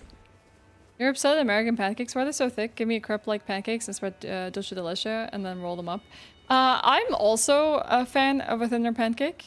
But every now and then, I wouldn't mind like a stack of American pancakes. Like, it's like a specific mood kind of thing. But I prefer like a jelly-like consistency for a pancake that's thin and you can roll up. or like a paper thin crepe kind of consistency. But lately I've been just making like a bunch of oatmeal. I make oatmeal banana pancakes, which were like a go-to for me when I was like dieting and I wanted something more than my like low-cal variants of breakfast. But then I would add a lot of like protein powder in it. And honestly, it's a pretty dope recipe. I like it a lot. It has like a slight, like, I guess from the oats, like a slight more earthier flavor for pancakes. And then with like maple syrup or jams, it's really good. As much as I love crepes, there's something primal about a stack of pancakes. I can never finish a stack of pancakes, so I cannot relate to that. It looks appetizing. It looks great, but like, I don't know. I feel like I get cotton mouth when I eat a stack of pancakes. Like, I dry out. I just can't do it. I do not have the stamina for it. Yeah, I feel like it definitely is a feast for the eyes. 100%. They had prepared burger patties where the mince is mixed with some pea protein. They caramelized it really well. Had decent texture. If you don't mind a fine grind. They were cheap. 20 crowns for like 4 of them. What the heck? That is really cheap. So I have rhubarb compote on the crepe-like pancakes. Rhubarb is really popular in Sweden. You get like a lot of rhubarb kind of desserts.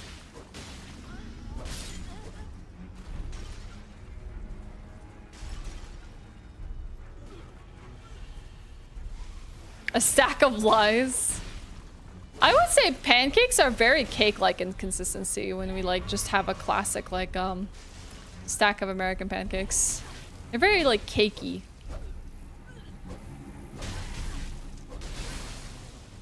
What I love, my favorite is like the Japanese edition of pancakes, where they take like an American pancake recipe and then they make it very fluffy by basically whisking the egg whites on their own and folding it into the batter. That's a really nice. Cake Jumpers, their birthday? Oh, I'll be more than happy to raid them. That's awesome. Thank you, Rabo. I'll be sure to remember that. If I don't, someone please remind me. But yeah, I really like the fluffy consistency of the Japanese version of it. Oh heck, I'm not using the right sword for this. Heck you! Ugh. Can't even eat a 6-stack? No way.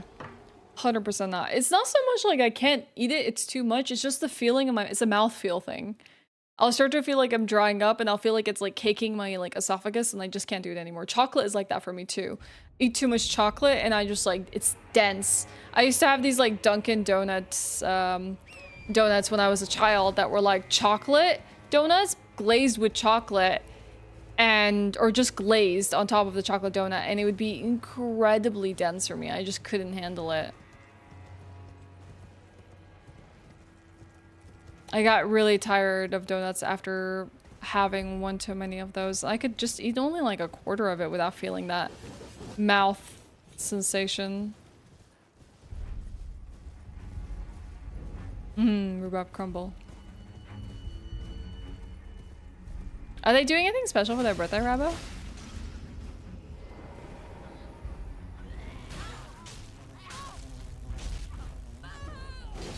Oh, you know what I think is like... Okay, hold on. I'll share my thoughts on this in a second. Let me just beat these flies. Oh, did the horns... Oh, heck. This guy followed me up here. Should have known. One thing that I find is extremely excessive is milkshakes. I think milkshakes are honestly like a dead tradition when it comes to burger establishments. It used to be like you would go to like a mom and pop like diner shack and you can get like a milkshake with your burgers and fries and stuff like that. And it's such like an old diner tradition that I don't know why still extends this day, and maybe this is just a me thing, into like regular fast food chains or their burger places. And then, like, that's just, okay, the regular milkshake, which honestly, I can drink a little bit of a milkshake and be like, it's good, but then the whole thing, no way. It's just ice cream pureed into like a massive like cup, right? It's delicious, but I can't even drink more than a few sips of it. What I don't think is, I think is really weird is when you go to a restaurant and they make this like milkshake and it has like a donut and candy canes and marshmallows and chocolate and like waffle cones sticking out of it, and it's like this super like festive milkshake that is like just doused in like sugar and chocolate and candies, and it's like, what is going on here? Like, even for a birthday, that's too much for me. I don't understand why something like that exists, you know? And you look at it and you're like, who is to eat this thing? Maybe if you share it with like a whole crew, you know? If you have to eat your drink, you did something wrong. Does the same apply to smoothies? I cannot. I don't know. I just find that that's like... I can understand that Shake Shack does them well, but it's nostalgia driven. Yeah, I can see that some places doing their milkshake well, but I don't understand it. Like, even like Max, the burger chain here, like they do milkshakes, and like I can understand it could be like a nice summer treat, but they serve them on the menu all year round. I'm like, I don't know how many people are actually ordering milkshakes that aren't kids, because I feel like at least kids are like hopped up on that sugar. They're like, yes, give me ice cream, give me chocolate, give me like something cold, and they'll be like so happy to eat it. But me, I'm just like, happy 5th of July, happy 5th of July, Jarek, I hope you're doing well. I would take pizza any day. I'm happy. If it's with a so thick you have to eat it, you also did something wrong. But yeah, I don't know. I feel like every now and then I would want to taste a milkshake, but I don't want the entire thing. And it's so sad when I go to like burger places and stuff where you see people like leave a whole cup of milkshake like behind, because it just feels like I think there's probably a lot of people that just like they'll have a few sips, but then it's like too much after that, you know? But I don't know. I find it's like they do the same thing with like bubble waffles these days. There's just a lot of weird like fad desserts that they're like extremely excessive in it. Yeah, it's a meal. Like, honestly, if you're ordering like a milkshake with your, like, it's fine. I'm not judging you or anything like that. You can do whatever you want. But it's like freaking dense as hell, along with your, like, you're having basically your entire calorie count for the day in like burger, fries, drink, and a milkshake. Like, that stuff is so caloric. It's wild. I love Cold Stone every now and then. Like, it's like I would go there like maybe once a year and have Cold Stone just because I really like mixing like the different things into the ice cream, and it's satisfying to eat. But yeah, it's like kind of like a rarity for me. Cold Stone Creamery is basically a ice cream place where they like, or is that Marble? Is it Cold Stone Creamery that does the marble top, or is that Marble something? I forget what it is. But basically, you choose your ice cream base and you choose all these toppings that you want, and if you want it served in a cup or a cone, and then they mix it all together. And yeah, they're the same thing. Yeah, and they use like marble slabs and these like bench scrapers to like basically fold it all together and then pop it into a cup for you. So it's like you whip in the ingredients that you want. A cold griddle, yeah, sure. Paint scrapers, sure. Yeah, it's like easily like your meal for the day. 100%. If I'm not staying with family, a place like a could try out places that are not nearby, not fast food franchises for meals. Yeah, honestly, there was a point, Alejo, that I would like be away for like work or something like that, and I wouldn't be able to have home cooked meals. So I would like try and eat healthy while being outside, and honestly, that's such a challenge. I had to like basically give up on that. So like when everyone's going and getting like burgers and pizzas and I'm like trying to find like a healthy option, I wasn't able to find it. And when I went for the healthy, it turned out to be the poor decision because it was like not very tasty. It was like, nice, bye. It was kind of like, I don't know, unimpressive food. So I always end up regretting it. Now I'm just like, you know what? Sometimes when you're not home, you just can't eat the way you want to. And still enjoy yourself. So like I've kind of given up. Like mentally I'm like, yep, if I'm not home eating healthy, not happening for the most part. Like, I guess the healthiest you can get outside is like sushi, like kind of consistently. And yeah. And then even then you don't even know if you're getting great sushi. I like trying like places though. Hooray! Adam, you just gifted the food lab. Better home cooking through science. Oh my god. Rabo, you recommended that. And then Rad picked it up. Oh my gosh. Hi Rad. Thank you so much for the gift. I appreciate it. We were just talking about this and Rabo recommended I needed this book. Thank you. That's so sweet of you. I'm so sorry to call you out. Please do not unlurk if you don't want to. You might not even be here. Okay, can I like clean this place in, please?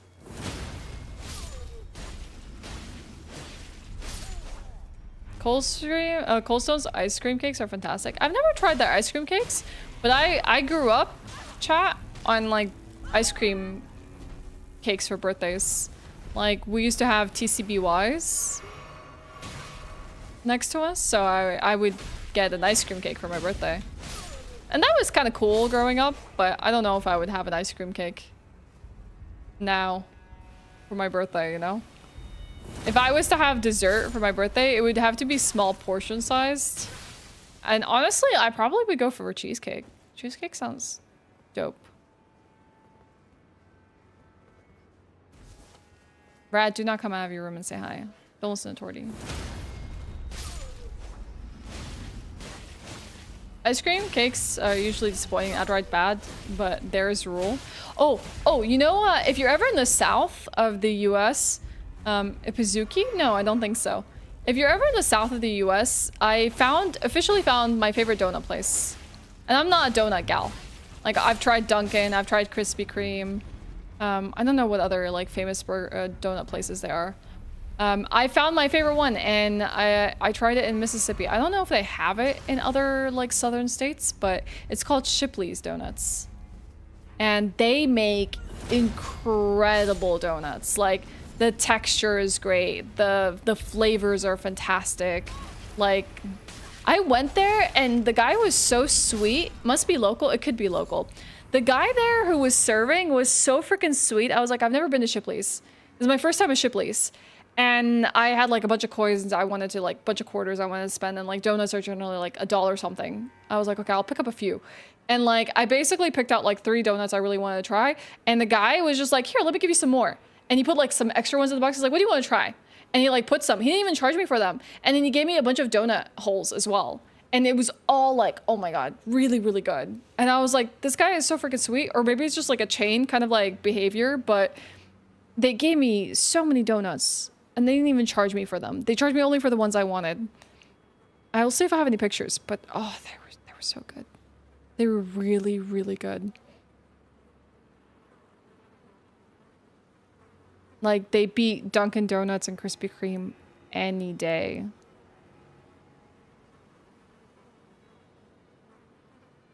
If I go back far enough, oh, GDQ pictures. I can find them. Yeah, these ones. They also kind of look good. Like, here. Let me see if I can swap scenes.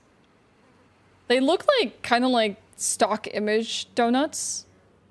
And they do like a really simple like glaze and powdered donut because I really like those ones.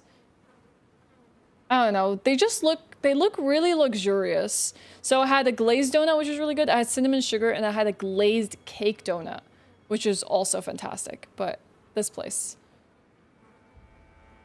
Shipley Donuts. No, he's not from Missouri. He's from Mississippi.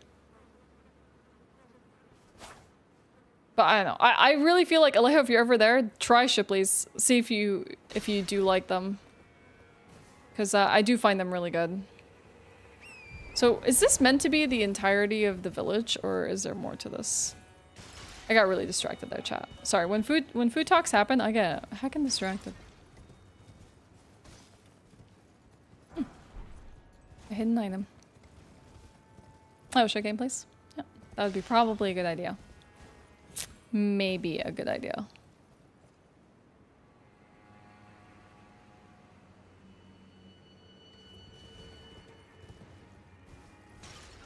Thank you.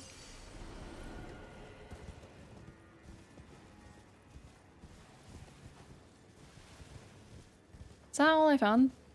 The revered spirit Ashe? There must be something I'm missing. Or maybe there's more below somewhere.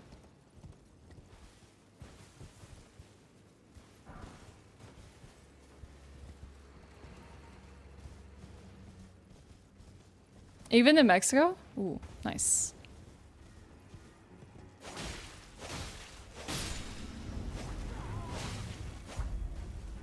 But yeah, I would try, like, they have some really like excessive ones where they have like bacon bits and stuff on it, which is like, okay, no, I don't really want a donut with bacon bits on it. But I recommend their like glazed. They're simple glazed ones or their glazed cake. Those are really, really good.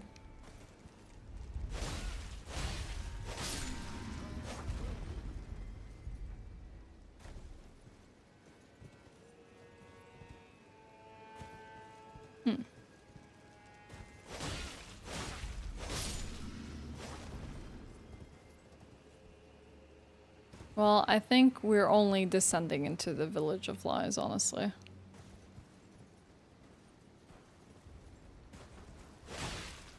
Sounds good.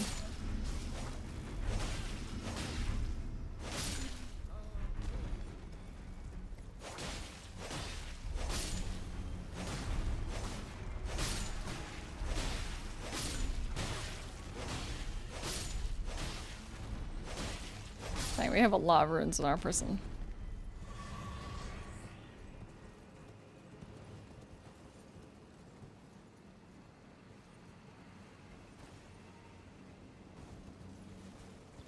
So where are we? Slower ridge. They've descended from above as well. Oh, militiamen, heck. It can be really hard. Well, I personally, I don't know if all Shipley locations are gonna be the same. I personally really enjoyed it. And I'm not the biggest like donut enthusiast. I thought they were pretty excellent. Especially if they have them fresh. They're not that pricey either. It's like about $1 something. Oh, there's a catacomb here. $1 something for like a donut. Favorite supermarket deli food? What's yours, Torty? I don't know if I have any favorite deli foods.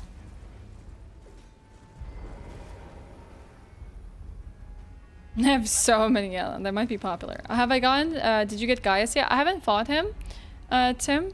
I got, honestly, like, I thought, like, hey, let's do Gaius today, and then what ended up happening is I found all these things. I might just, what I could potentially do is, like, do Gaius now and then explore this area, because we've done a bunch of exploration today, which might be a nice break, honestly.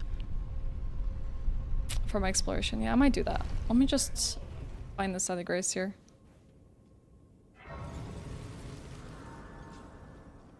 My DMs? I could do that. So we're at the Dark Light Catacombs. Okay. Village of Flies. Alright, yeah. Gotcha.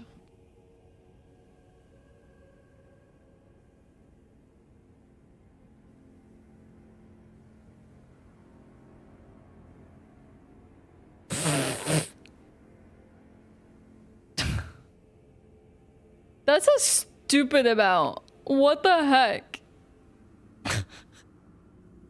It's just all marked red. That's a lot of donut places. Is it really one of your favorite foods, Torty? Like, would you say smorgas torta is like one of your favorites? Alright. Yeah, I'm not gonna fight a bunch of imps now. Ah! But I might die to one.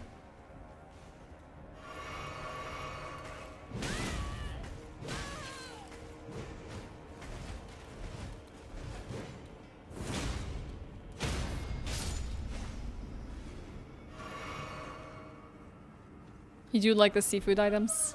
Like what, like the shrimp paste and stuff? I found like a salmon pate the other day when I went to Ica. I was like, I don't know if I've ever seen a salmon pate. Oh, I can't. I have to go back up to do this. Okay.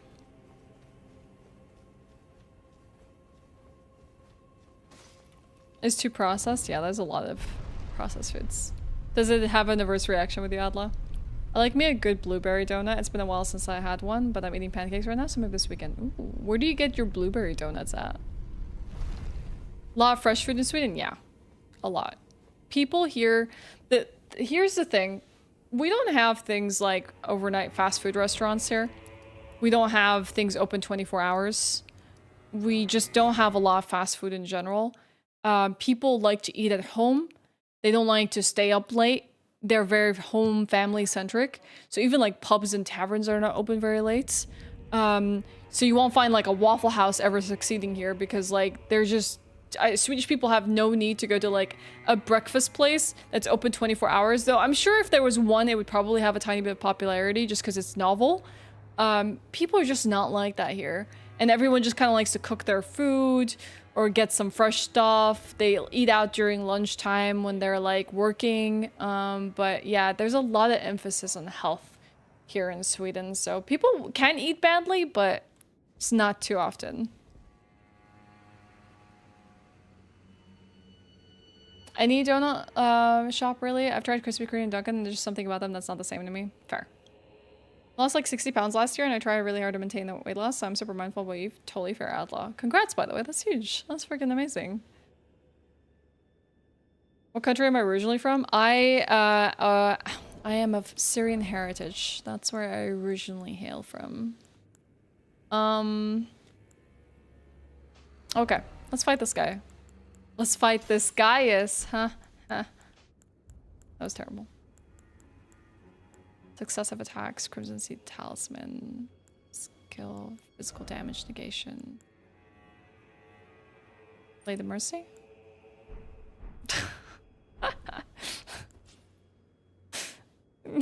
Well, this is the interesting part, Soyprem. I always say English is my native language because I spoke my native tongue until I was 3 years old, and then after 3, I literally hot swapped to English, and I've been on English ever since. So, weirdly enough, my native language is the one that's not my, like, it's my mother tongue, but it's not what I specialize in. I can speak it conversationally, but I am not fluent in it at all. Like, I've been working in English since I was, like, 3 years old. I respect, exactly. And so, for me, English is my first language and my native language because I just can't, I don't think in any other language. I operate and I think in English, and it would be weird for me to say like, I'm proficient in my like mother tongue. All right. Maybe before I do this, I should use my runes. Oh. Is it a revered Ashe blessing? I thought maybe we'd have a Shadow Tree blessing, but that's okay. I'm popping some points in the faith because there's a lot of stuff in the Shadow or Tree DLC that require faith, which could be kind of cool to use at some point. Yeah, exactly, Alejo. Honestly, I would like to get good at my Spanish again. I really enjoyed the language.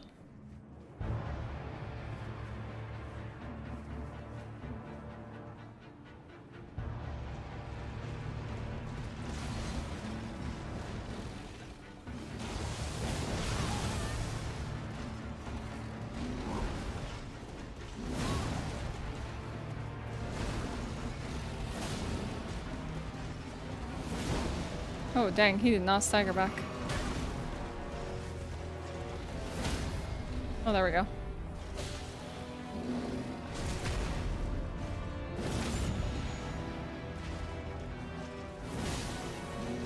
Nice frost proc.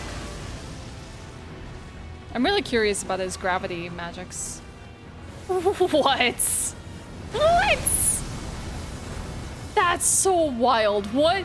Who would have thought that that's his follow-up attack? What the heck, Gaius? You are something. What is happening?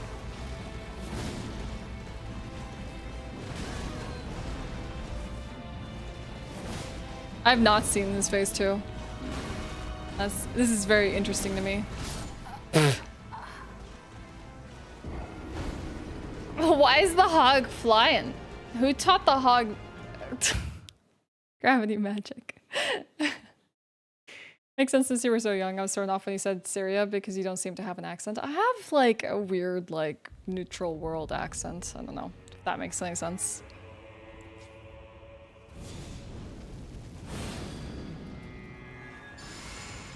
You want one? Hey Dervish. Piggy does Giga Charge? Yeah. I sound American to people who are not American. But an American person can tell I'm not American. Well, some people have said I could, like, be confused as Midwest.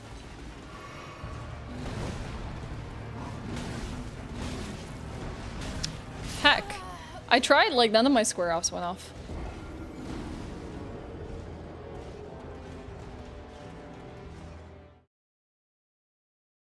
Shut up, Torty. My gosh.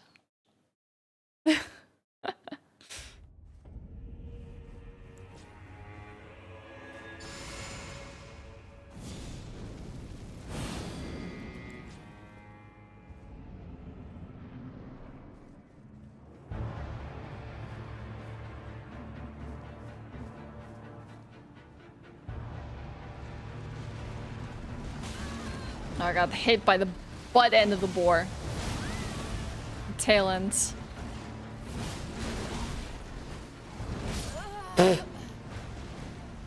This thing is like one big active hitbox. Okay, we gotta be less aggressive. I'm hungry. Bye for real now? Okay. I'm hungry too, actually. I wonder when Regal's gonna make tacos. I want burgers, honestly.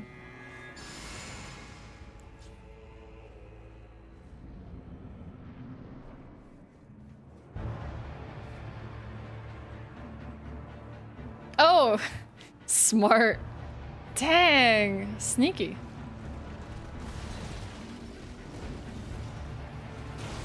Yeah, Spanish is just such an accessible language. Like, I don't know. French and Spanish, you can really, like, function so many places. You're just being able to speak those two languages.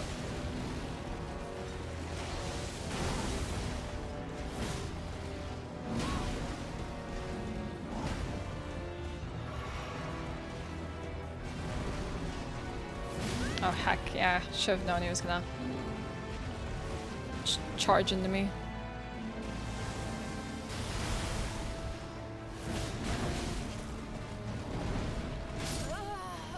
Should've kept rolling.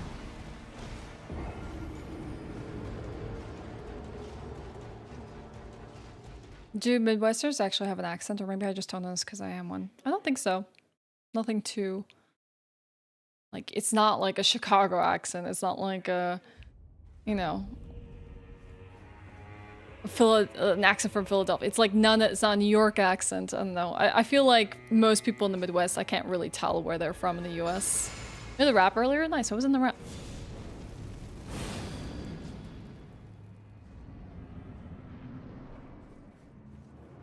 I don't know how much French speaking there is in the US. I know Canada, though, is a different story.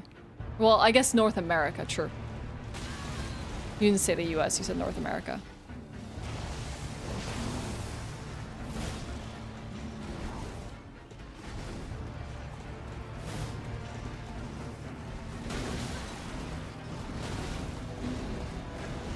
That's quite the combo. Okay, I need to learn that one. Yeah, true, New Orleans has a lot of French influences. I don't know if to this day, though, people in like New Orleans know French. I remember when I was there, I was really like fascinated by all the French influences. But I don't know if people still practice French there.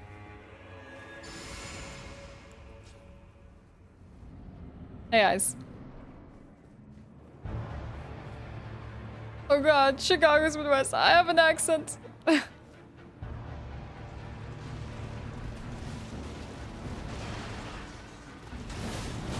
don't know if Atla will be able to live with this realization. Now they know. Now they know. The truth.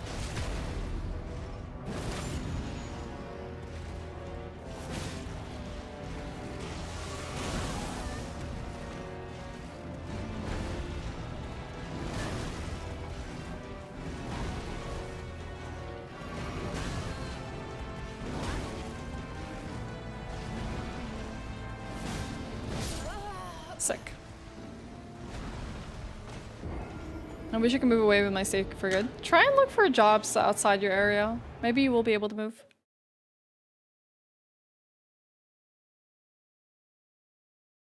Canadian French was terrifying for you? Is it really weird?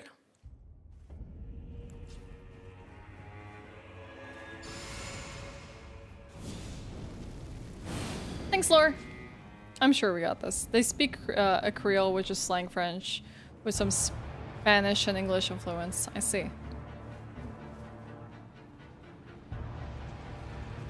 I definitely didn't hear any of it when I was there, but I wasn't there long enough.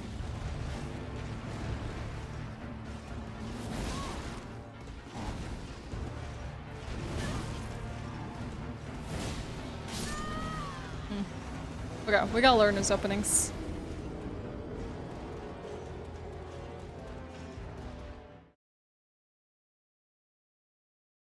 Most people just speak English in the US, but there's some Spanish. I mean, like, I feel like Spanish is just such a major language in the US.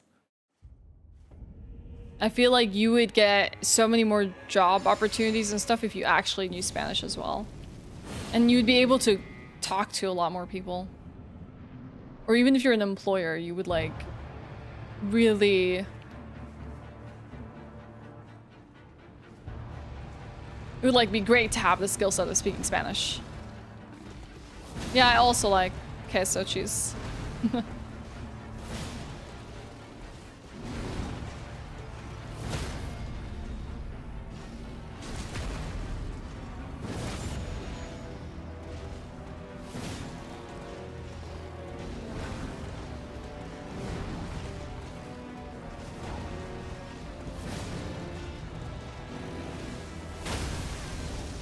I just break it out of its face? Transition? I might have.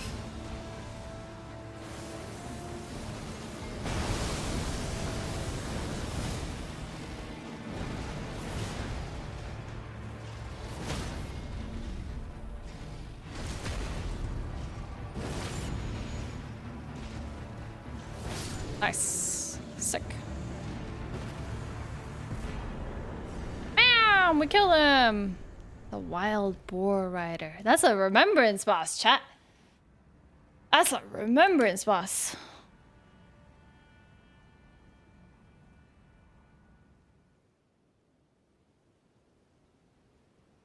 Sick. Alright, let's try to learn about this remembrance boss. Yeah, probably if I faced it a little earlier, I would have struggled a lot more. What else did we get? Let's see. I like the art. Both were as elder brothers to the lion, and both were cursed from birth. In spite of, or perhaps because of this very reason, Gaius was both Mesmer's friend and the leader of his men. The lion? We're talking to Radon? We're talking about Radon? Like, Redmane? Don't tell me, chat.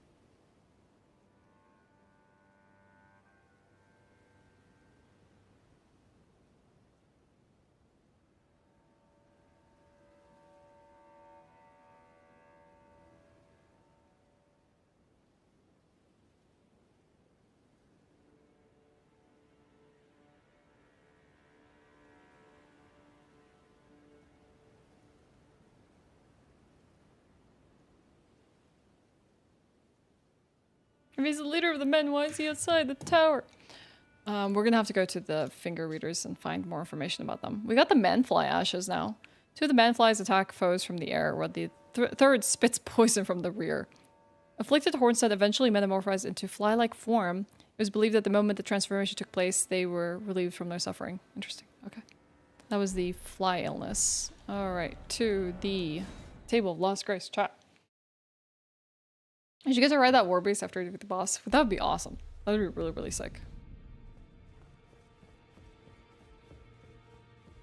Because of the home country, the person you're talking to, Don't worry, my dear. you mean like, I'll see it to the end. I guess it does vary depending on where you're from, huh?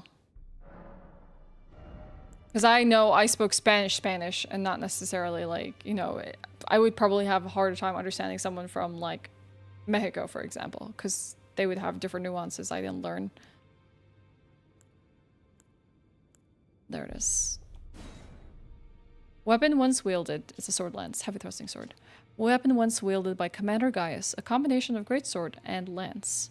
Weighty and capable of being brought to bear with great force, this armament shows its true potential when used astride a mount. Gaius himself was never without his boar. It's kind of like Radon was never without his horsey. What was his horsey? What did the community call it? Or what was it, like the data mine file? Spinning gravity thrust. A gravity skill honed by the disciples of an alabaster lord. It uses gravitational power to hang in the air before rotating and charging forward.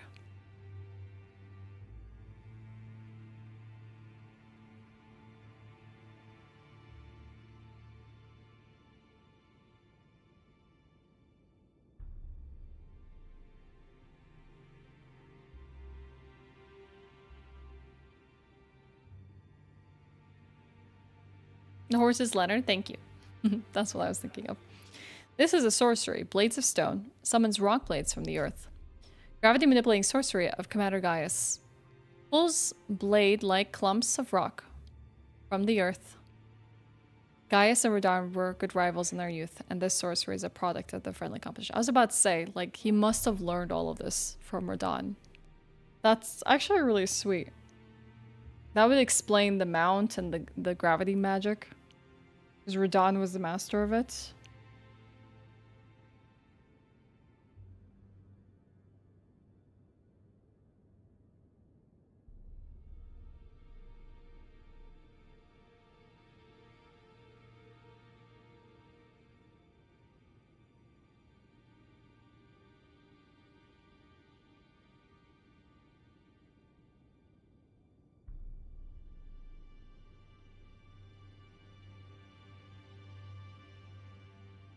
Awesome. Do we have any gear from Gaius? Oh, yeah. Let's see. This is it. The black iron helm of Commander Gaius. Part of the armor set patterned after fallen seeds. Gaius was the most senior disciple of the same alabaster lord who taught Radon and Gaia gravitational technique.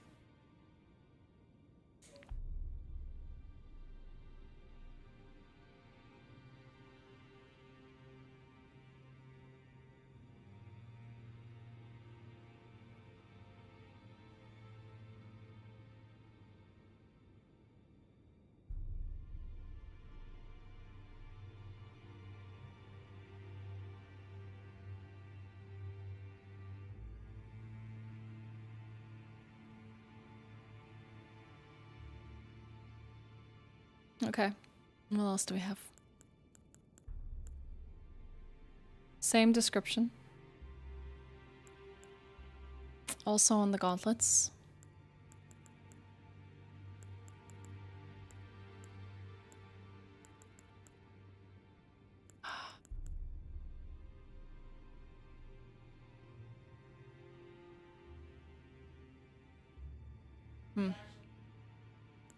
I don't know if he has a specific pair of leggings. Okay. Alright. Let's use these runes.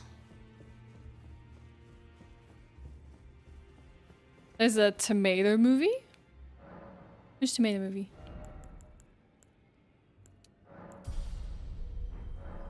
Okay, let's go see what was on that battlefield.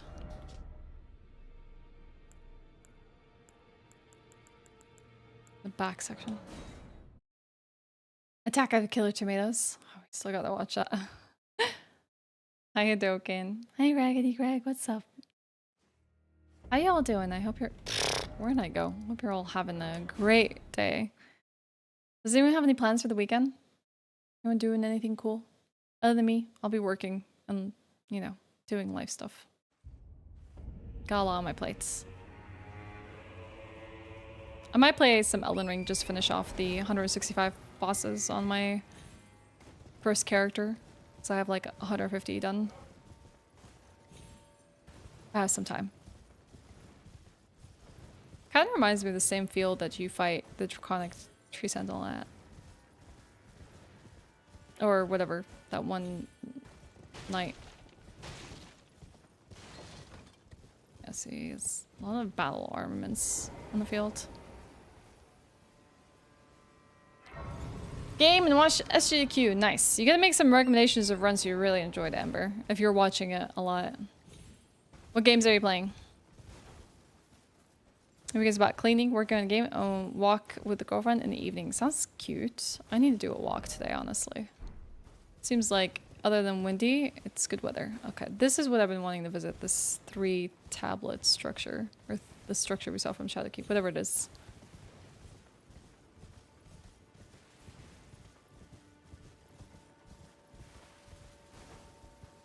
Thank you, Amber. I appreciate that. That's very kind of you. D&D prep, pool day, and touring a new gym. Ooh. Are you prepping? Are you playing in a campaign, or are you DMing a campaign? There's a little shack here. Ooh, Hollow Knight. Oh, that's exciting. Well, now that Amber's playing Hollow Lamp, they can release Silksong. Why are there Albinoric Wolfback archers here? Hello? I did not expect that.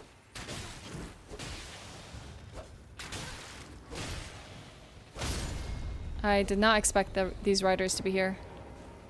I had to fight them for a while to get my nice blue-silver armor from them. Gaius's greaves? I was wondering where his pants were. That's so strange. Why would you get Gaius's greaves from this lady?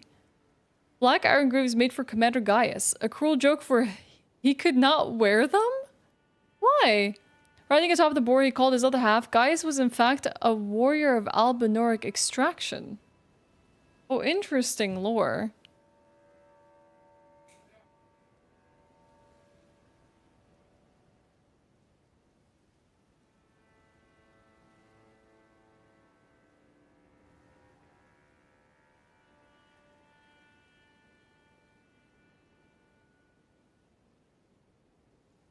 Did he really have no legs? I didn't see that.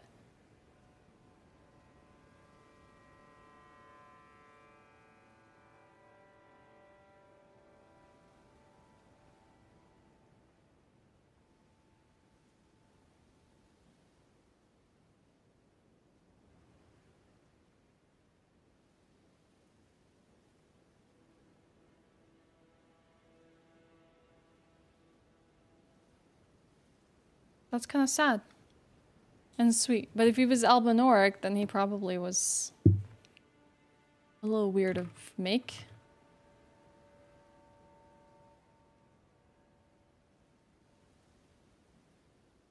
Yeah, that's really interesting. I can't see the model now because like I can't exactly summon it, but like hold on, let me show you. This image here. I look at this image here.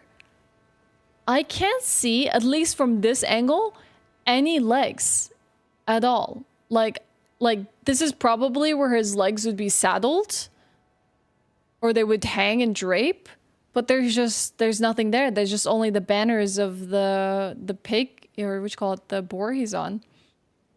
Unless he has like small little stumps. Maybe that's also why he uses gravitational magic as well, or he learned it. That's very cool. No legs. Like, I can't believe, like, I was, like, looking for the remembrance. I'm like, wait, where are his pants? Why does he not have pants? And then actually there's just, like, a freaking lore piece about it.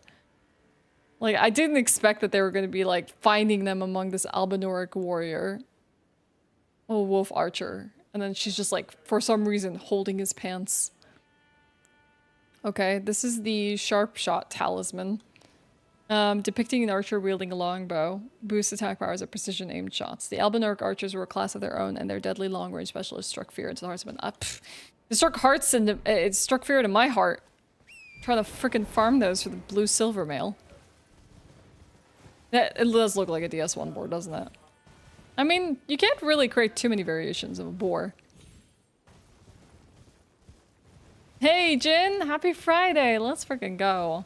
Hoping the lore through has went well today, and your early hours went by swimmingly as well. They have been really well. We've picked up a lot of lore.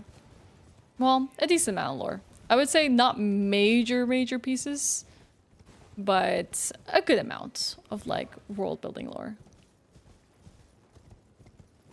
Some say the lady you killed was his wife. Could be.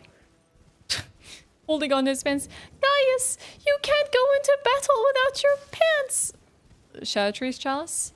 Like some terrible nightmare. You need your pants!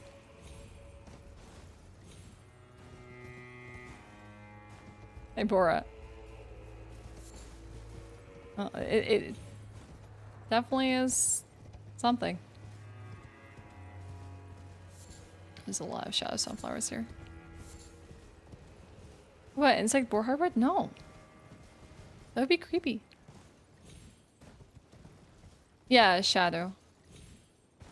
Just because I like learned its origins, I just like, it feels weird to say skadu tree.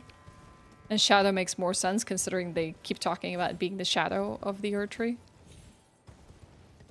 See that? Oh, yo, Regal, what's up? Everyone rushes at me like crazed fans. They still have Leave me alone, Martha. but I don't give autographs. Hey, Cappies. Yo, Craven. How'd it go? Did he finish his anvil run? Yo, Clovis. We just beat Commander Gaius. We're hanging out back here. I've been like doing a whole bunch of exploration today because there's like a bunch of areas I haven't been to, including the Ancient Ruins base and the Village of Flies. So we've been doing a bunch of exploration, but there's still like the segment I need to go to. But I thought, okay, hey, I haven't fought a big boss today, so let's just do Commander Gaius really quickly. So we've been like reading the lore about Commander Gaius just as you all popped in. And I'm here at this Shadow Crucible thing that I haven't yet explored. But hey, I'm doing the longest lore playthrough in the world. It's like day 11 or 12, I don't even know. I still haven't finished. Yo, do you finish the anvil run? Nice, sick.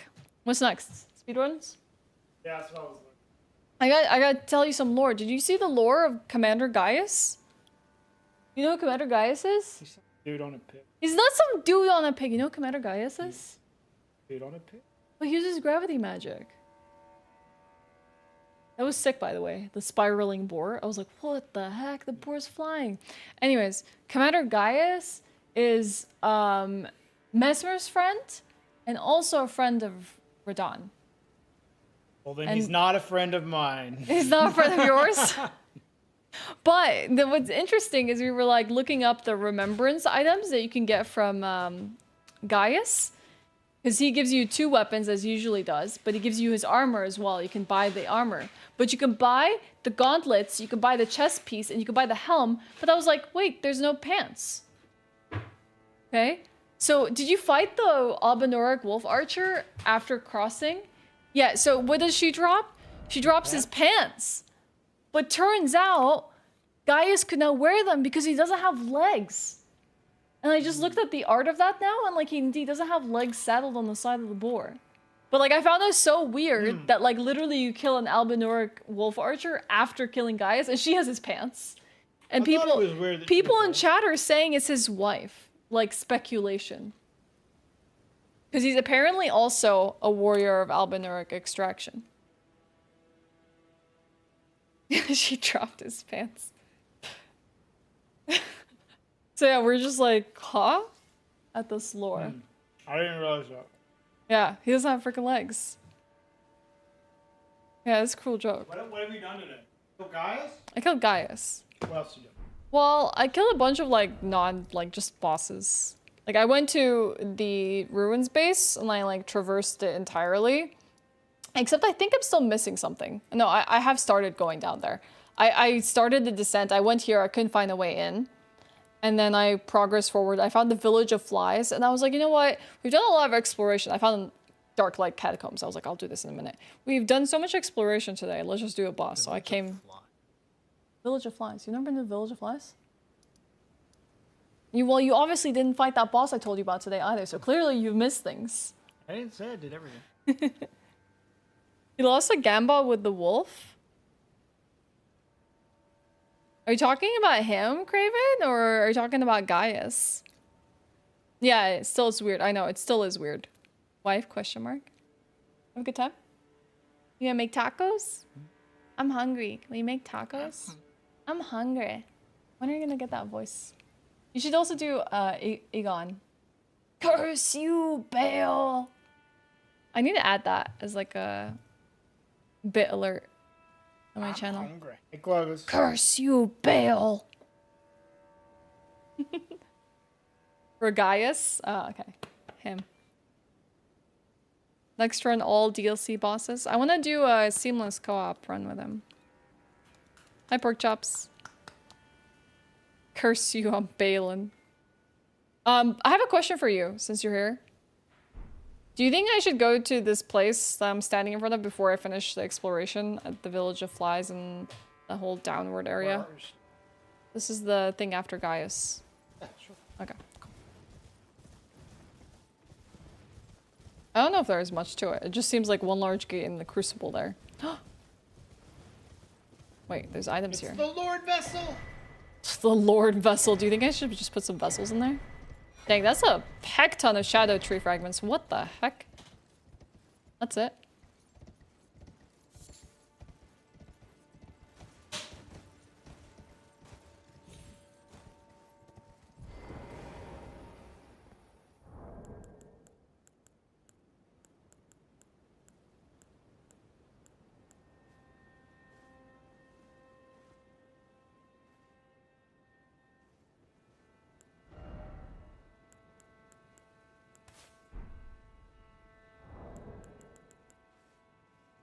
Big bird bath.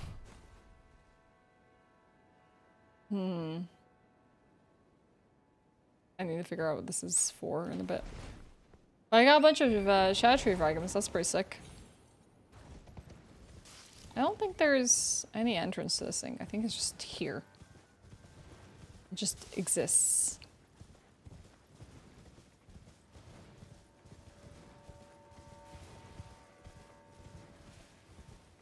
Can you make tacos? I mean, it looks really cool from afar.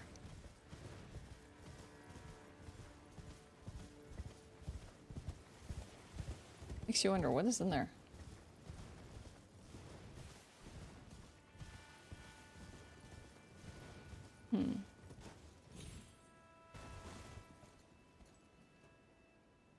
It must be symbolic for something.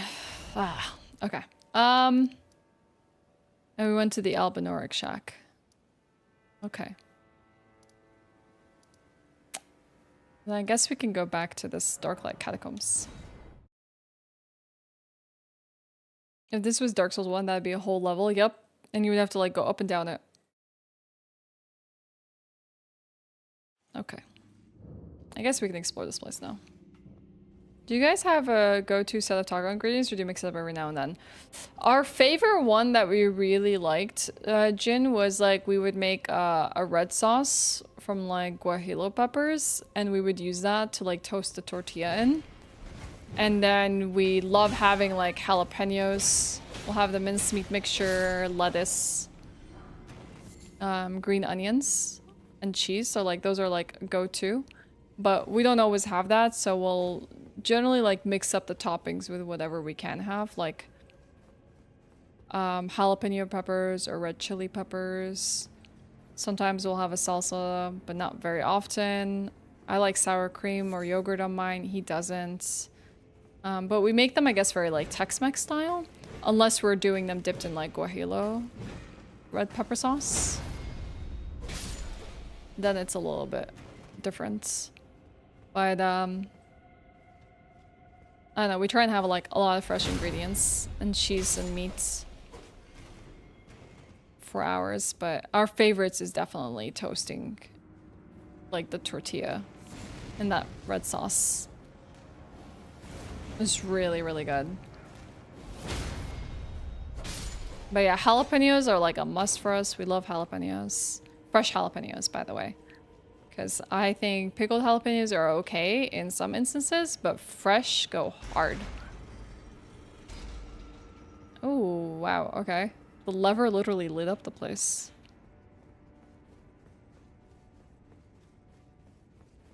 But yeah, every now and then, like, I have a taco book, Jin. I like to learn, like, new taco recipes. I would like to try more, like, traditional tacos. But more so, I would like to try, like, different meats. Like, I would like to make a birria, for example. But I would need to buy, like, some meat for it and, like, work on it. I want chili de arbol, but you can't get chili de arbol here. At least, I guess I would, like, need to get it as, like, an import product. It's not something you find commonly. But yeah, I want arbol just for the heat kick. And I like spicy foods, so. Carne asada would be great. Who did we watch? I think we watched Joshua Weissman. He went to, like... I think he went to Mexico for an episode recently where he had his favorite tacos. Dang, heck you. And birria was, like, one of his favorites. Like, there was some, like, tacos he tried while he was in Mexico, and I was like, Regal, we gotta go to Mexico. And he's like, I don't know about that. I was like, we gotta go to Mexico. I just want to go and try the different tacos. They had some really cool, like, combinations. I want to try something, like, authentic rather than, like, just eating Tex-Mex all the time. Do we have to, like, turn the lights back on? Ah, the lights already turned on. But yeah, I don't eat pork, so it's a bit of a limitation for me, like, in trying out a lot of the potential combinations of tacos.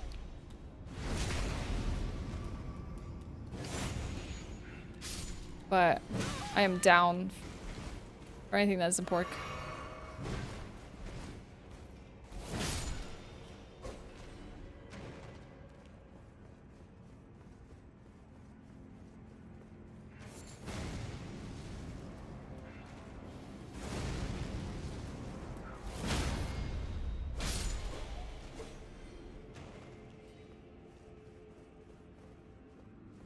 But I kind of recommend, like, if there's one food you want to, like, get good at, have it as a rotation in your, like, weekly diets. Like, we do tacos every week. But, like, we don't just make the same tacos every time. We, like, try to, like, up the trade or, like, learn a new technique or work with, like, something new. I like to just, like, improve our, like, basic recipe over time. So it's not entirely, like, consistent, but it changes up a little bit. And, like, it's nice. Like, if, let's say you're just trying to get good at burgers or, like, homemade pizzas or whatever, or even, like, spaghetti or bolognese or your lasagna, like, it just is so worth it to, like, work on it. Is someone saying Mexico? Yes. Hi, Arthur. My mom made an avocado with cilantro salsa that was so good. I wish we could eat it with some pastor tacos. When Regal went to Las Vegas, my, like, coach made a recommendation of this really good taco place that served amazing pastor tacos, El Pastor tacos. And I told Regal, like, you have to go to it. Like, I hear this place is, like, legendary. And he went there and he was like, it was some of the best tacos he's ever had. I was like, oh, I wish I could go with you. I want to try these tacos so badly. Can you get the honeydew melon? Yeah, you can get honeydew melons here. I get good at making burger patties by making them a lot. Yes, it goes, like, honestly, a long way. Like, really overrated, but... or underrated, like, just working on your same recipe over and over again until you get good at it. Yeah, I can't remember what it's called, but... was it good? From, like, your perspective, Alejo? Or do you think it was, like, okay, passable?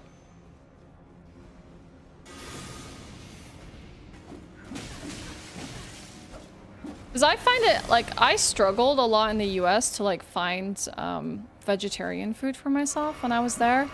And when I would go to taco place, vegetarian options were very slim, especially when you were in, like, the South. And they were very like kind of Tex-Mex sort of like taco places, and it was really like bland. I was so sad, like having to pay like $9 to $10 for just like potatoes and onions and cheese. And I feel like they shouldn't be charging you that much for like a veggie taco when you're like charging the same for like beef. There was a ladder there. I'm not a taco expert by any means, but it was pretty good. Hell yeah. Later this year, I'll have a bit of downtime, and one of the ideas I'm considering is learn how to make sauces. Ooh, like for tacos, for pastas, like dressings, like burger sauces. An area here. See a switch. Maybe this will light up the place. Ah, yes. Just general home use and recipes. I like to make like stir fry sauces and put them in the fridge. I've been trying to do that recently, Jen, where it's like I'll make a stir fry sauce and so I can use it for multiple times, and then put them in like bottles in the fridge and they hold. Or like I love pre-preparing like vinaigrettes for salads and then just storing them in a jar. And whenever I just want to make a salad, it's like ready to go. Yeah, I don't understand why either. It's not like they put substitute meat in their Jersey. It was just potatoes and onions and cheese. And it was really bad, actually.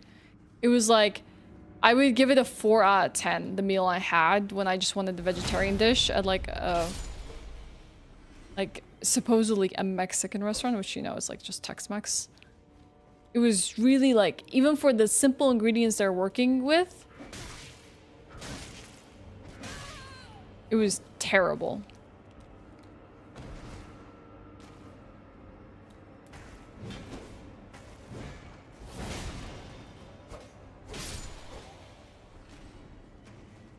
Like, I don't know how you messed up potatoes, cheese, and onions, but they definitely did.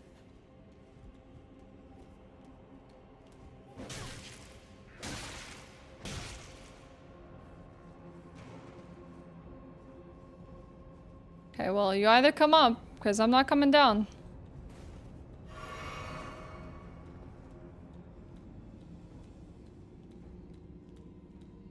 This place is a labyrinth.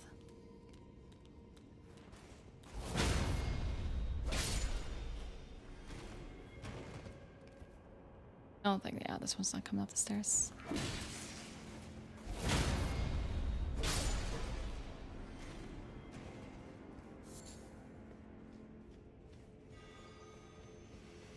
Heck, these guys.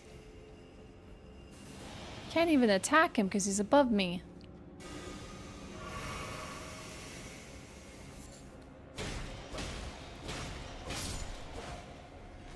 Fried cheese and ketchup, and fries with ketchup is a vegetarian option. The dumber ones will offer you fish. Okay. Yeah, I guess people don't understand the difference between like pescatarian diets and vegetarian diets. That's sad though.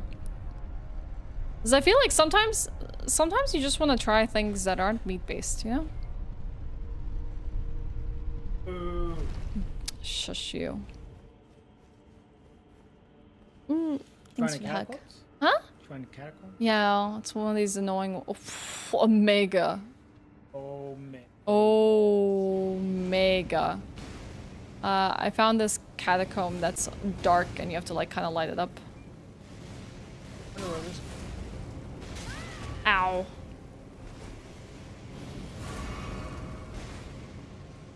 Where's Lit? Lit is avoiding spoilers. Because she hasn't played the game yet. Or, well, she hasn't finished the game yet.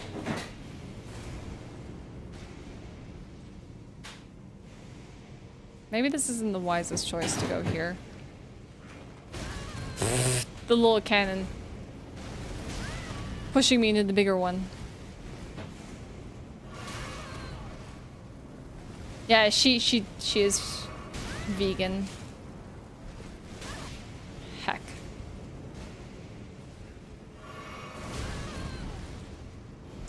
Why did I do this? I don't think we have an onion in the fridge.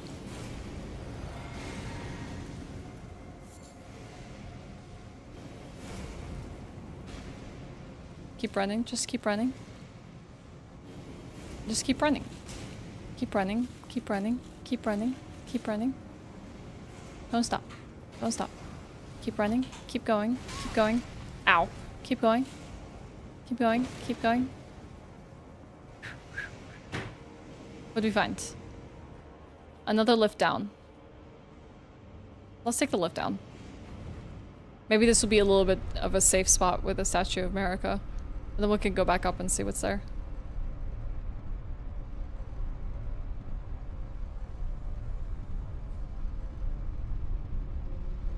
Really?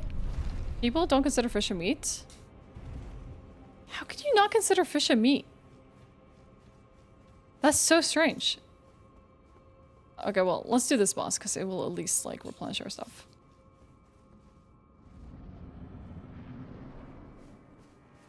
Jory, Elder Inquisitor.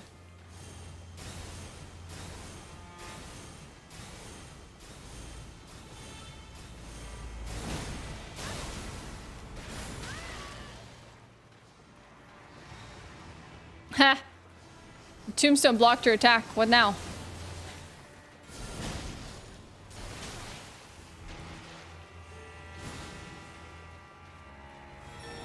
Oh, what the whip? Oh my god, it's a freaking pinwheel boss. Okay, well, I had no health for this.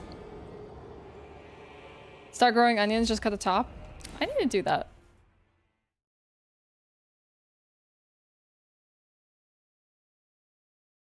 Okay, I see. Interesting.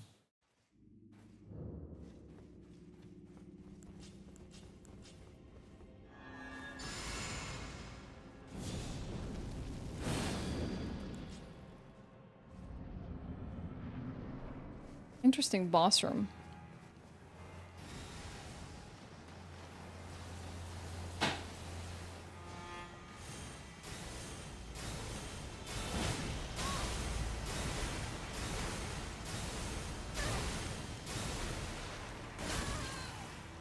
Heck, you too. Why is there so much going on in this fight?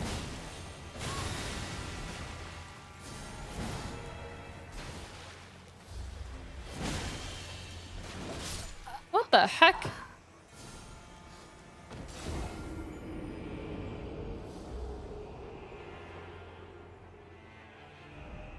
I think red meats are only like beef. I don't know if is pork considered a red meat?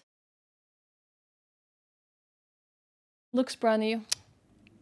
I mean, when I think of red meats, I think of beef and like lamb and maybe like venison and stuff like that. Well, it definitely would qualify in terms of being fatty like a red meat. Yeah, I like that it added permitted term chicken. I think it thought that like you were calling someone a chicken, like bok bok bok bok bok. But even then it's like, what the heck, Automod? Like, oh my god, someone's bullying someone, calling them a chicken. Ah, what the heck? I stood right in front of you.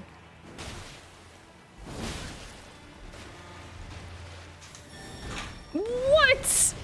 What did you just summon? Oh my god, what is that? Why is it so big?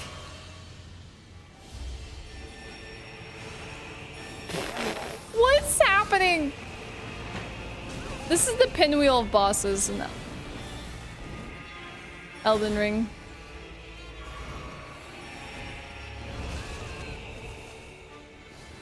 Oh, there's a rune arc there.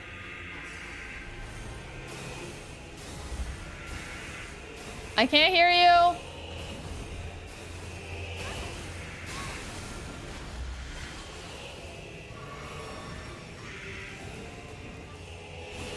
Oh. Oh, at least he despawned the big one. Never mind.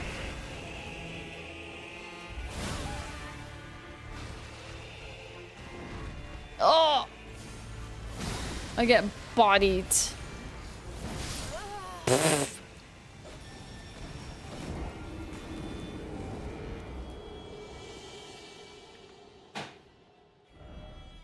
No, bird meat and turkey is not considered. It's considered white or lean meat for the most part. I don't even want to kill the summons.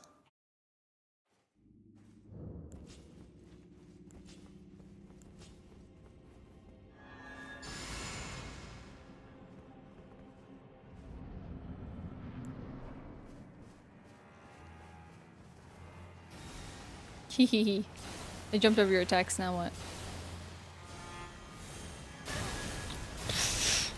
And then like golden vowed like a dummy.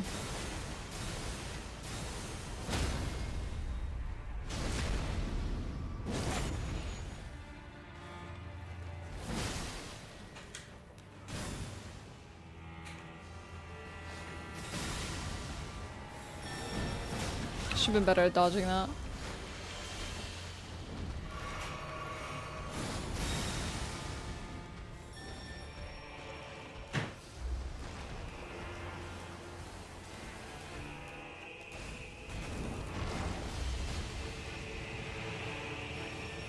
Oh, what? Did he summon more on the other side of the room? Like a duplicate of bot? Or did they just move with him? What the heck is like... I guess they just moved with him. I thought he'd like summon another pair on the other side. Oh my god. This is nonsense.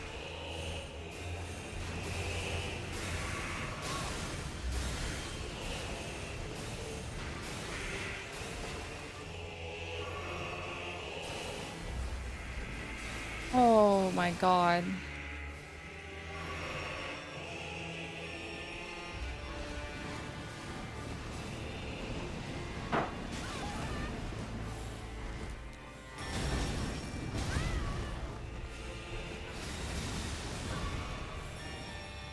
Ah, I'm stuck.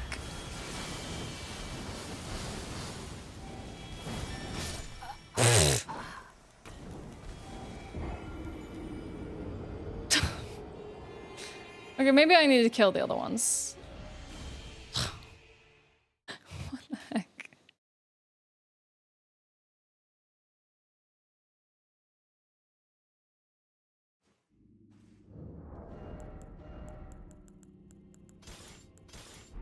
I bet it goes to sleep.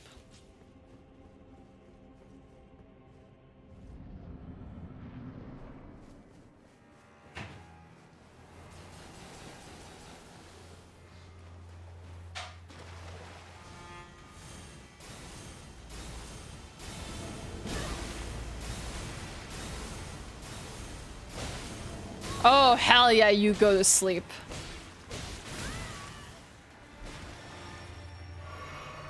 Let's go put it to sleep.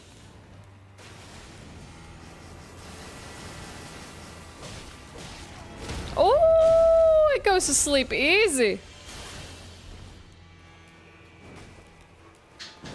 What, attacking with just melee?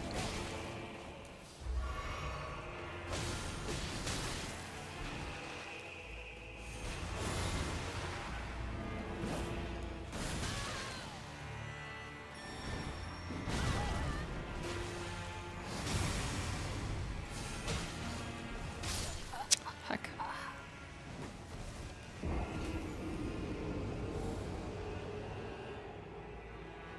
Okay, I have a combo.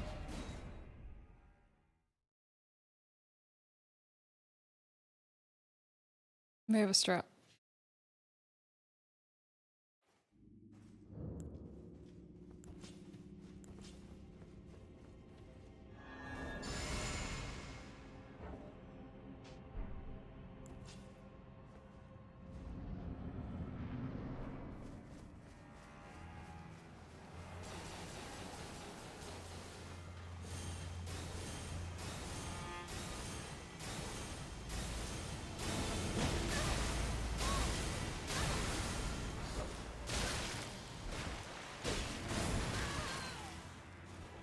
One HP.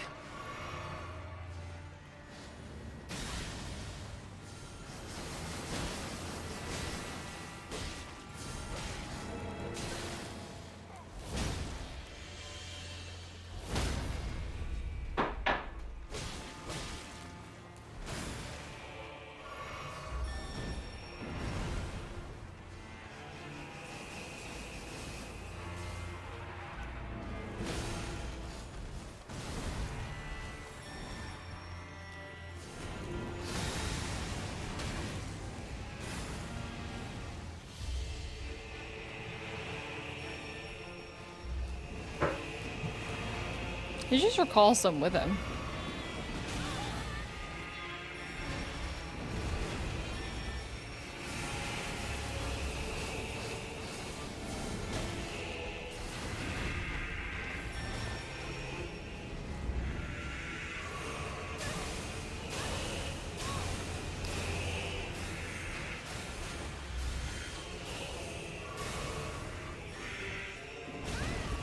What?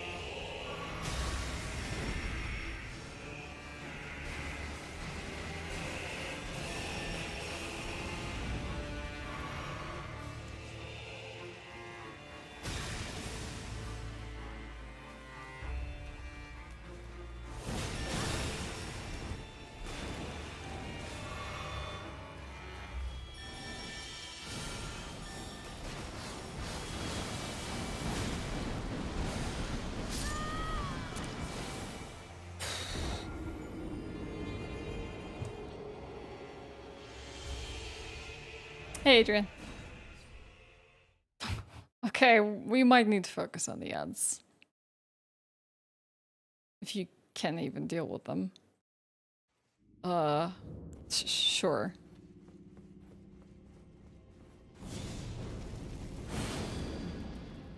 What an annoying boss in a catacomb.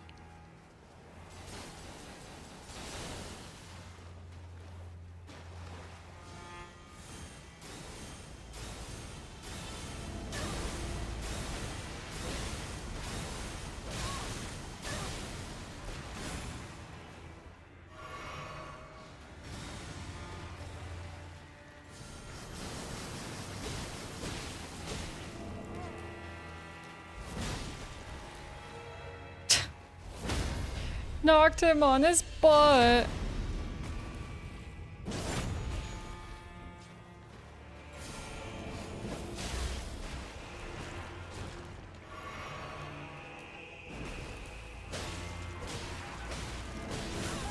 Nice. I sent him to sleep.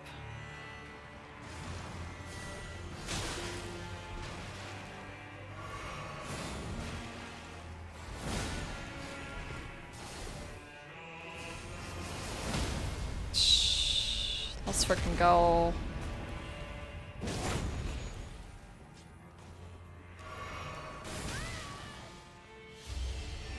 Oh, I was so hoping he wouldn't summon anything.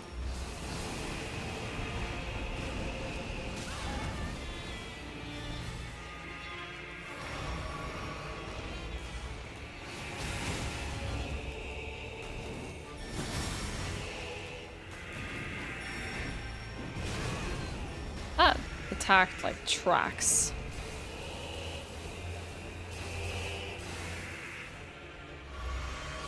Dude, he was going well until it wasn't!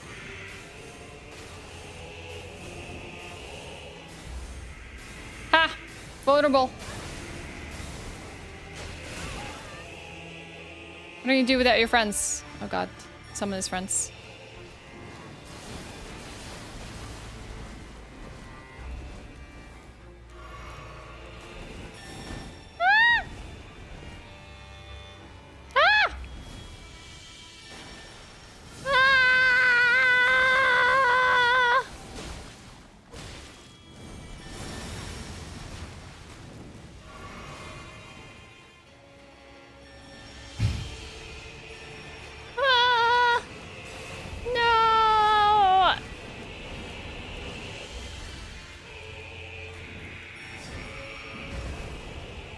Coming for you. No!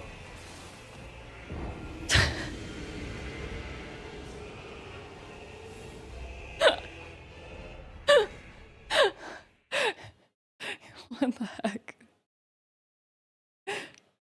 Oh my god. We had a sick combo going on. And he summoned his stupid friends. Well, I couldn't reach him anymore.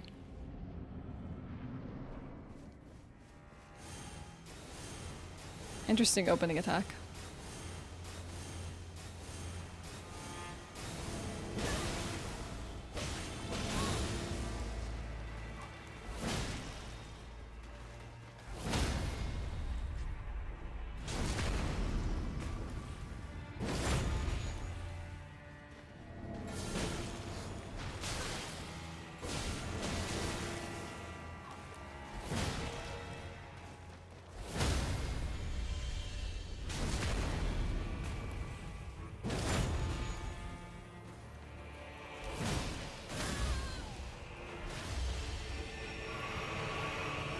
Okay, this should be easy.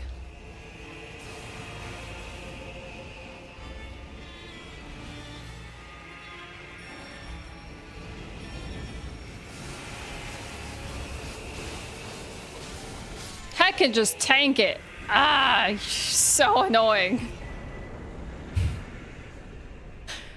Just be super bully. Oh, okay. What the hell is this place? Okay. We got the barbed staff sphere, great staff of Jory, Elder Inquisitor. The tip bristles with golden barbs, symbolic of the Inquisition's torture. Allowing one to wield the staff as a great spear. That was torture, chat. Attacks deal holy damage of potency, increases with faith. Unique skill, Jory's Inquisition. Thrust the great staff into the air, firing a succession of golden barb-like arcs. Yeah, they do look like rune arcs.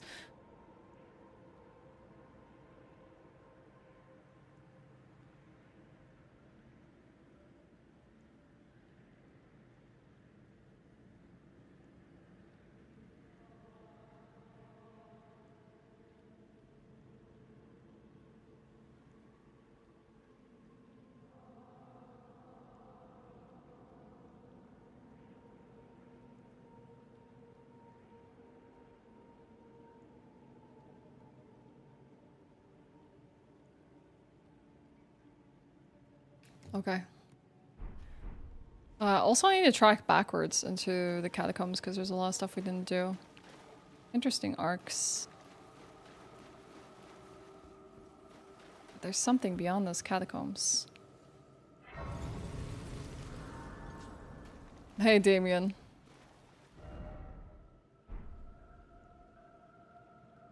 This place is eerie. Let's go back inside for a second.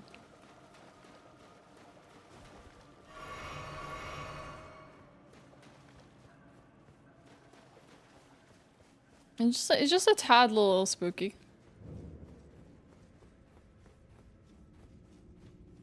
We have to go past that big omega lol imp. I'll grab the rest of the stuff here. So I'm not sure if we're gonna survive.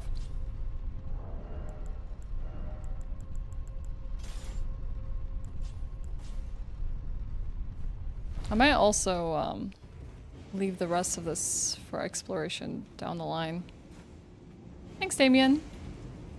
Hope you're having a nice Friday. How do you deal with this thing? Their big, like, off switch? Nice.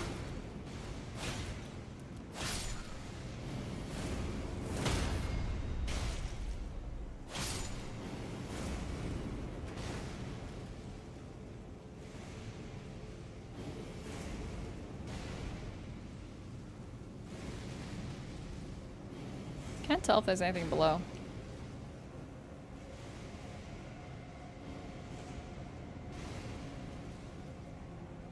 Light? Let there be light? Nice. Oh wait, I don't mean to put it in darkness. Give me light. Careful with the runes, yeah.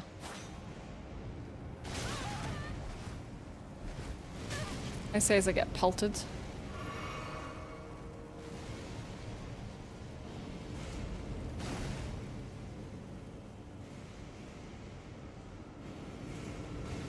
Doesn't seem like there's anything down here. Oh, it brings him down too.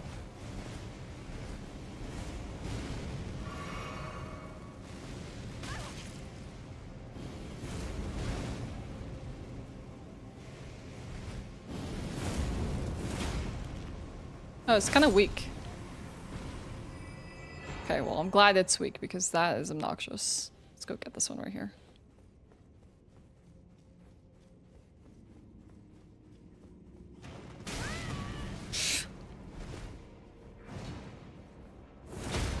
We'll say these ones are annoying. Do you have fun with that big enemy? What'd you do? Wait for Brenda, we planned. Ooh, co-op Baldur's Gate 3? The game's even more fun co-op. I played very little of it in co-op. It's kind of hard to find time to do so, even with people you live with, but it's a fantastic game, and I hear it's a lot of fun in co-op, so I hope you have a fantastic gaming session. I just finished that game earlier this year. Oh, you get the big mouth imp ashes now.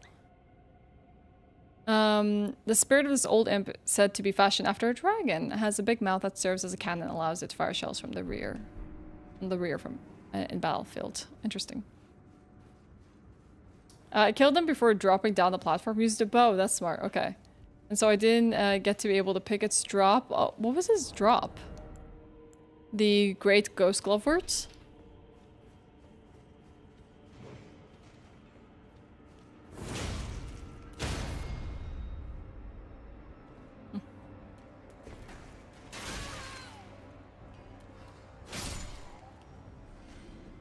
Have we been here before?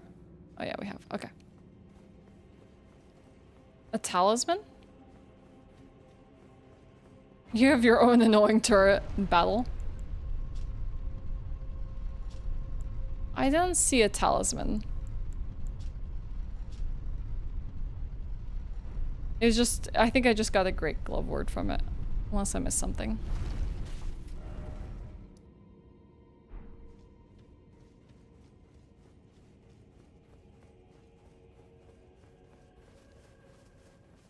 This place looks weird. Alright, let's level up.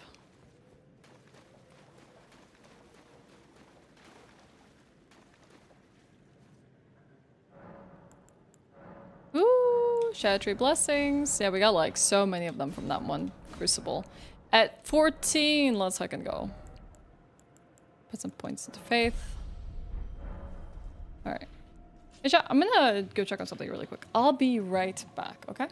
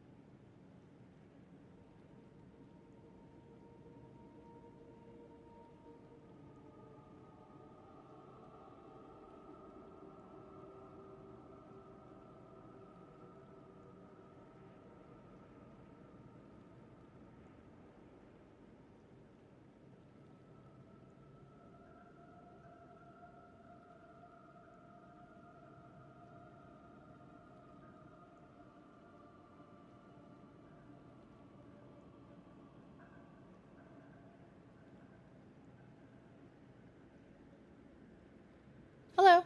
Hi. I'm so excited for dinner, chat.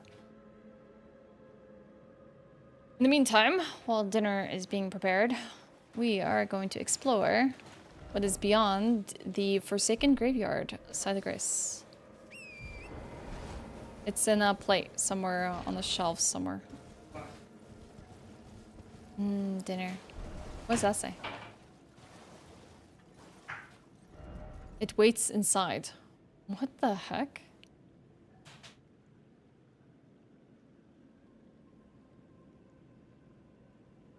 Why are you here staring at me? Oh no, I'm nervous. He came to look at me, chat. It's like he's anticipating something.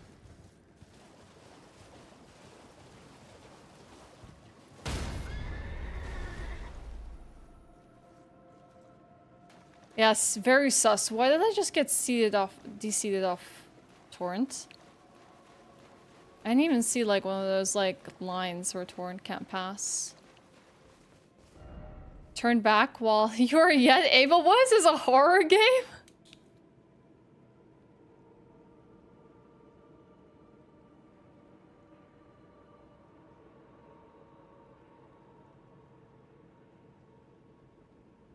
I mean, it's already kind of a spectral steed. Is it gonna make it a zombie steed? Spectral steed is frightened it cannot be summoned. Freaking horror game now. I can't believe they haven't done this in the base game.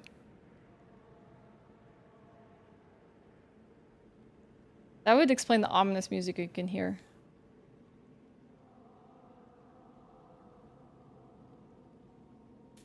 What the heck?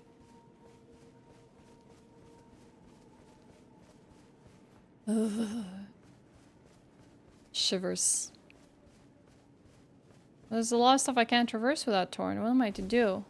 Look at the water. There's just like this red glow in it. Abyssal woods?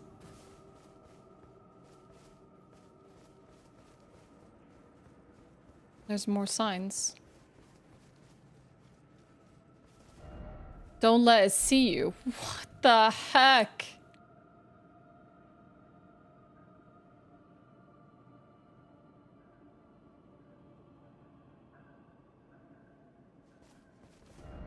Once you're seen, there's no escape.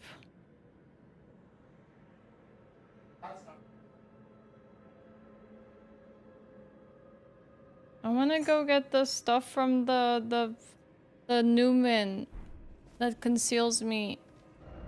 It can't even be touched.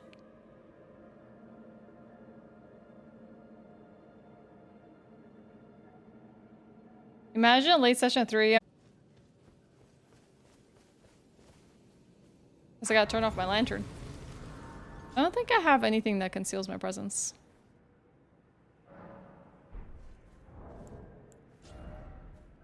Why is my lantern like permanently on? Turn off.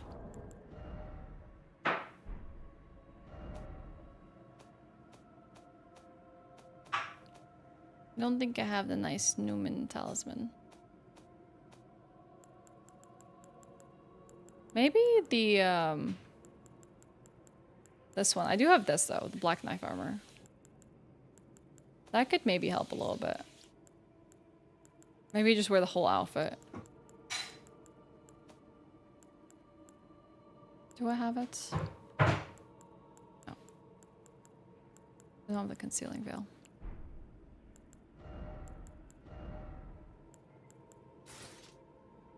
Muffles footsteps at least.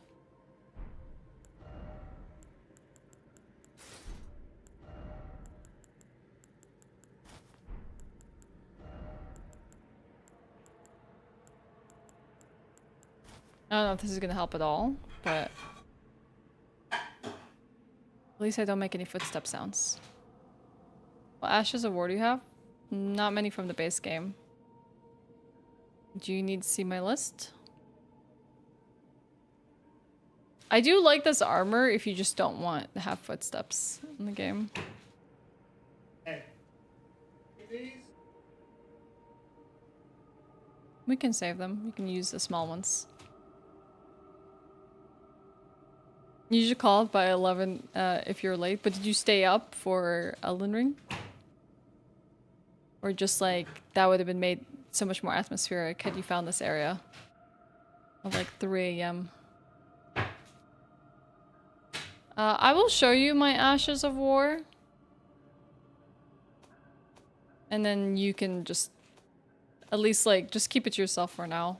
I have Lion's Claw, Scattershot Throw, Square Off, Wing Stance, Carrion Sovereignty, Black Flame Tornado, Flame Skewer, Flame Spear, Blink Bolt, Crucible Wings, Flower Blooms Twice, Bloody Slash, Ghost Flame Call, Shriek of Sorrow, Wall of Sparks, Rolling Sparks, and Enchanted Shot.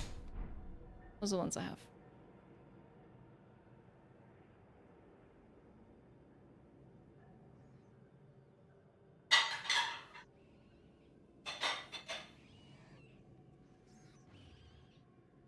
Rats. Kinda don't even want to attract their attention.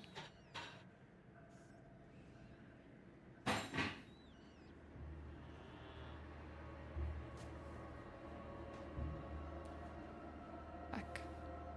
Oh heck, Everything reacts to me.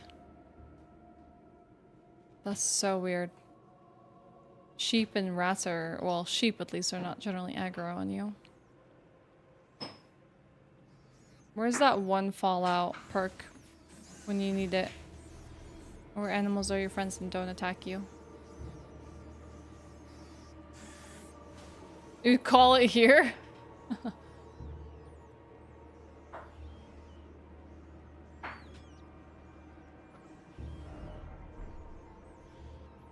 Maybe I should follow the path before I wander.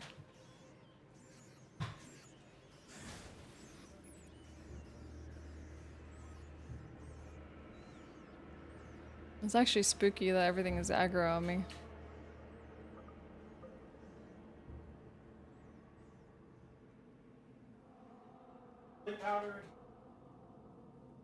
I don't know. Somewhere in there. In that basket or there.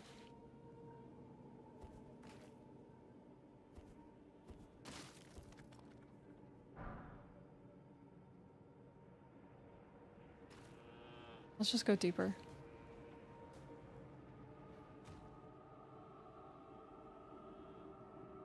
I mean, it is cool. The atmosphere. Madding hand?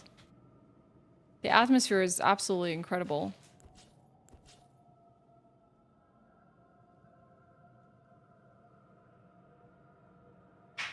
But it's also freaking creepy at the same time.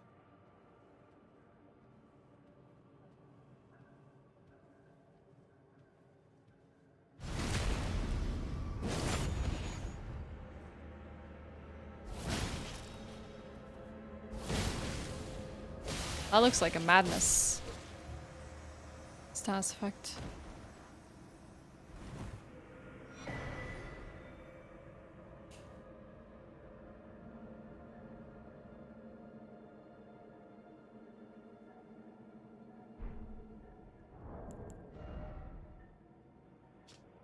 A glove stitched together from the flayed skin of victims of the butcher's bloodbath. Afflicts target with madness, raises attack power when madness is triggered in the vicinity. Forged of an unyielding black impulse toward revenge fostered in those who were hunted down as heretics by their own brethren. These are the weapons of the utterly downtrodden.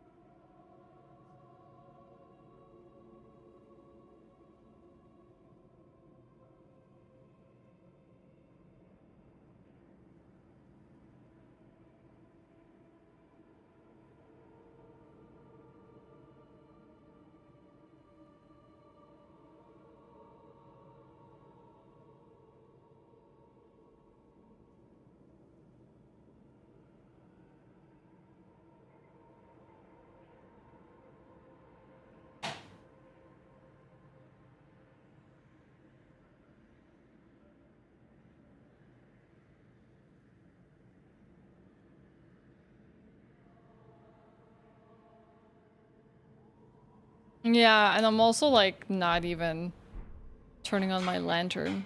Just makes all the shadows darker. It's cool. I think this is definitely the spookiest place I've created in these games. Like, I don't know if they've ever done things like this before. Where they like tell you turn back and like a freaking horror game. Hide yourself. Make not a sound. I'm not making a sound.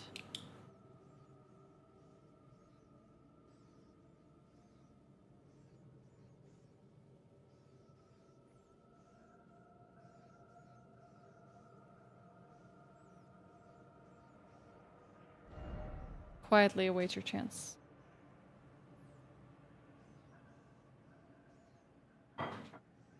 Me too. Me too, Celebratory. Hi, Kimbo. Combat is not an option.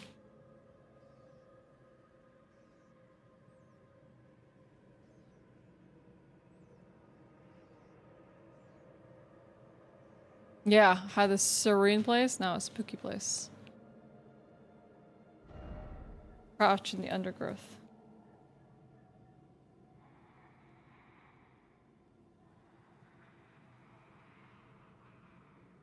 I wonder if it really just wants me not to fight these things.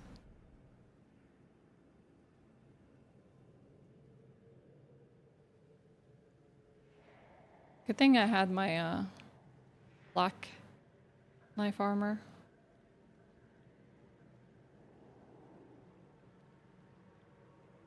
Well, it seems like there's several of them. I'm gonna avoid them. For now.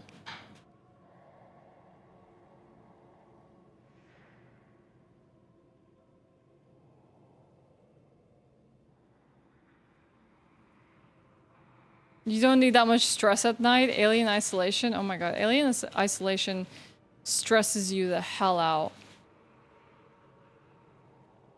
That game is very good at just making you completely dread your entire existence in every waking moment.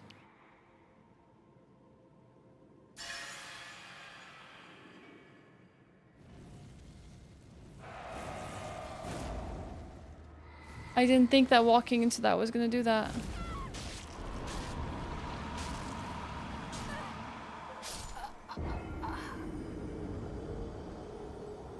Oh my god, this is worse than Bloodborne. And I thought the insight was bad. This is freaking scary as hell.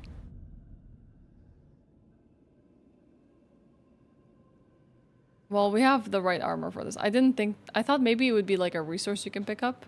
But I guess that's what they wanted you to think.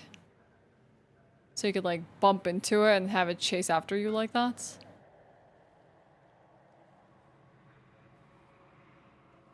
Okay, don't bump anything shiny, got it.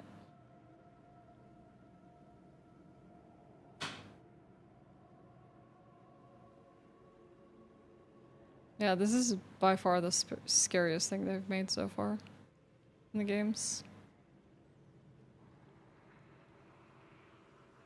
The way it like stalked you, like it knew you were there, like all of these things are like eyes, and you like triggered one of it and it just like ran at you, like what the hell?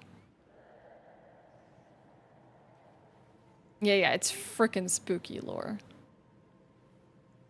But there's like all these grace flowers around here too. Where am I right now? I'm like really close to the finger ruins. This is all that stuff that we could see from above that was like wispy, like tree branches. I could never get here.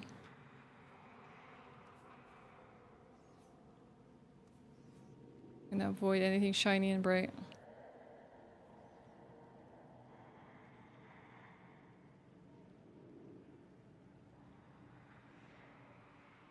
Well, kudos. They really managed to bring horror into this.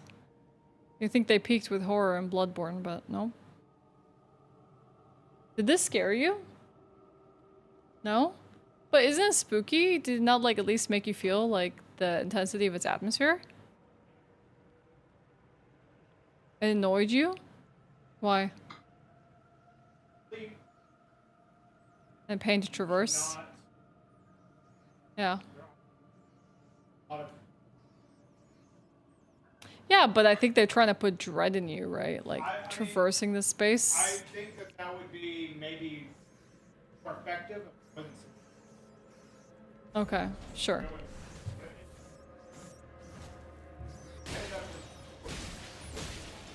Hmm?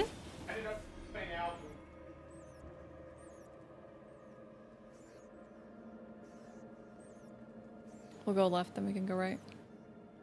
Still looking for some of these tablets. Did you switch out any of your gear to traverse it?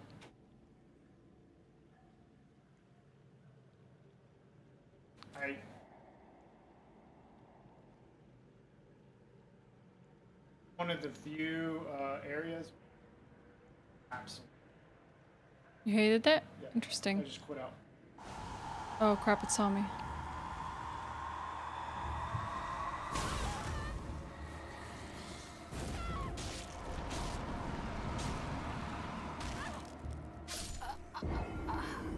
I can understand how it's like a break of pace.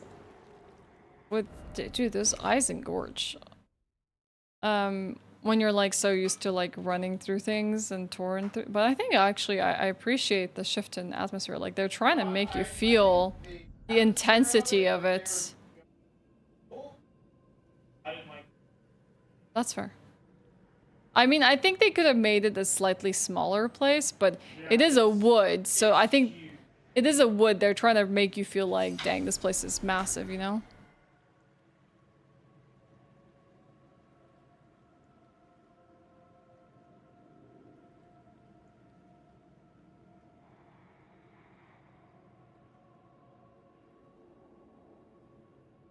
Yeah, I would be interested to see a horror game from them as well. I think they would be really good at it. Oh, look, my first item in this area.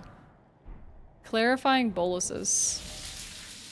Madness accumulates slowly, inflicting heavy damage. Okay, this place is all about madness. So I'm gonna put them here just in case I need them.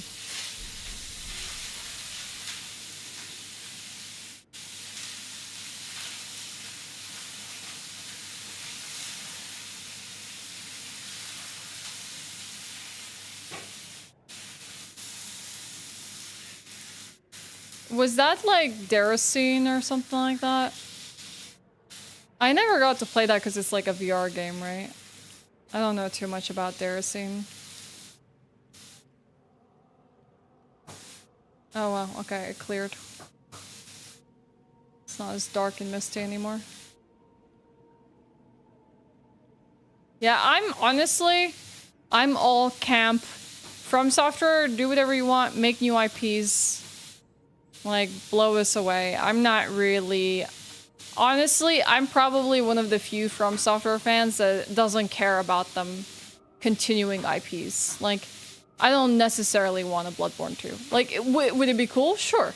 Would I play it? Absolutely. Do I want it? Am I begging for it? No. Like, I don't care for a Dark Souls 4, a Bloodborne 2, an Elden Ring 2. I just want them to make whatever the hell they want to make, and I'll just consume it happily. They come up with some cool stuff.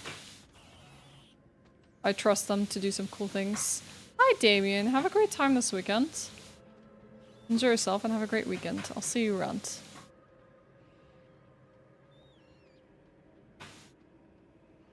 The background turning the sync on and off. It's gotta be the mic. Oh, it's not. Is it a sync? It's probably Regal cooking. He's making some tacos. Well, not what I expected to randomly find, just like a somber smithing stone.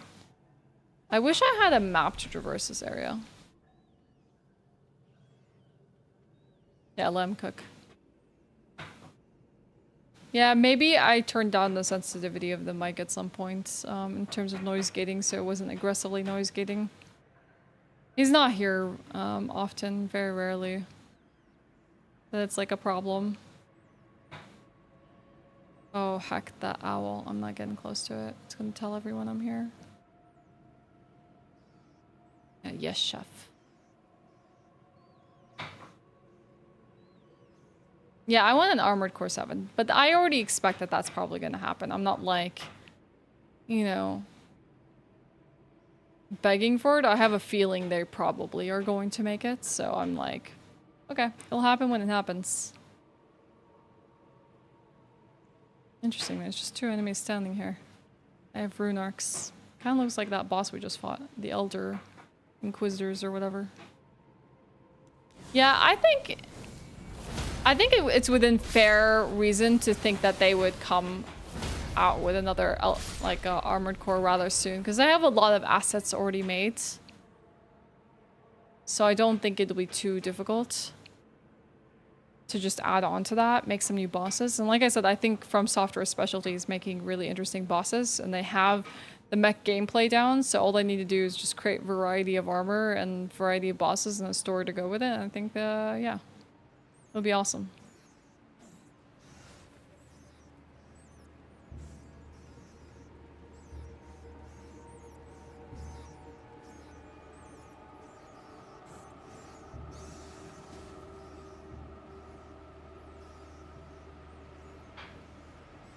Does it sound too bad? The audio? Mic? Mad Craftsman's Cookbook.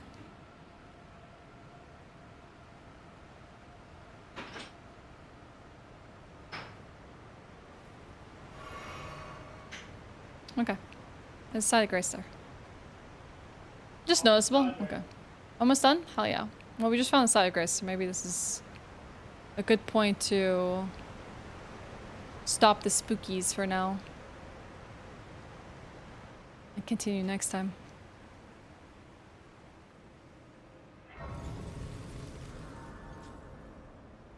No, thanks for pointing it out. Sometimes people will like notice something with my audio and never really say anything about it. I do appreciate the heads up.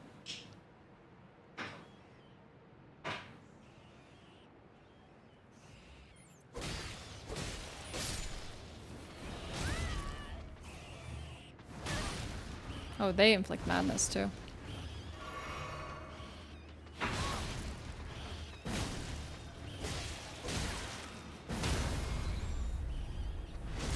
Oh god, there's another one. I've attracted the rats. I don't really want to fight anything in this area. I'm just trying to be quiet. Guess I wasn't quiet enough.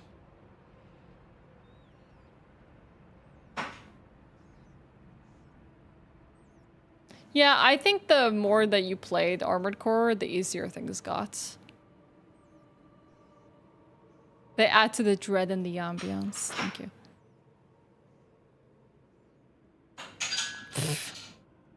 Dude, stop flexing. Guy's just too good at games, everyone. He's like, Armored Core is easy.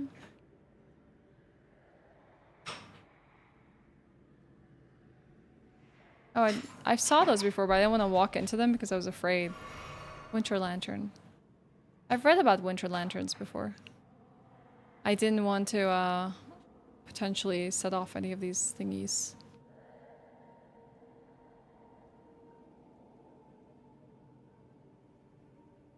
What was that side of grace we just found? It's under Elder's Hovel. Woodland Trail. Divided Falls. This is gonna be so much easier when I find the map fragment. Which might have been near, who knows, near the wing place, the fly place instead of here.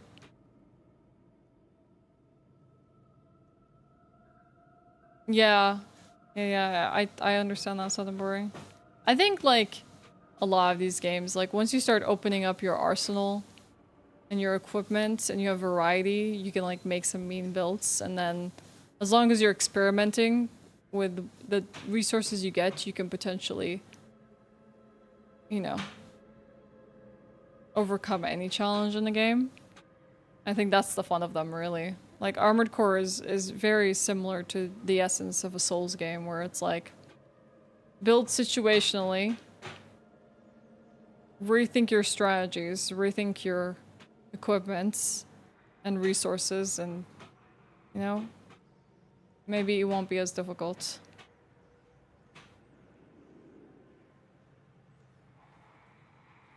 I don't know if I'm like... I don't think I've been here before. I'm like progressing forward or backwards. I feel like I'm going forwards, but it's like such a loopy area that I can't tell anymore. Even if I put markers, I feel like it has multiple layers, so I don't even know if the markers are gonna really help me with anything. Well, it definitely looks like there's tablets there, so it must be a new area.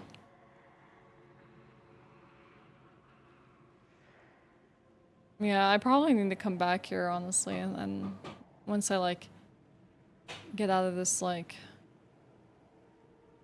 funk of it being really scary. Oh no, see, we came here. See, we're walking backwards now.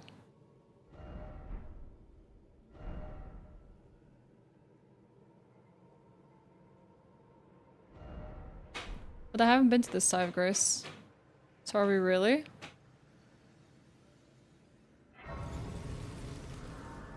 Huh.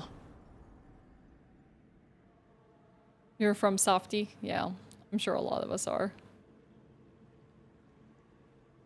What is this one? Abyssal Woods. Okay. Alright. I'm gonna... Oh. Oh no. I feel like it needs more salt. This also doesn't have enough, like, zest, I would say. Oh no, it stained my dress. I know how to... Yeah. It's good though. I gotta try the taco meat. Yeah, I think I'll call it here for today, chat. And that means next week, we'll get to explore more of this entire area. But just a little note, next week I'm gonna be holding a subathon to celebrate 7 years on Twitch. I don't think I'm gonna be opening the subathon with Elden Ring because I just don't want to like bar people from hanging out and coming to celebrate. But we will do Elden Ring segments within the subathon. And hopefully we'll be cooking up some ideas for that over the weekend, and I'll let you know on what it's gonna be like. But the idea is it's gonna be like an uncapped subathon, but like there's limits on the days in terms of like I'm not gonna stream 24 hours because I feel like there's no real benefit of like having the stream up that long. So I'll probably like do 12-hour streams, and then like as long as there's a timer, we'll go another day. So it will be like consecutive stream days more than like 24 hours around the clock. And hopefully we'll have a lot of stuff planned out. That is really cool. I've already been cooking some ideas. I think some of them are great. I think you'll enjoy them. But yeah, this is to celebrate 7 years on Twitch and our recent Partner Plus accomplishment, getting the 60-40 split. It's just sad I had to put the game down after such a like spooky atmosphere. But yeah, I'll keep you all updated on Discord, Twitter, my socials about more details about that subathon. But next week, expect me to be on a lot longer. That means I'll probably be still streaming for another few hours after this point. So in case you need any place to hang out or chill, we're gonna be playing some indie games that we've had backlogged for a while. There's gonna be some Halo 3, there's gonna be some Elden Ring, there's gonna be some other unlocks. It's gonna be chock full of stuff. We're gonna have a good time. But yeah, I appreciate it. Rabo, thanks for hanging out. Laura, Minister, Amber, Solenborg, Jersey. Jacob, Damien, anyone who's lurking from YouTube and Twitch. Rabo asked us to raid Cake Jumper today. Hi Hassan, thank you for watching. I appreciate you hanging out as well. Cake Jumper is celebrating her birthday. I don't know if she's on right now, let's see. And Rabo asked if we could raid her. Yes. She has... Oh, she's cooking? She's cooking in the kitchen right now. She has a bunch of party balloons and stuff going on. So if you want to join in on the celebrations, this is where we are heading to. If you want to come say hello, wish him a happy birthday. Let's have a nice raid message.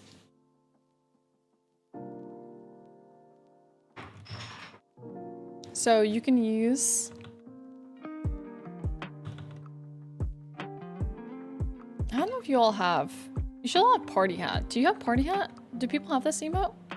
Or you can use, if you want, my emotes. Or any party emotes you want. Let's see...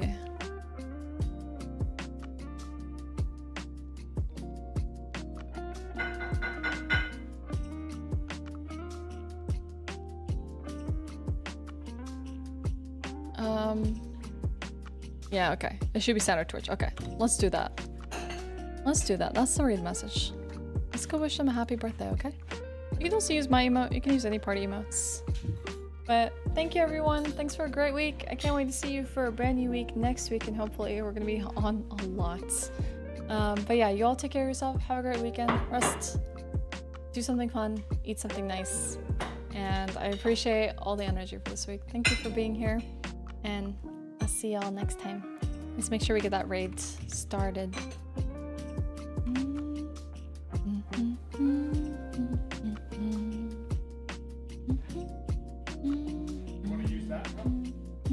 Sure. All right. Bye, everyone. Have a great weekend. See you next week. Bye.